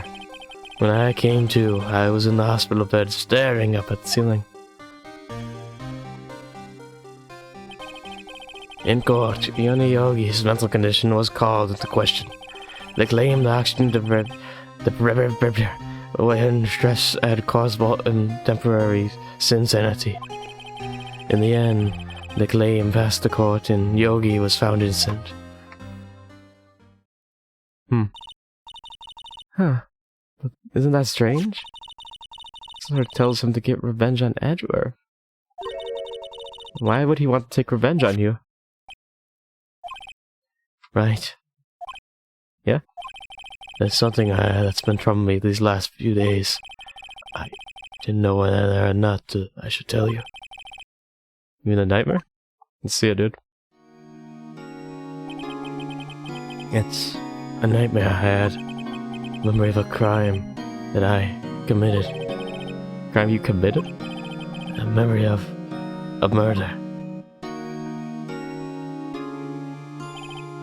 I think the time has come to tell all.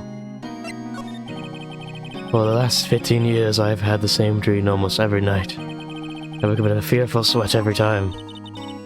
What kind of dream? It's a dream where my father's killing in the dark.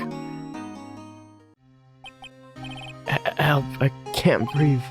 quiet. I said quiet. You're not making this any easier. I want to get out. Help. Get us out. Don't shout. Just use up more energy.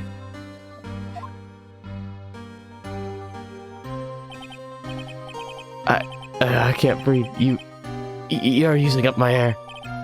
What? Stop breathing my air. I'll stop you. What are you? Stop breathing my air. No, Father. He's attacking Father. Then I see the pistol lying at my feet. I don't know if it was evidence from that day, but in the court of bailiffs. In a daze, I pick up the pistol. Get away! Get away from my father!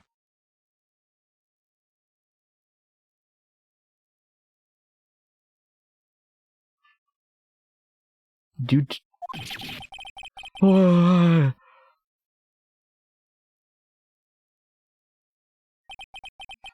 And with that scream, I wake. It's a bone-chilling scream. A scream that has rung in my ears for the past 15 years. But that's just a dream, right? Right?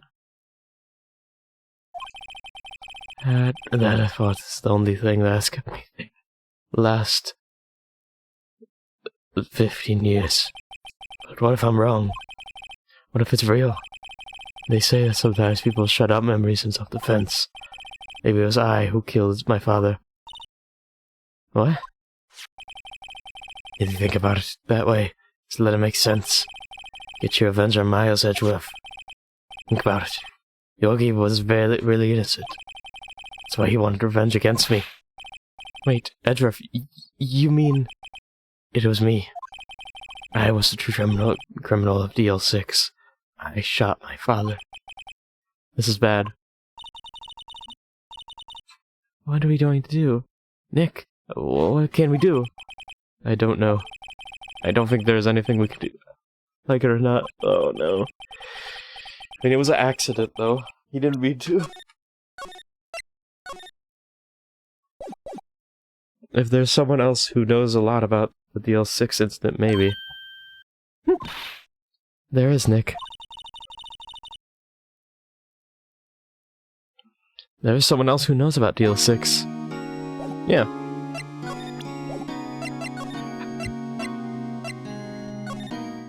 Grossberg? Mr. Grossberg. Ah, hello there. What's wrong? You look for trouble. No kidding. I can't believe you're not. My. Just calm down and tell me what's happened. It's Edgeworth. He...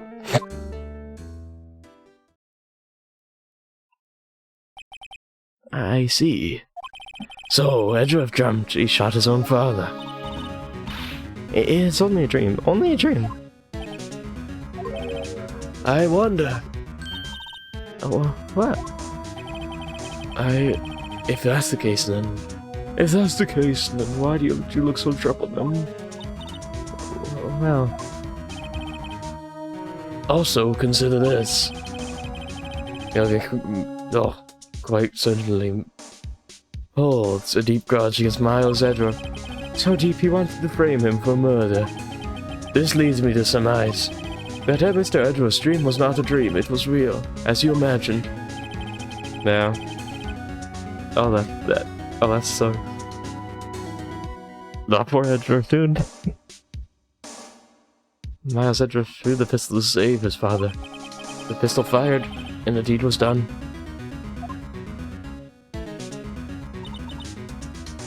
No. I don't believe it. Yogi was suspected of murder, and his career as a bailiff was irreparably damaged. Thus, he sought revenge on Miles Edgeworth. This was his last chance, of course, with the statute of limitations so close. What do you know about Edgeworth's father? He was a defense attorney without peer. It sounds trite, but it's true. Well, he may have had one peer that I think about. Your mentor, Mia Fie. My sister? Gregory Edgeworth was disapproving of Mr. Von Karma's techniques. That's no surprise. Von Karma is an extreme man. Forged testimonies and evidence are nothing to him. The result, he has a perfect win record in court. To beat him, Gregory Edgeworth tried to call attention to his methods. And? He lost. And died in despair, as it were. I see. When Gregory Edgeworth was killed, the police called on a spirit medium. That was your mother, Misty Fey. I am Gregory Edgeworth. I have been killed. The one who shot me was the bailiff, Yenny Yogi. Yes, Yenny Yogi was found innocent. That's when my mother left us. Everyone called her a fraud. That's right, everyone thought she was, you see. Yet, now that I think about it, it seems the one who lied was Gregory Edgeworth's ghost. Gregory Edgeworth must have known who shot him. I don't believe it. So you're saying he's falsified his testimony? That Edgeworth's dad lied to protect his son? That makes sense.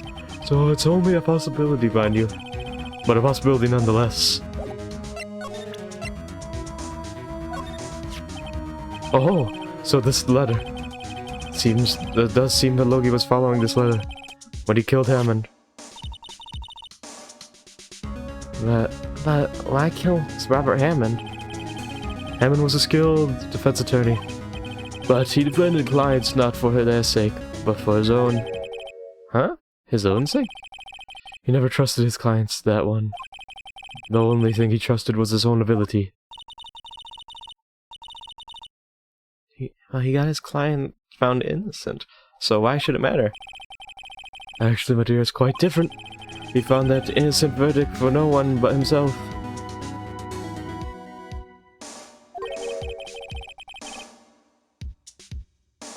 Yogi was a free man, but socially he was ruined. Huh? You'll understand soon enough.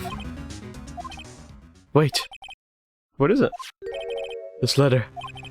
I've seen this handwriting somewhere before. A long time ago. Whose handwriting was this? Do you have any idea who wrote this?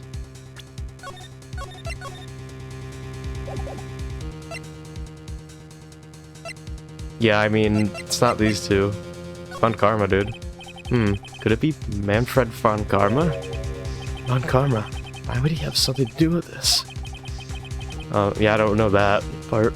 I'm pretty sure he's involved, though. Well, I'm not sure. Von Karma. Wait!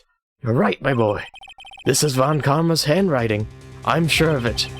I used it to seal. I used it all the time on court reports. What? But that means the one who told Mr. Yogi to kill was correct. Manfred Von Karma himself. What does this mean then? Why would Von Karma want to frame Edgeworth? I don't know.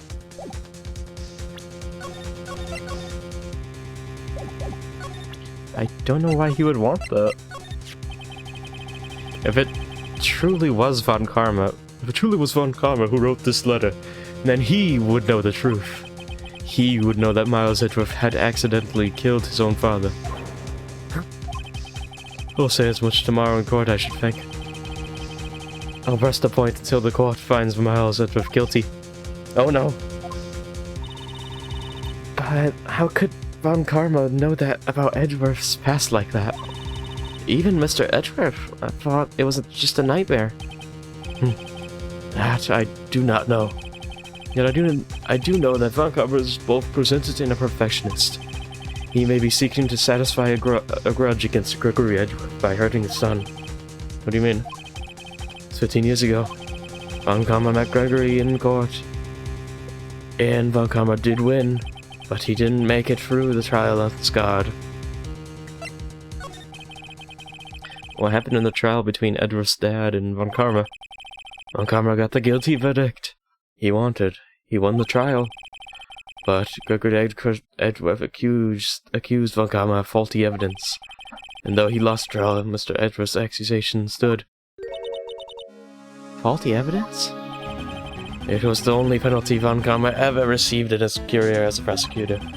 Just because of that? Just because he's perfectionist? Gregory Edgeworth dealt a blow to his perfect trial record. Wow. It must have been quite a shock for Von Karma. He took a vacation for several months after that, you see. A vacation? Yes, an unusual event for the man. That was the first and the last vacation he's taken in as many years while prosecuting. Really? He doesn't take vacations? Like, go to the sea or go to the mountains? Don't tell me he's never met a Euro. You have strange ideas about vacations, right?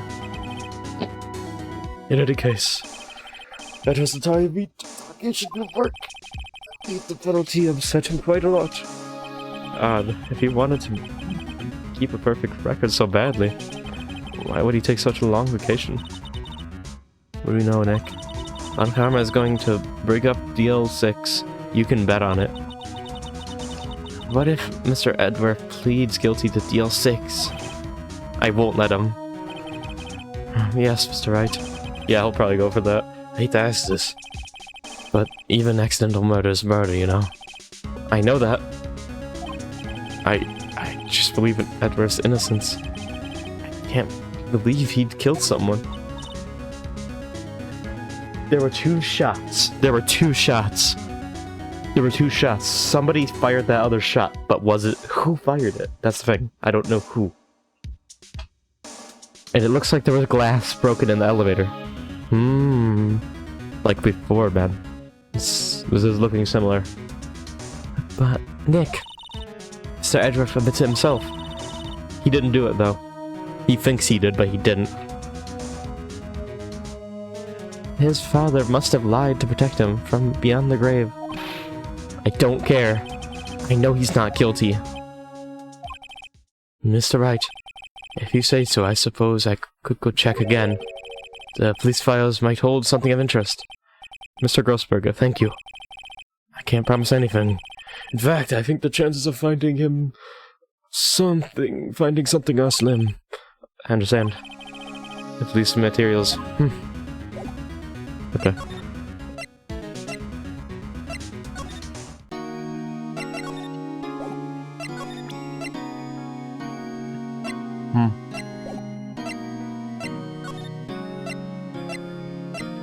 Okay, go here.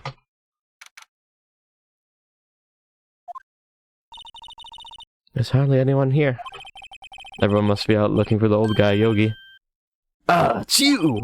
I don't think Gumshoe'll be coming back today. He's staying out looking for someone. Like this, yeah. Yeah. Well, for now, I can't just have everyone around here. But I guess Mr. Von Karma is in there now, anyway. You can go in as long as he's there. Von Karma? Oh, he's digging up dirt, dude. He's looking for evidence. He's in court. Yes, he's just arrived, actually. Von Karma's in the records room. Nick, let's hurry. Let's do this. Hey, Von Karma.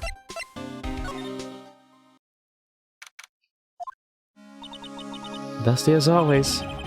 We were all in here just yesterday. I'm sure they just haven't had time clean. What's wrong, Nick? Nothing. I was just noticing that he isn't here. Von Karma. Yeah. Was he just... Did he say he was here? Huh? The drawer is here is open. Someone must have been looking in it recently. The label says unsolved cases, evidence. Unsolved cases. Nick! File for deal 6. It's completely empty. He took it all. What? What are you doing here? Oh, Von Karma. Oh, that angle doesn't look nice. Eek. Von Karma? You. How do you know my name? Huh? Have we met? What are you saying? We see each other every day, don't we? We're Miles Edgeworth's defense team. Defense team? I beg your pardon. You see, I rarely remember defense attorneys. They're like bugs to me, needless things to be crushed. Oh yeah, he looks so evil from this side, actually. See how this guy Edgeworth met. Sorry if you hear background noise.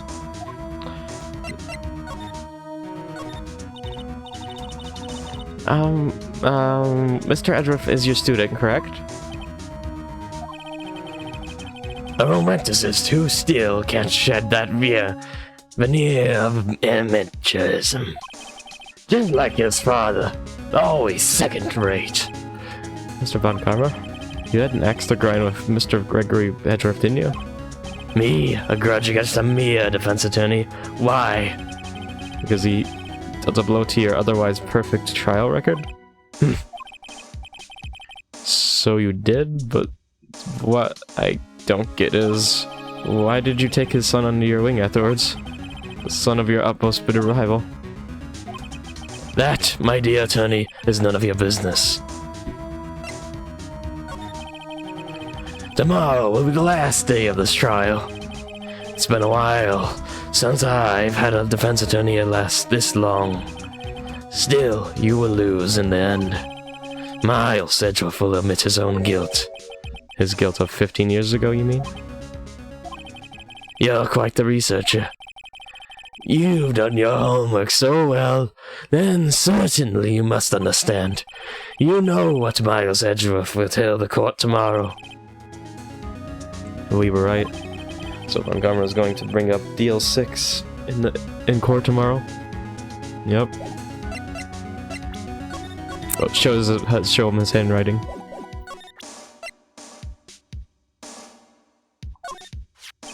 Mr. Von Karma, have a look at this. This was you, wasn't it? You instructed Yanni Yogi to commit murder. Yanni Yogi. How many years has it been since I heard that name? Him called by that name. He's a fool. I told him to burn it after he read it. What? You're just admitting it? Okay, he's not even hiding it, dude. Come on.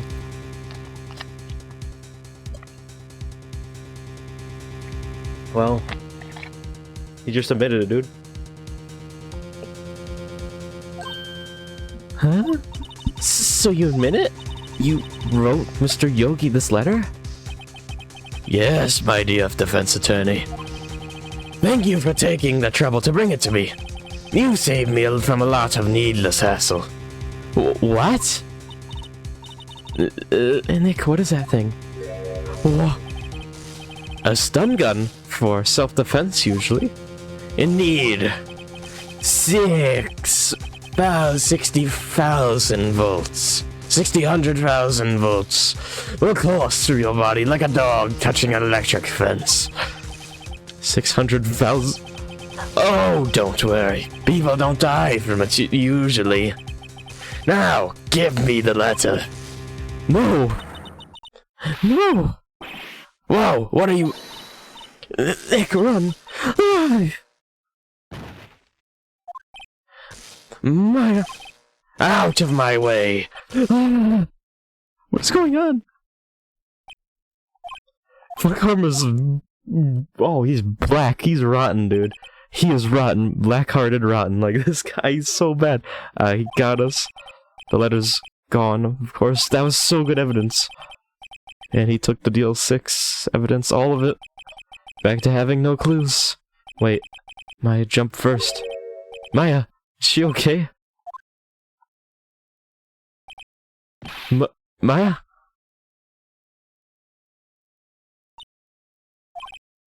Maya, open your eyes.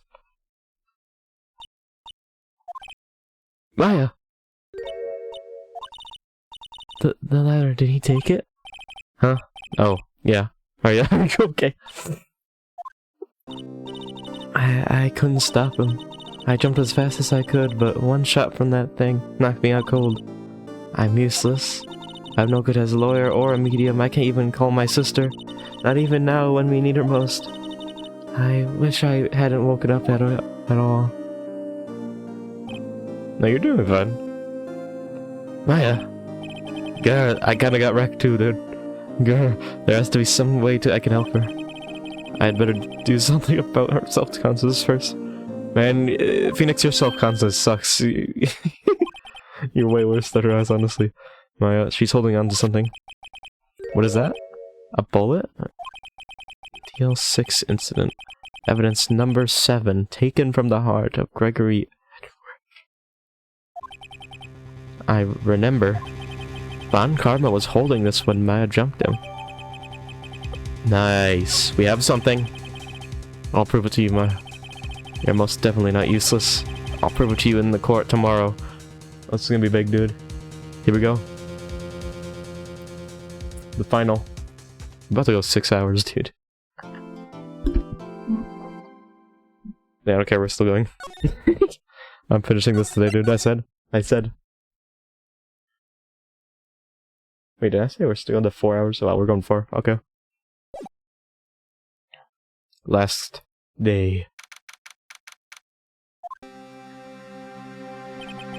This is it. Judgment Day. Today, things are going to get settled at last. A lot of things. Can't they, like, tell the police that he just tased? What's the big idea? Sorry, Nick. I only touched your shoulder.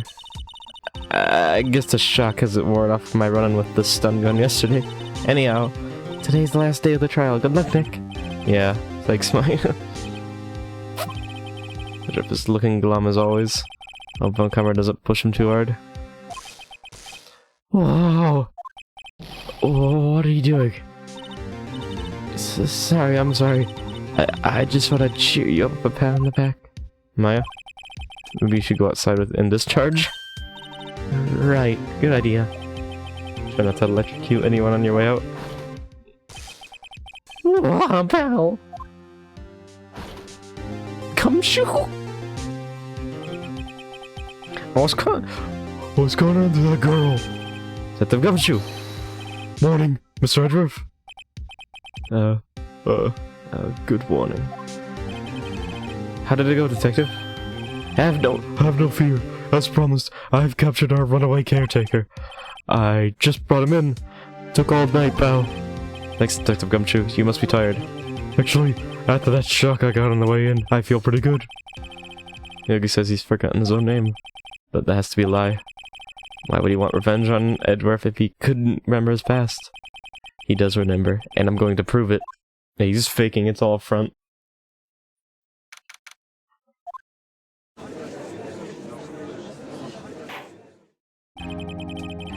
Court is now in session for the trial of Miles Edgeworth. The defense is ready, Your Honor. The prosecution is ready. Right, very well. We have reached the final day of our proceedings in this trial. I ask that the prosecution submit decisive evidence. Understood.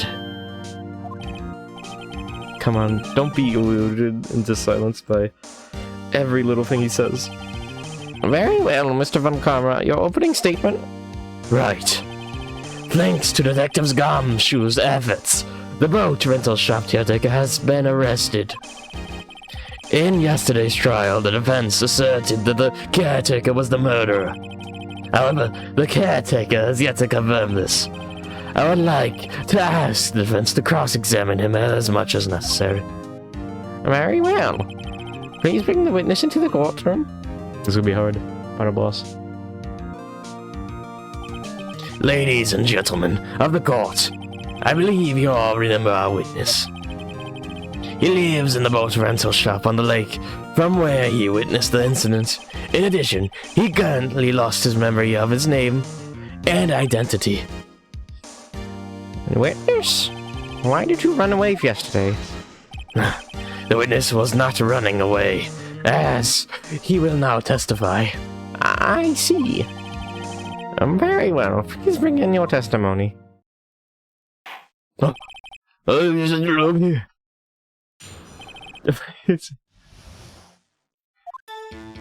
I'm really sorry about just leaving yesterday like I did.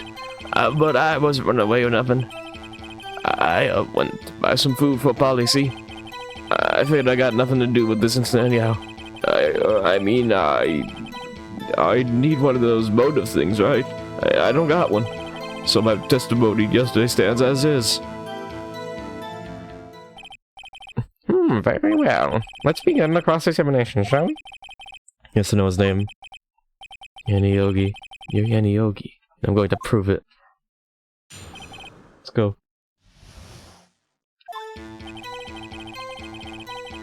There we go.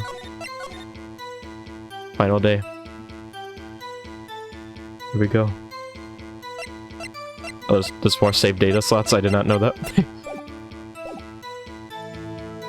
I've just been using the top 3. Really sorry about. Oh, jeez. Okay.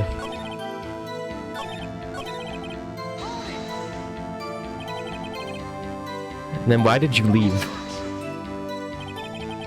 He's just about to say why. Is it so hard for you to just quietly listen while someone is talking? If I sat quietly, I'd be guilty in 3 minutes.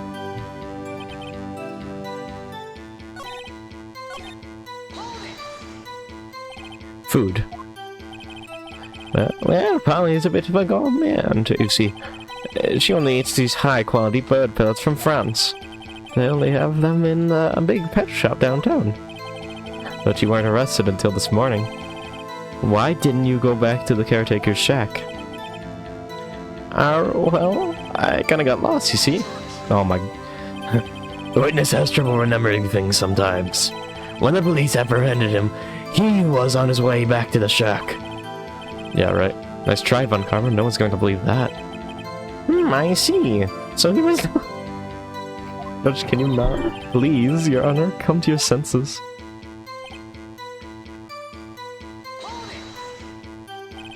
You've lost much of your memory, is that correct? Yeah, seems like it. Then how could you know that you didn't have anything to do with this incident? Or maybe you're lying about not having your memory, You know exactly who you are. The witness has testified quite clearly that he has no memory of who he is. If you claim he's lying, then show the court proof. How am I supposed to prove what's going on in that old codger's head? That's impossible. I'm glad you've come to your senses, Mr. Wright. Very well, witness. Please continue.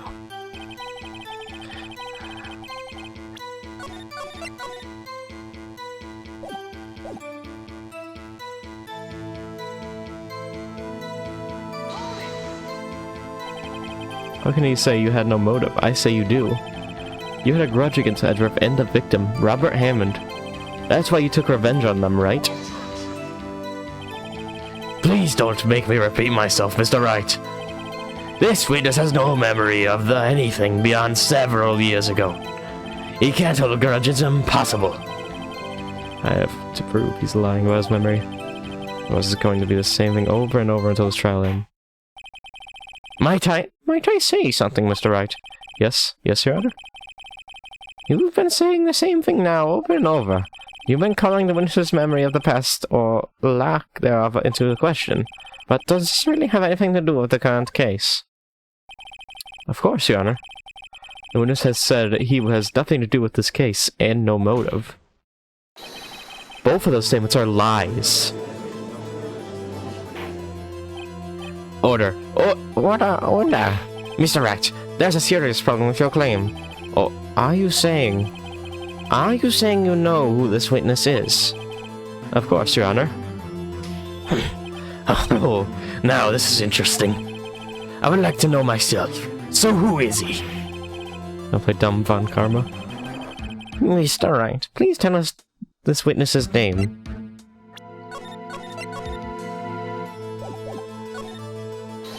His name is Yanni Yogi, a former court bailiff. Yogi? That name seems familiar. Oh, Yanni Yogi from the DO6 incident. It figures the judge would have heard of it. It was such a famous case. But what does this mean? Your Honor, if this man is Mr. Yogi, then he has a clear motive.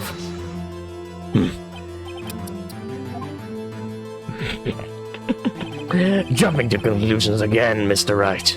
This man, this witness, is Yanni Yogi. Fascinating. However, how do you propose to prove this to the court? This is a court of law. As you may recall, you need proof. And allow me to repeat once more that the witness has lost his memory. This is it. I have to do this now. I can't prove he's Yogi right here, right now. I'll have nowhere else to go. Okay, save. Nick, how are you going to prove it? How can you prove that he's Yanni Yogi? It's okay. It's actually quite simple. Your Honor?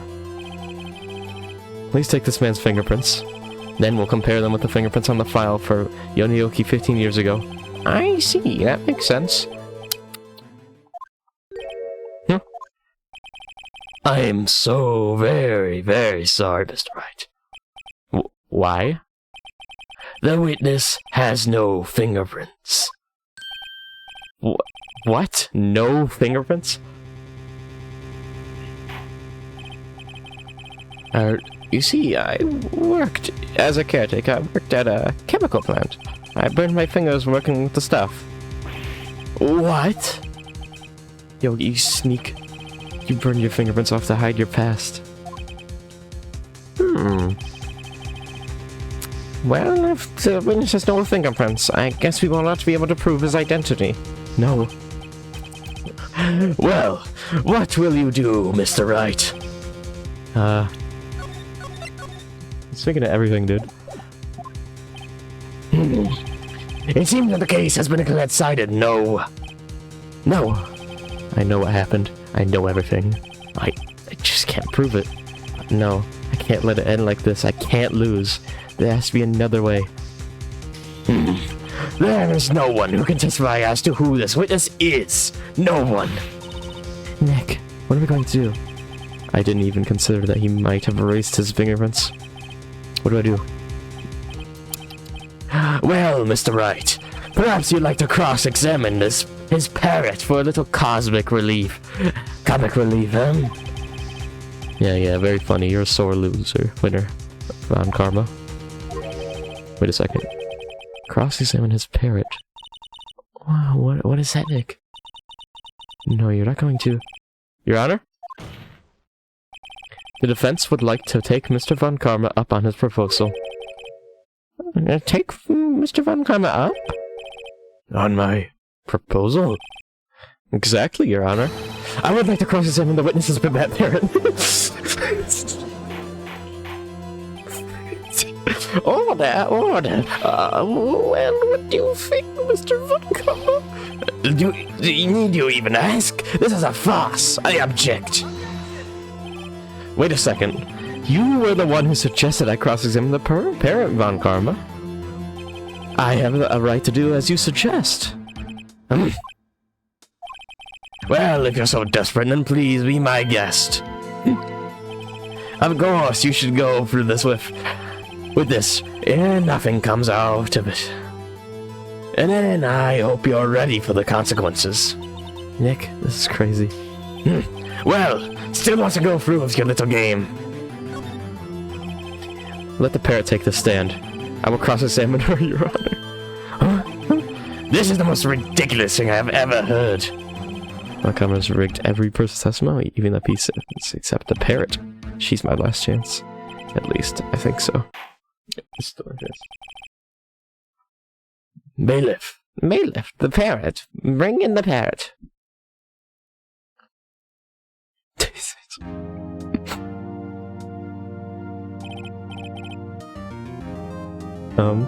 That's quite a parrot. Please tell us your name. Name?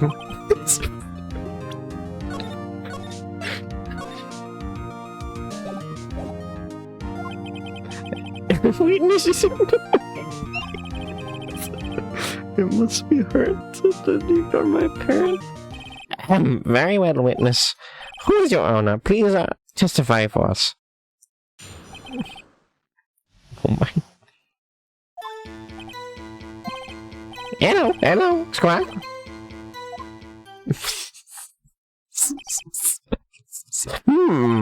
Certainly the most concise. Very well. Begin your cross-examination. What's going on, man? This is the circus court. What is this? Right. What are you doing, Nick? I don't know. What are you doing? Okay, no, I got this.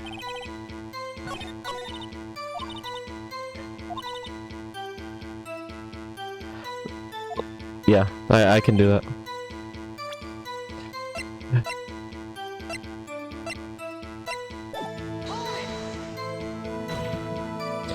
Witness!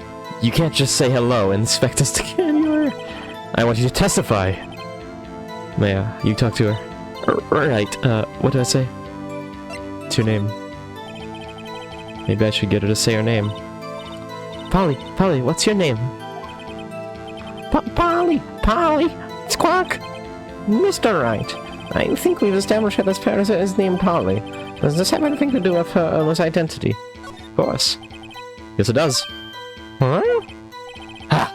Fascinating. You claim that a parrot's name will prove her owner's identity. Then show us this proof. Nick, don't you think you're taking the bluff a little too far? Listen, we're not here to answer the question of who is the caretaker. I know. No, I actually know. Like, I have stuff for this. We're here to prove that he is Yanni Yogi. All we have to do is to tie the name Polly to Yogi. Your Honor. The proof that the parrot's name reveals the caretaker is... I know, because I read it. I just read it, like, a second ago. Nadir 6 case file. That's quite a large file you have there. Which page is this proof on, then? Show us, or stop wasting our time. Very well. Mr. Wright, please show us the page. Where in this file is the information connected to this parrot's name? Oh, I don't remember. Let me check. It's on suspect data. Yep. It's his wife, dude. He named after his wife. It's on the victim data page. I'm sorry, but I don't see anything here that relates to the name Polly. At least not on this page. A bluff, as I expected. I'm afraid I'm going to have to deny your claim, Mr. Wright. The witness may continue. What? What? No. What? What? No. Like I... Yeah, the victim data. Did I pick victim data? Suspect data, not victim data. Suspect data, sorry. Messed it up.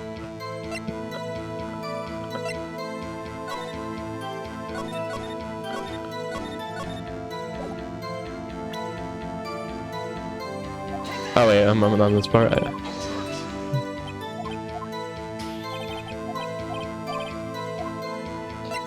It's in the suspect data. Wait, yeah, let's see again. When I read in suspect data. Suspect data. It's on the suspect data page. Huh? This page has all the information about Yanni Yogi. Right after he was arrested, his fiancée committed suicide, see? Indeed it does that. Say that, yes. What was his fiancée's name? Polly Jenkins. Polly. Exactly, Your Honor. He wanted to remember the name of his fiancée who had just committed suicide. That's why he named his parrot after her. I see, I guess that is possible. Bah! A mere coincidence, that's all. My granddaughter has a dog she calls Phoenix. Well, Mr. Wright, does this make you my granddaughter's fiancé? She's only 7 years old. Indeed. Alone it is little weak for evidence in a murder trial. We would need some other corroborating evidence. Where am I going to find that? Nick, we're getting closer. One more. If we can just get one more piece of evidence. Right. But what? Very well. Very well, witness. You may continue.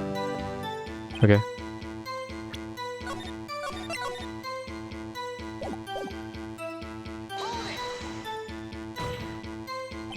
Witness, you're here to speak. You must speak to me. Frankly, I can't believe that you're speaking to the parrot. Well, I guess we should try to get some information out of her. We need to show Judge the owner as Yogi. Yep.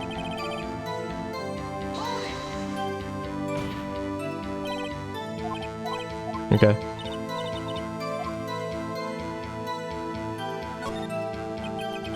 As I recall, 2 days ago.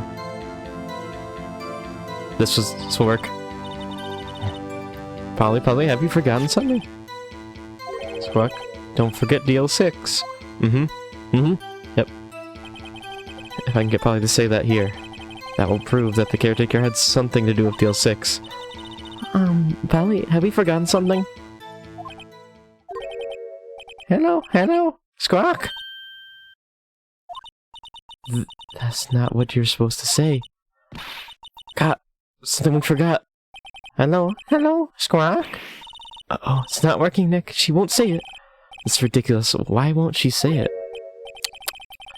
Something the matter, Mr. Wright. Wait. Don't tell me Von Karma expected this. He couldn't have restrained the could he? Did he train her not to... retrain the parrot? Not to respond when he asked if we've forgotten something? Oh, wow. Smart Von Karma.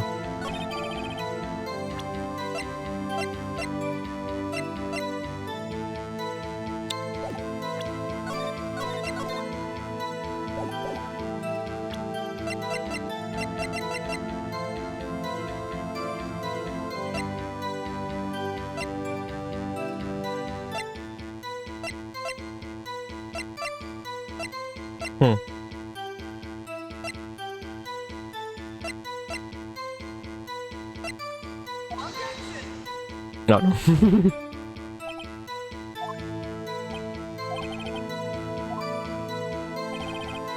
Yeah, okay. Yeah, I realize. What's the other one? What's the other press?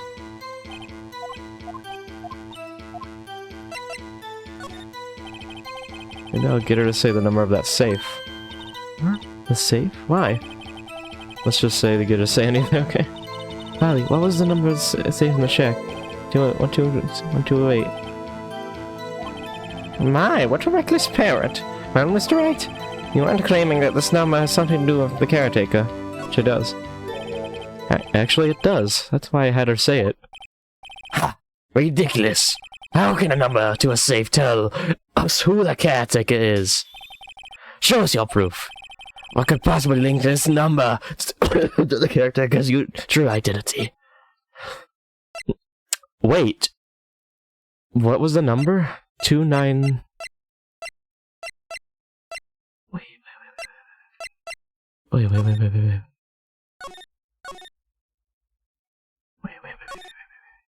Two...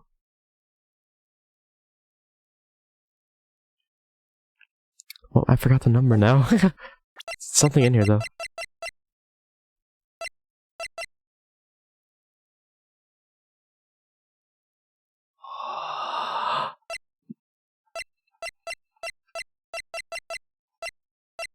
Okay.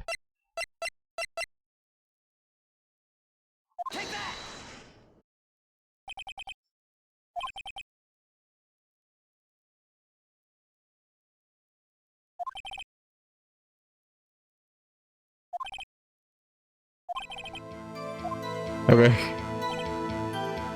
Okay, what was the number again? Yeah, I think I was right there, but I just don't... Okay, what's the number again? I guess the number is again. I'm confused about the number.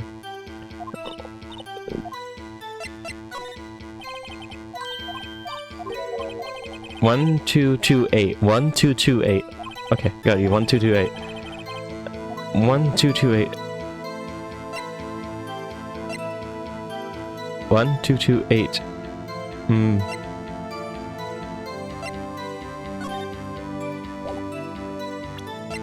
One, two, two, eight. 1228.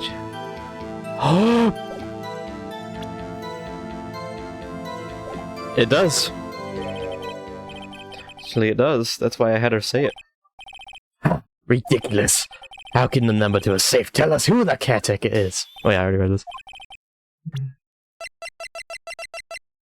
It's the case summary. The DL6 case file. What is this obsession you have with this case? Mr. Wright, where in this case file is something relating to the safe number? Case summary? It's on the case summary page. The case summary? Specifically the date on which the DL6 incident occurred. The date of the incident, December 28th. Why, that's today's date, 15 years ago. And the number on that safe is 1228. Ah! He used the date of the DL6 incident as the number for his safe, Your Honor. That's how important that date was to him. I see. It certainly is an interesting coincidence. People often do set their secret numbers to dates. This is not tangible proof. I set my ATM card's number to 0001 because I'm number one. This has nothing to do with the date. Nothing. That's enough. I think we've reached a conclusion here. This is a mere coincidence, that's all. True, that is a possibility. However, two coincidences at the same time seems more like a pattern to me. What are you saying? Summon the caretaker of the boat shop immediately. Here we go. Witness, tell us your name. Wait. This witness, he doesn't remember. No, it's okay. Oh. I've accomplished what I wanted to do. I'm done. Nick, he looks totally different. Yeah. This is the real Yogi, I think, finally. He's been acting feeble to hide his true identity. Acting for 15 years. Well, let me ask you again. Please state your name for the court. My name is Yanni Yogi. 15 years ago, I served as a bailiff in this very court. Yep. Order! Order! Yanni Yogi. So it was you who killed Robert Hammond and tried to frame Miles Edgeworth for his death? Yes, it was me. I did it.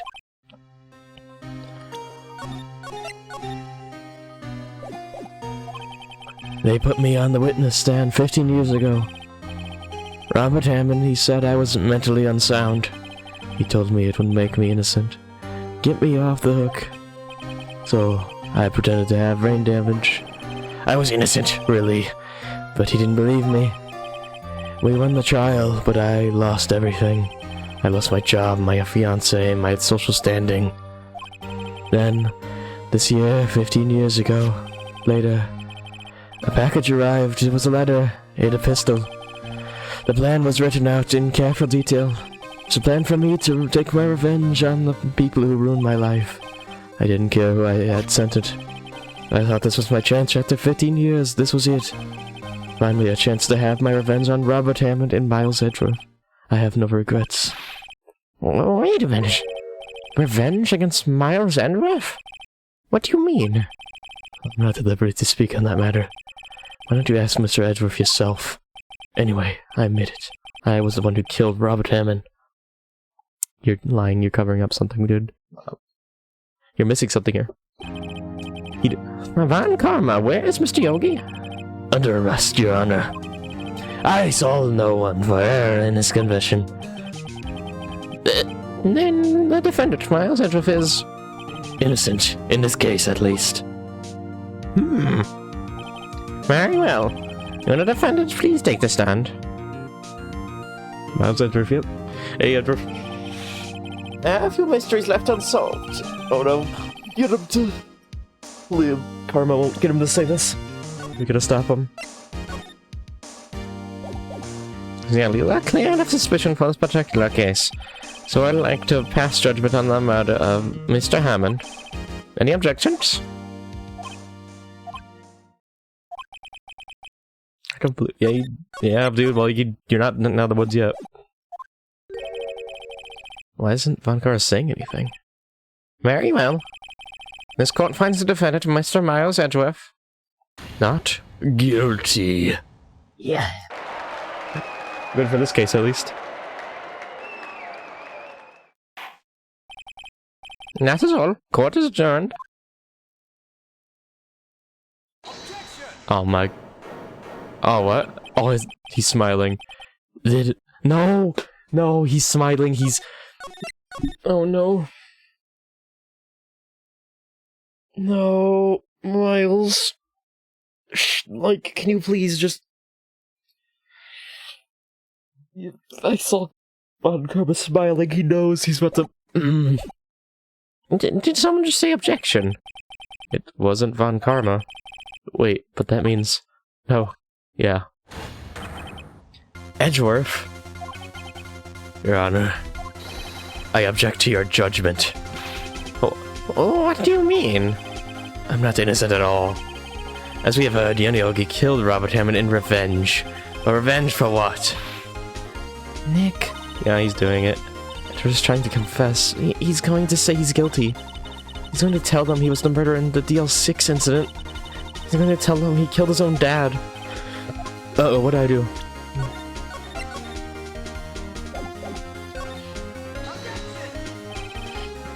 The judgment has already been passed. I object to Edgeworth's outburst.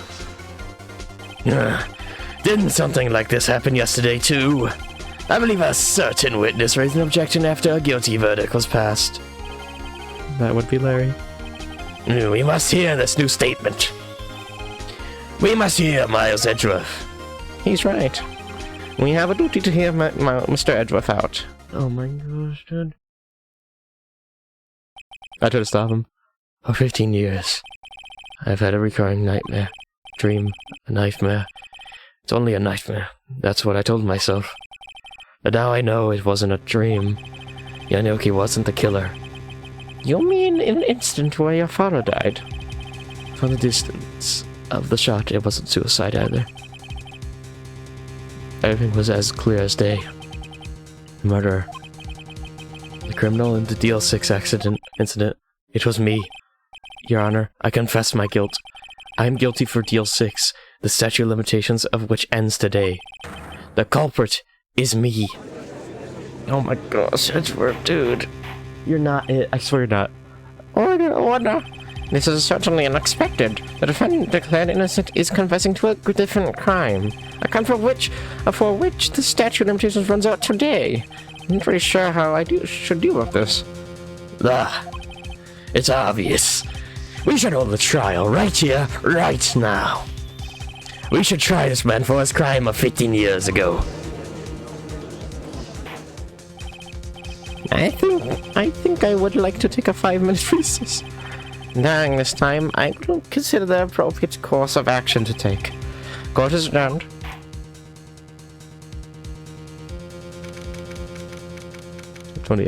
Oh my gosh, Edgeworth. I'm sorry, Wright. I've just wasted all of your effort. Mr. Edgeworth, I just don't believe it, sir. I mean, you killed your dad? I didn't want to believe it myself, Detective. But it's the truth. I deserve to be punished. Murder is murder, no matter what the circumstances. This is crazy. Just crazy. Nick? What are you doing? Huh? Oh. I was just reading through the court record once more. I'm getting my case ready. Your case for what? Huh? Isn't it obvious? I'm going to prove that Miles Edgeworth is innocent. Yeah. Yeah, I did. Huh? What are you talking about, pal? He just admitted to it. He confessed that he did it in court. I'm sorry, Edgeworth. I don't believe your nightmare. What? It's just a dream. It's not real. The truth is right here in this court record. In any case, tighten your belts. The real fight is just beginning. I'll prove you're innocent. Trust me. Right? Here we go. Oh, this is gonna be sick.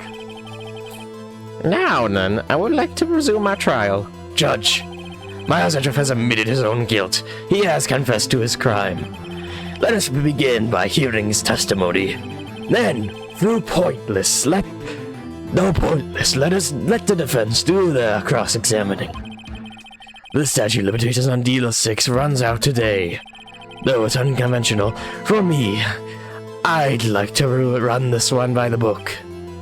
I see. Does the defense have any objections? No, Your Honor. Karma, you knew this was going to happen from the very beginning, didn't you? Very well. Will Miles Edgeworth take the stand?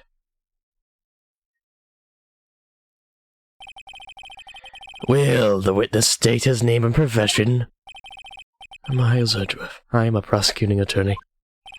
Mr. Edgeworth, 15 years ago you mistakenly killed your father, Gregory Edgeworth. Is this correct? It is correct. Then testify about this matter to the court. Edgeworth was telling me about his dream yesterday. I noticed something. One detail I didn't quite fit. That will be the key, but only if I get it to work. Please, please.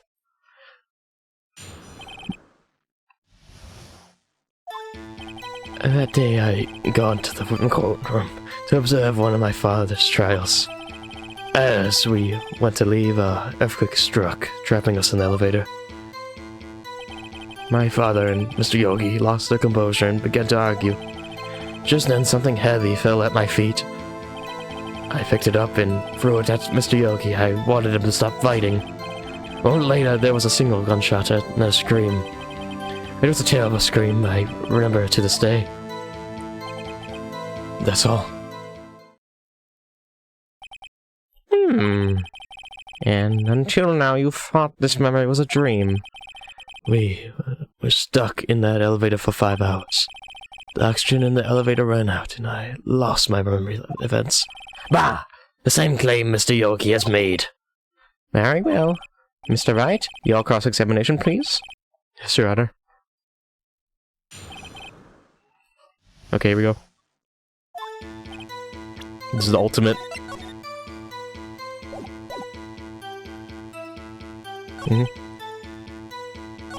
Wait, maybe we need some more information on this. What was the trial your father was involved in on that day? We still don't know who was the prosecuting... You know, it was... Who was prosecuting? I wonder. I don't remember things very clearly. Only 2 things. I know my father lost, and Mr. Von Karma was the prosecuting attorney.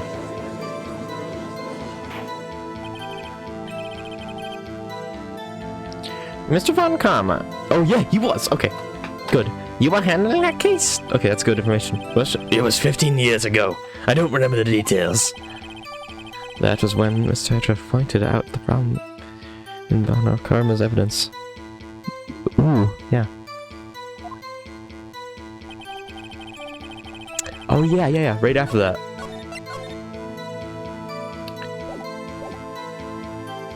Did Von Karma... No, he... Did Von Karma shoot him? Because, look, there's a bullet hole through the window, so somebody must have been out of the outside. Let's see, let's figure this out. I might be right. So, there was 3 people, including yourself, trapped in that elevator. Yes, myself, my father, and Yanni Yogi. We were fine at first, but then, as time passed, and no one came to help.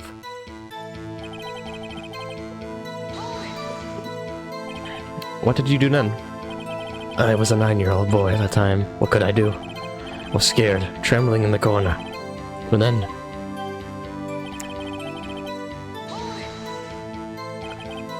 What was that? a pistol. I assume it was the bailiff Yanioki's. The safety must have come off when it fell from his holster. And you picked it up. What happened next?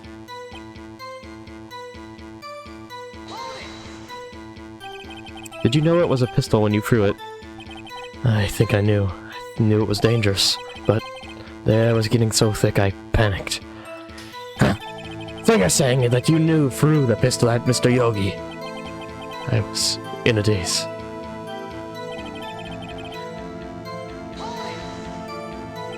The gun fired once? Yes. I think after I threw it, I lost consciousness. Since then, they've echoed in my head every day. That gunshot and that horrible scream. The scream.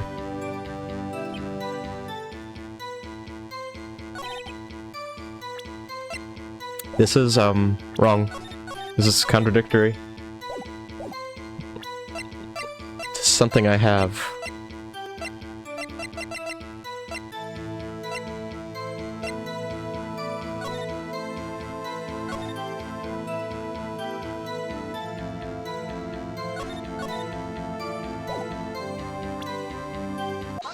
Yep. Yep, fired twice. Are you sure you only heard one gunshot? Got you. Yes, I'm sure of that. I heard the shot and the scream. Then everything faded. I was unconscious until the researchers came. I see. No, Your Honor. Unfortunately, you don't. Look at this note one more time. This plainly contradicts the witness's testimony. You do enjoy dragging out that file, don't you? I don't accept this evidence unless you can tell us what page it's on. Which page contradicts Miles Edgeworth's testimony?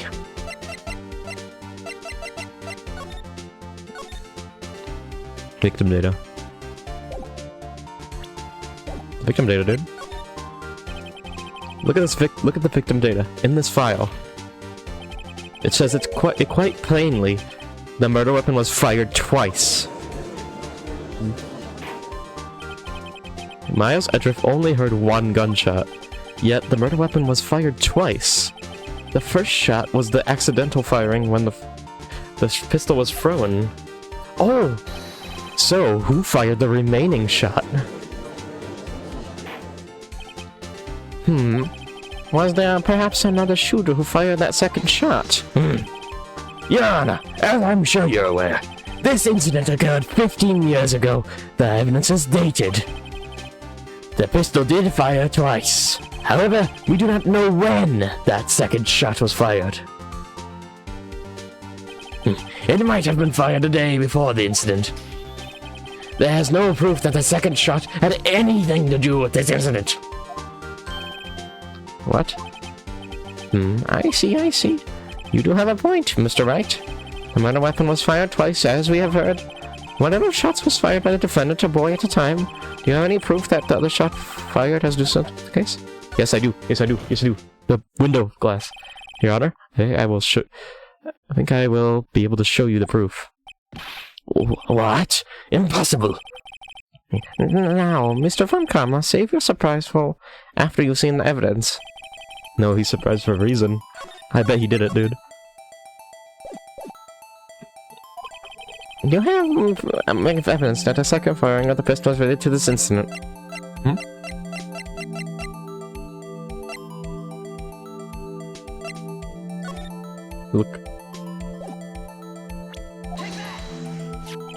Look at this photograph.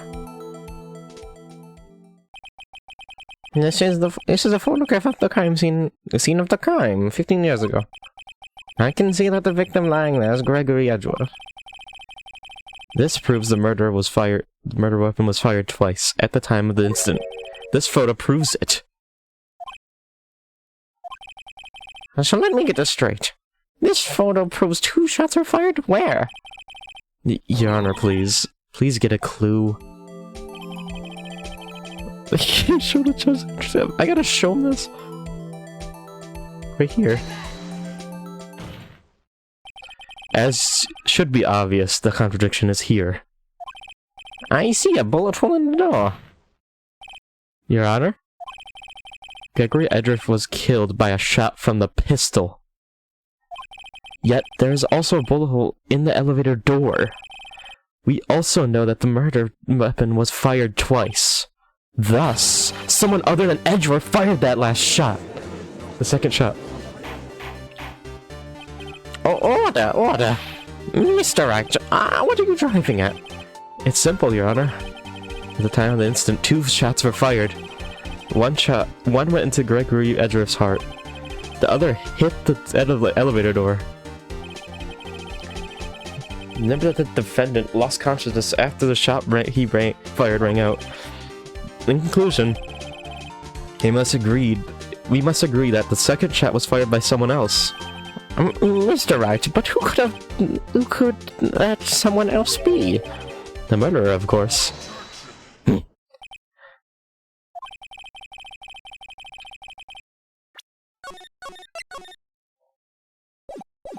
I knew I should have stepped in before your wild fantasies got out of hand.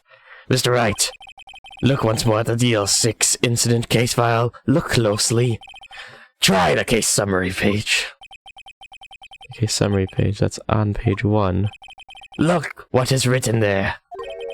Not a single clue was found on the scene. If the pistol had indeed been fired 2 times, then the other bullet would have been discovered in the scene. That is true. He does have a point. Yes, he does. That's not good. That second bullet was never found. Has never been found. Why? Because the second bullet does not exist. The second bullet, the bullet that claimed Gregory Edgeworth's life, was the one fired by his own son. That is the truth of this matter. The whole truth. It was undoubtedly something else that made that bullet hole in the door. Order, I will have order. Mr. Wright has proven one thing to us clearly. That the murder weapon was fired twice at the time of the incident. However, as Mr. Von Kamper says, the second bullet fired was not found. It's highly unlikely that the police merely overlooked the second bullet. I have it. So, all we have is the single bullet fired. I'm afraid I have to discount the defense's claim. I have it, dude. I literally have the second bullet.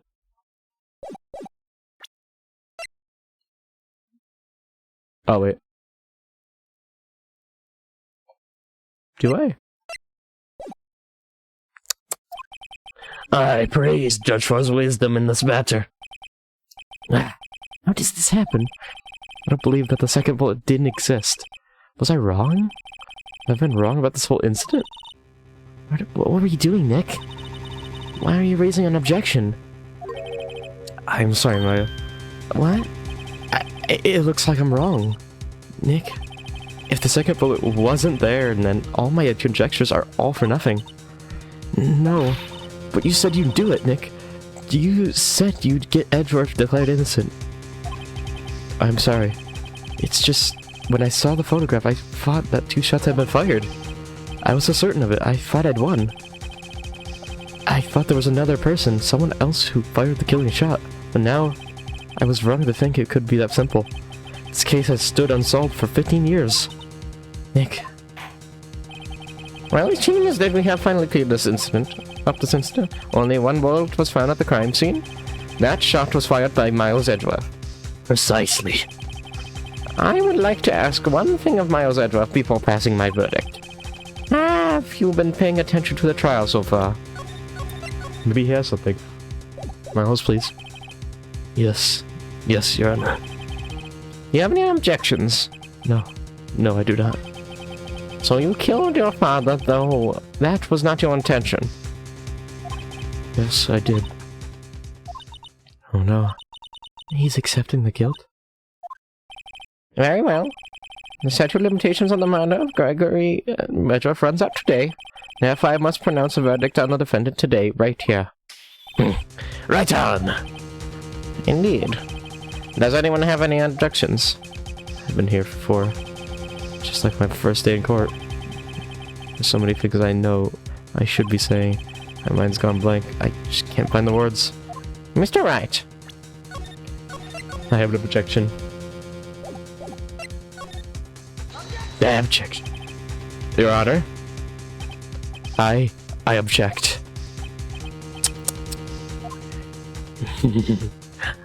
Mr. Wright, well, on what grounds do you object? Nick, I don't know. This case is perfect. Oh no. Yeah. Must exist. The second bullet.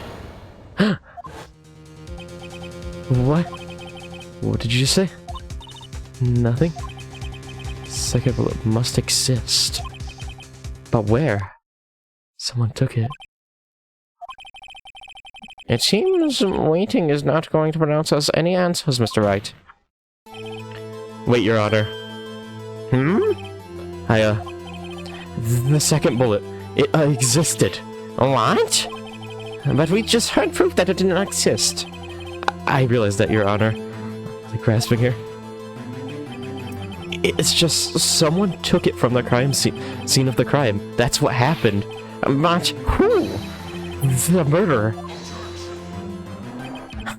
The murderer? Then tell us, just who is this murderer? I'm still thinking about that one. It's pretty obvious, but... What? So the criminal took the second bullet, but why? Huh? First of all, how would they have found it? It's not easy to find a stray bullet, Mr. Wright. Was there some pressing need for the murderer to search for the bullet?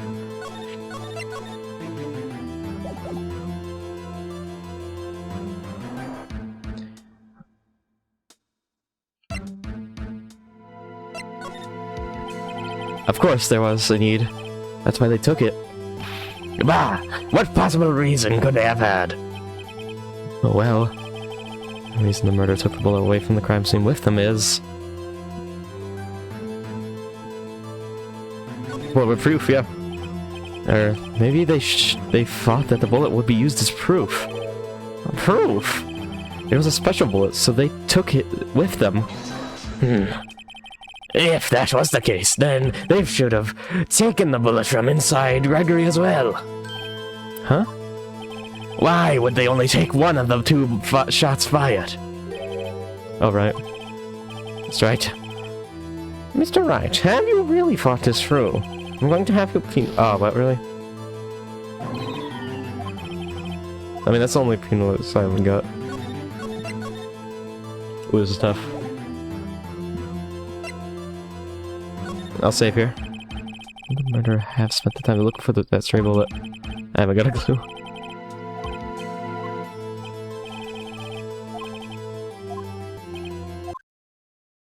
Had to take it. Had to take it. What's that mean? You're thinking too normal. Think crazy. Don't think why the bullet was taken. Think why the bullet had to be taken. Oh my god. Mr. Wright! Yes, Your Honor. I thought that was a fail screen, so I just kept like, okay. No, I'm not going anymore. I have no idea what I'm doing. Well, the murderer had no intention of taking the bullet from the scene. But, the murderer had to take that bullet. Had to, Mr. Wright? What do you mean? Well, for instance... For instance, what? Maybe the bullet, hit the murderer. The bullet hit the murderer. I'm saving this. This is getting good. Just saying, for instance. And if it... Why would he take it so it hit the murderer? How would it hit the murderer?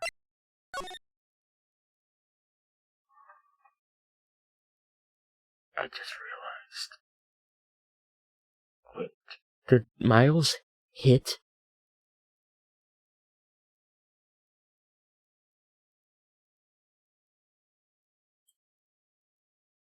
Did Miles hit him? Hit? Okay, I think I got it. Okay, let's go. It's not like they could perform surgery right there.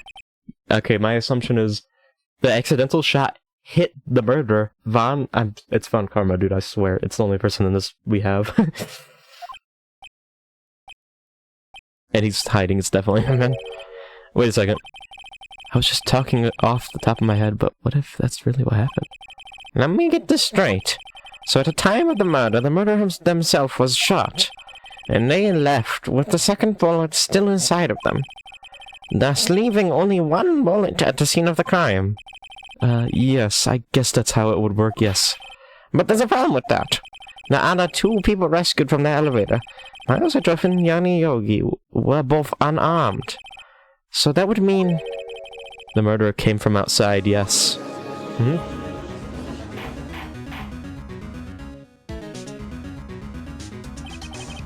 Human fights inside the elevator. Trying to stop them, the boy picks up a pistol at his feet and throws it. The pistol discharges and the bullet hits the murderer. Bullet goes through the elevator door and hits the murderer outside.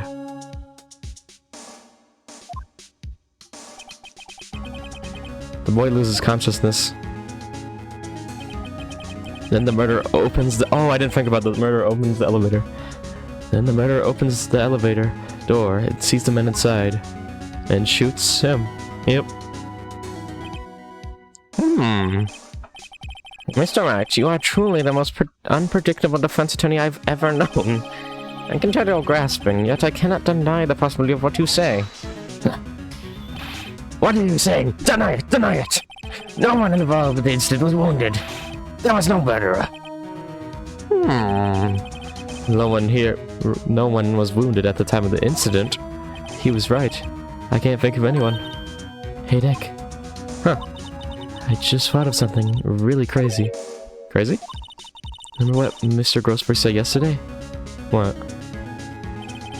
Gregory have dealt a blow to his, Gregory have dealt a blow to his perfect trial record.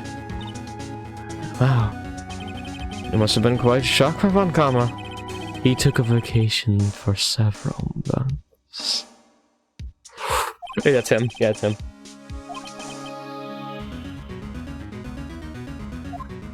It's him. Yeah, it's him. What if Von Karma didn't take that vacation because of shock? But took it because he was injured? Which would mean... It could only mean one thing.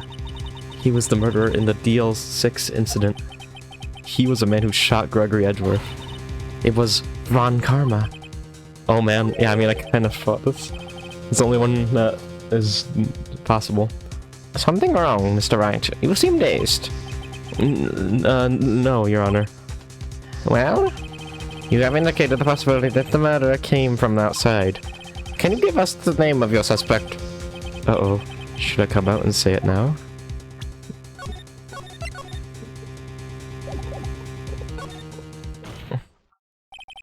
Your Honor? There's a suspect, one lone suspect. Well, this is certainly interesting news. Very well, Mr. Wright. Who is your suspect? My hands are shaking. What? Von Karma. Von Karma?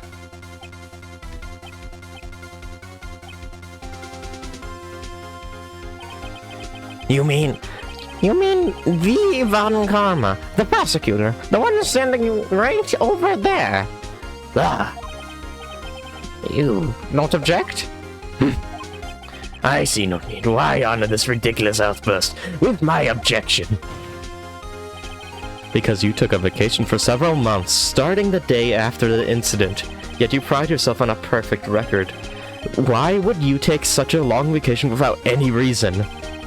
So you're claiming that I took a vacation to heal my injury from the incident? Fascinating. Prove it! I wouldn't have no needed surgery. No? I would have needed surgery, no? Where? Bring the doctor that operated on me. Have him testify. Nick, let's find out who his doctor is. It's no use. Edgeworth? I know Von Karma perhaps too well. He's perfect. He wouldn't leave clues. He probably didn't undergo surgery. That would leave a doctor as a witness. Ugh, nobody's that perfect. So what now, Nick? Did Von Karma pull the bullet out himself? That's insane. No, he couldn't. He couldn't have. You can't just pull bullets out of yourself. Wait. What does that mean? Wait. Oh! He didn't pull it out! That bullet has to be somewhere. But where? Well, Mr. Wright, can you produce evidence to prove that I was shot?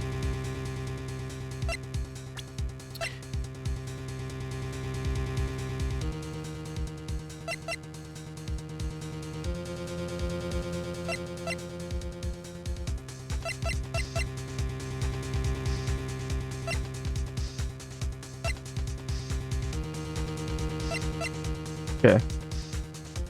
Yeah, I can. Yeah, I can. God, I got a metal detector, dude. It's inside of you. That is the truth. Alright, Von Karma, I'll prove it. And I'll even use evidence. I know how you like it so much. What?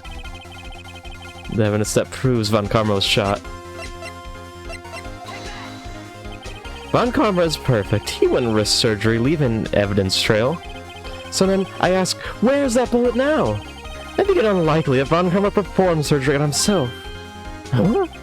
You don't mean... I do. There's the possibility that the bullet is still inside Von Karma. Isn't it even possible for all these years? Well, there's only one way to find out. We could use this metal detector. Well, Von Karma, I'm going to run this over you and see what I find. I refuse. You refuse? But refusing this means you acknowledge that the bullet is still inside you. Order. Your Honor, the defense requests that we be allowed to use the metal detector. Objection! Judge, I call for a suspension of this trial. This is an invasion of privacy. The statute of limitations runs out on this case today. It was you who said we had to end it right here, right now. Enough! I permit the use of the metal detector. Mr. Von Karma, you will submit yourself to testing. Nick, what does this mean? I don't know, but we have to give it a shot.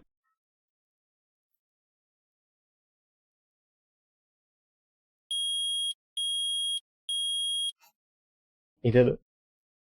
He did it. He reacted. Something's inside his right shoulder. The bullet. Mr. Von Karma? You. It was you.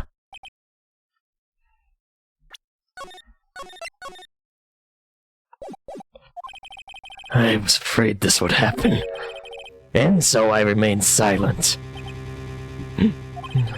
Indeed, there is a bullet in my shoulder. However, it has nothing to do with this incident. What? I was shot in the shoulder long before the DL6 incident. I claim that the bullet in my shoulder has no relation to DL6. This is... But, Mr. Von Karma, can you prove that? Prove? I have no obligation to prove anything. It is Mr. Wright who must prove something here, not I. Mr. Wright? Well, can you prove it? Can you prove that the bullet in Von Karma's shoulder was from DL6? Of course you can't. You don't have any of the DL6 evidence. That's because you took it out of the wrecker's room yesterday. With no proof, you cannot convict me of any crime. So sorry, Mr. Wright. No, I'm the one who's sorry, Mr. Von Karma. What? You were the close. One day away from freedom. But you see, I have proof. What? Who would have thought you would dig your own grave trying to convict Edgeworth? I can link that bullet in your shoulder to the DL6 incident. And here's my final proof. Is it?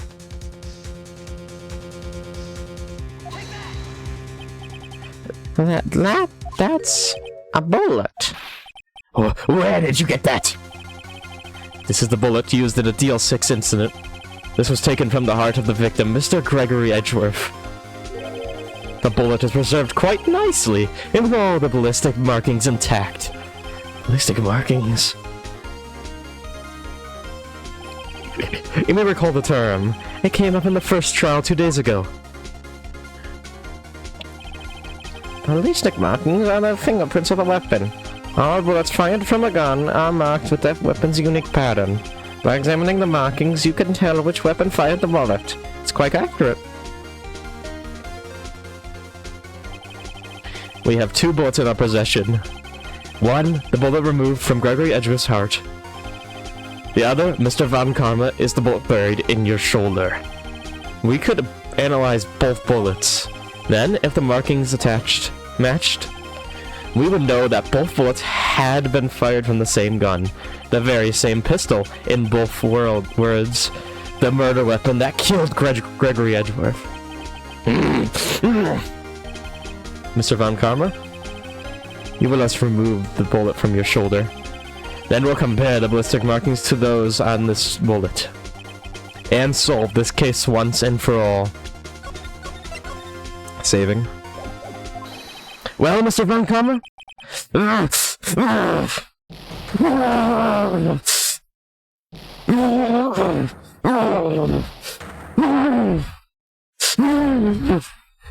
can't.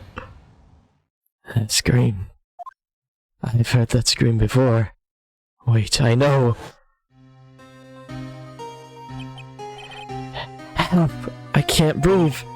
Quiet. I said quiet. You're not making this any easier. Stop breathing my air. I'll stop you. Stop breathing my air. Get away. Get away from my father.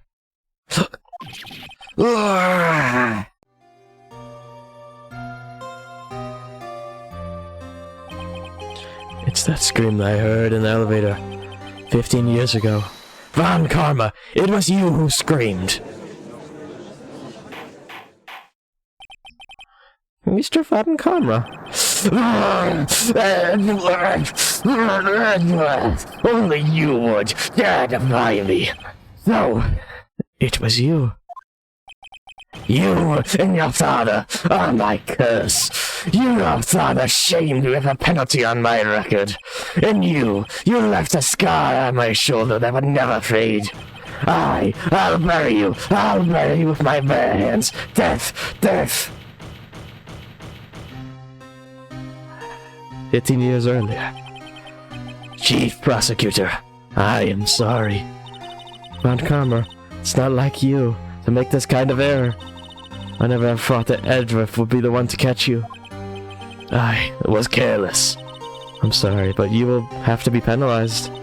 I'll cover for you in the past, but not this time. Edgeworth! It was a shock like none I have ever known. Me, penalized. It took hours for me to regain my composure. Suddenly I found myself in the darkness. I was in the court records room. I must have wandered in there without thinking where I was going. The room was pitch black. The lights must have gone out. I went out into the hall and felt my way to the elevator. This is crazy, dude. I pressed the button, but nothing happened. Then, there was a noise. I was in pain, a burning pain in my shoulder. Just then the lights came on. The elevator door opened before my eyes. I saw 3 people inside, all lying unconscious from oxygen deprivation. Much to my surprise, a pistol lay at my feet. I knew then it was my destiny.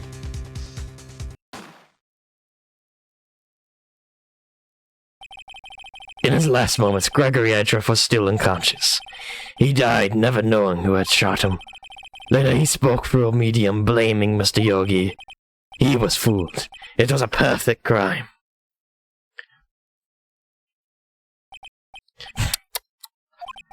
Who would have thought? Another man who would have come to open that elevator door. A judge. What? What are you doing? Do your job. Bring an end to this miserable charade.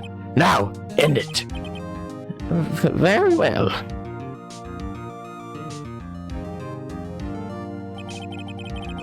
It appears that we have come to a very long way to the end of this maze. 15 years ago, Mr. Miles Edgeworth. Yes, Your Honor. You were innocent. You are innocent. As you said, it wasn't all a nightmare. Yes, Your Honor. This court finds the defendant, Mr. Miles Edgeworth, not guilty.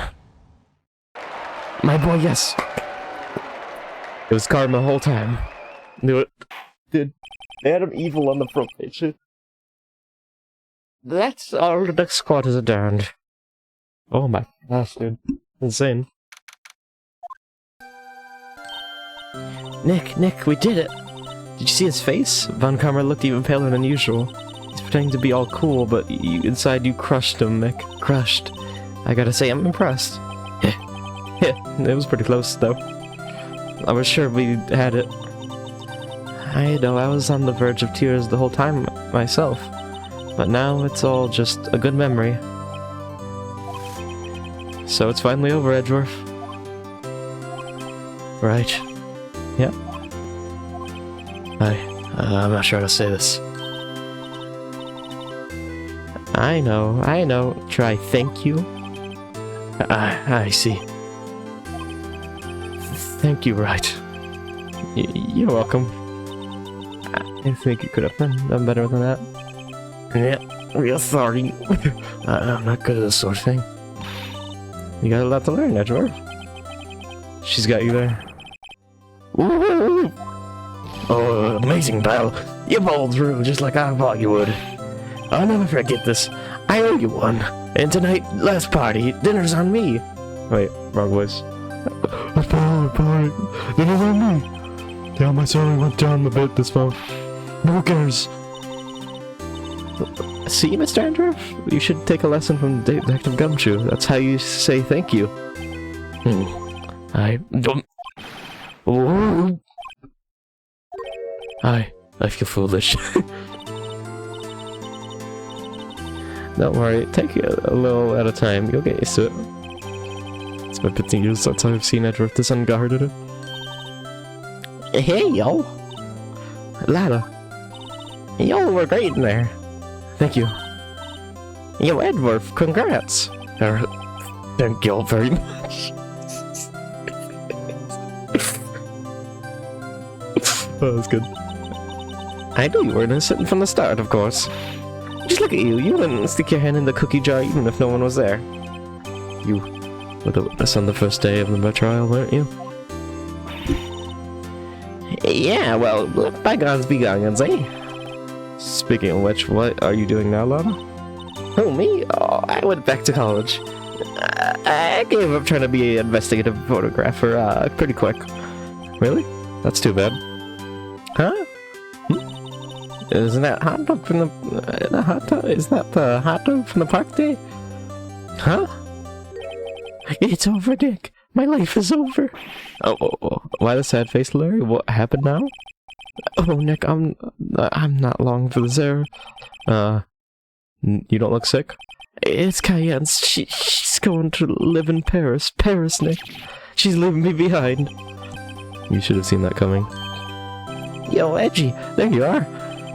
Oh, yes, here I am. Congrats, Edgy. Here, a little gift from me in celebration. A celebration? That's unusual for you. Hey, Butts, you come along tonight now, too. My treat, pal. Huh? Oh, thanks. Looking forward to it. Yo, Dick. This is Dick. Are you good? Let's just that question me. When he says treat, that's not police talk for prison food, right? Right? I think you'll be fine, Larry. Right. Yeah? What's up? Envelope that Larry gave me. It's got money in it. Yeah, well, yeah. It's not that strange. People give money away to celebrate sometimes. It's, $38, right? Huh, what a weird amount. It's not a lot, but it's not a lot either. $38 exactly? Did he steal it? Nick? Wasn't that the exact amount of lunch money that was stolen from Mr. Edward from school? 38? No. No! Larry, was you! What are you so surprised about, Wright? Huh? Larry was absent that day from school, right? That doesn't automatically rule him out as a suspect. What? Think back to that day 15 years ago. Larry took the day off, but he was bored, so he came in school anyway. Then he saw the money lying there, and the rest is history. I never was good at history. Edgeworth, you didn't know, did you? I suspected.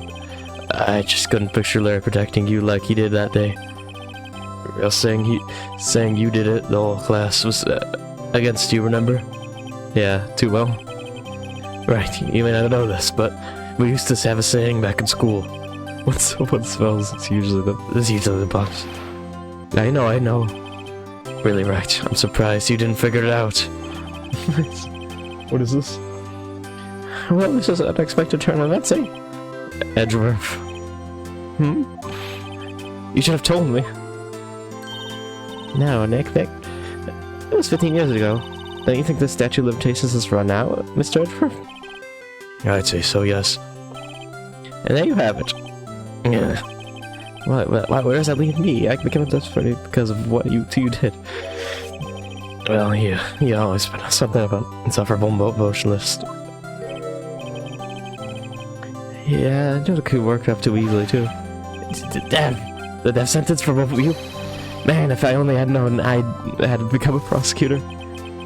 Same goes for me, only the other way around. For the longest time, I thought that I might have killed my own father. I thought I might be a criminal, become a prosecutor, and to punish myself. If I had known the truth, I might have become a defense attorney after all. That's right. Want to switch, right? Hey, y'all line up, I'll take a photo. Hey, photo time, let's go. Oh, after dinner on me. Got that? Detective Gumshoe took us out on the town that night. We celebrated Edgeworth's newfound freedom, even though Edgeworth himself was still in detention.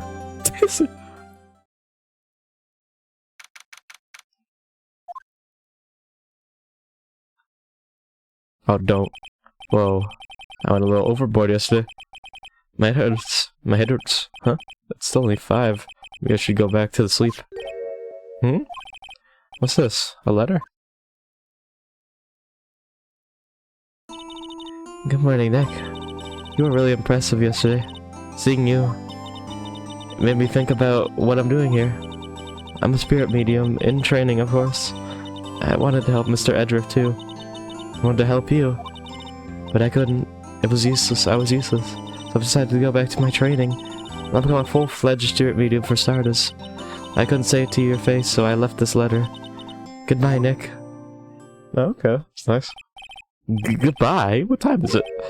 Yeah, the first trades for bounce have already left. To the station! Oh, you're already there? Okay, teleport. Sands. I guess I'm too late. Hey! Nick? Maya. So, you're leaving? Yeah. It's hard being a spirit medium who can't talk to spirits. And I think you'll do fine without me, Nick. Be a good, okay? Be a good. Hold it. Wait. What? I never could have saved Edgeworth without your help. Huh? On the last day of the trial, I heard her. I heard Mia's voice. You heard my sister? Yes, only her voice, but still. It was at the very end when I fought, we lost everything. Well, that was my sister for you. Detective Jumpshoe Grossberg. And even Larry. I'm the only one who could help, but that was useless, Nick. But you were the one who stopped Vern Karma, Maya. Huh? I didn't do anything. All I did was wander around in a daze.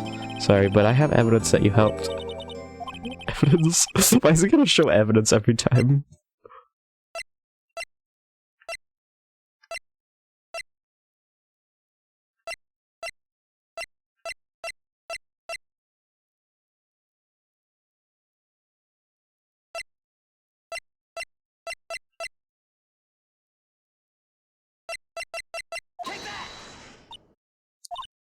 Huh? Sorry, Nick. I guess I don't understand. Uh-oh. Now that I think about it, I don't understand this evidence either. It's okay. You don't have to cheer me up. One day I'll come back forceful. Oh, did I mess up? Bad ending, so this is it. See you soon, man. I got the bad ending, dude. The bad ending. Oh, no! I skipped that. Accidentally. Because I thought it was like an image kind of thing where it fades out if you click A. Click the events.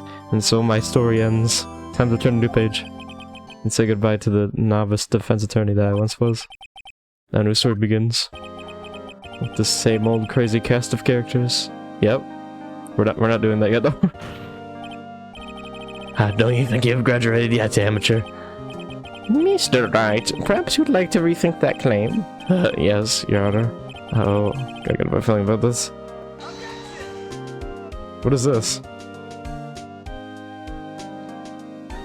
Oh, okay. Game's great though, I like that twist of Von Karma. I kinda guessed it right away though. Hey, Belle! Hey, Belle! Talk about a pleasant surprise. Detective Gumshoe! Then he hung his head low. Felt like he was like embarrassed or something. Stranger. Yeah, it's pretty strange, yeah.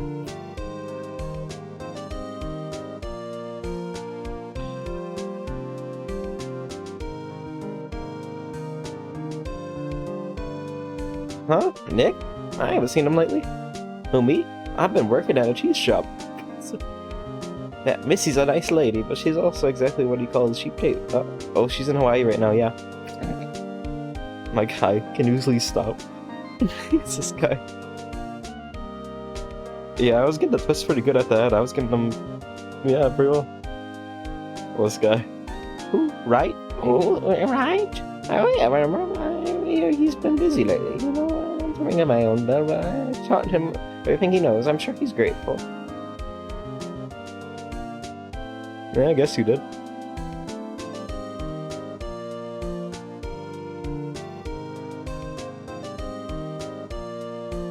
Oh, this guy. Phoenix Wright. Ah, the defense attorney for whom I wrote that.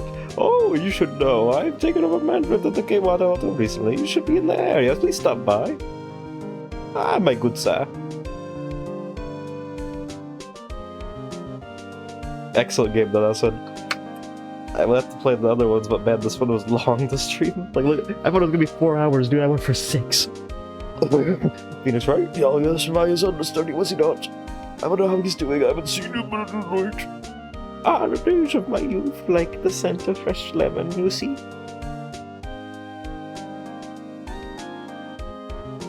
That guy helped. He helped.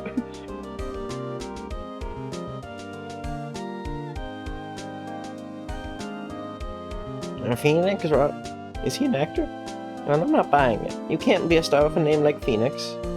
Did you know that the... Oh, wait, oh my... I can't.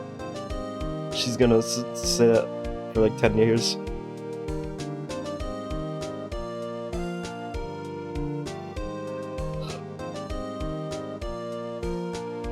Oh, this guy... Well... Oh, please do announce the Pink Princess is a hit. I'm sure that's right. Dog, no, she's barking. Of course. Not any kid's dreams, you know.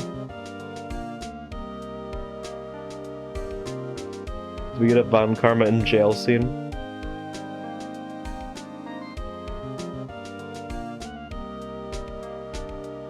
Oh, Betty, I forgot her voice. That's what she called the hill standing on their waterfall. I wanted to visit, but didn't have time, so I sent her to the Pink Princess trading card. She says she can't buy them where she is. What kind of place does she live at anyway? I don't remember her voice. It's fine. I did like all the voices in this, so I can. Right? Yeah, you want to talk? Let's talk, Pink Princess, alright? But, you know, I snuck into the studio the other day, and I saw her. The one inside the Pink Princess suit. What a dog. It was kind of a shock for a boy of my tender age.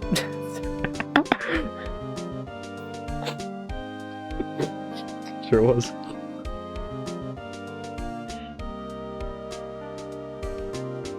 Yeah, I remember, right? That lawyer guy. Huh, me? I'm in training and to become a paranormal photographer.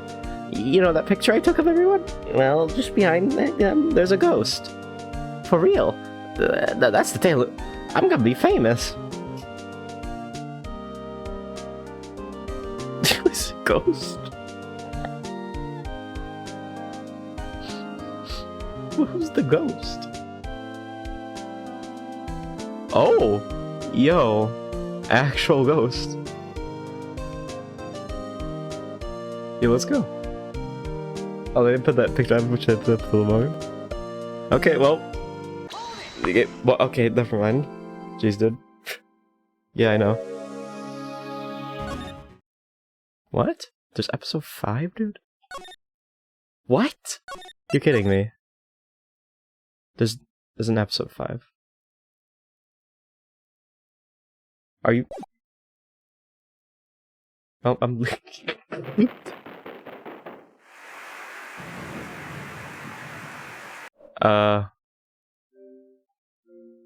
Oh, we can watch this cutscene.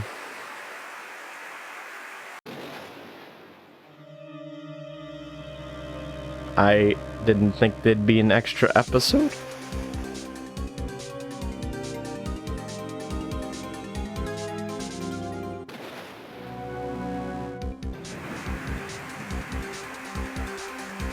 Well, gonna have to do that sometime. I'm gonna have to play that and then oh my.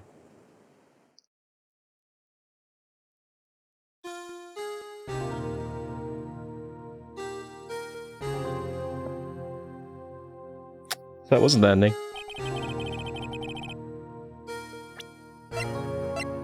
Okay, well, I'm not. Yeah, we're not. I'm gonna end it because we're not. I've already gone so long. It's 6 hours already, dude. Oh, okay. That was really good though. Alright, I'm gonna put on the stream ending. Thanks for watching whoever came, because that was the longest stream I've ever done. Alright, goodbye.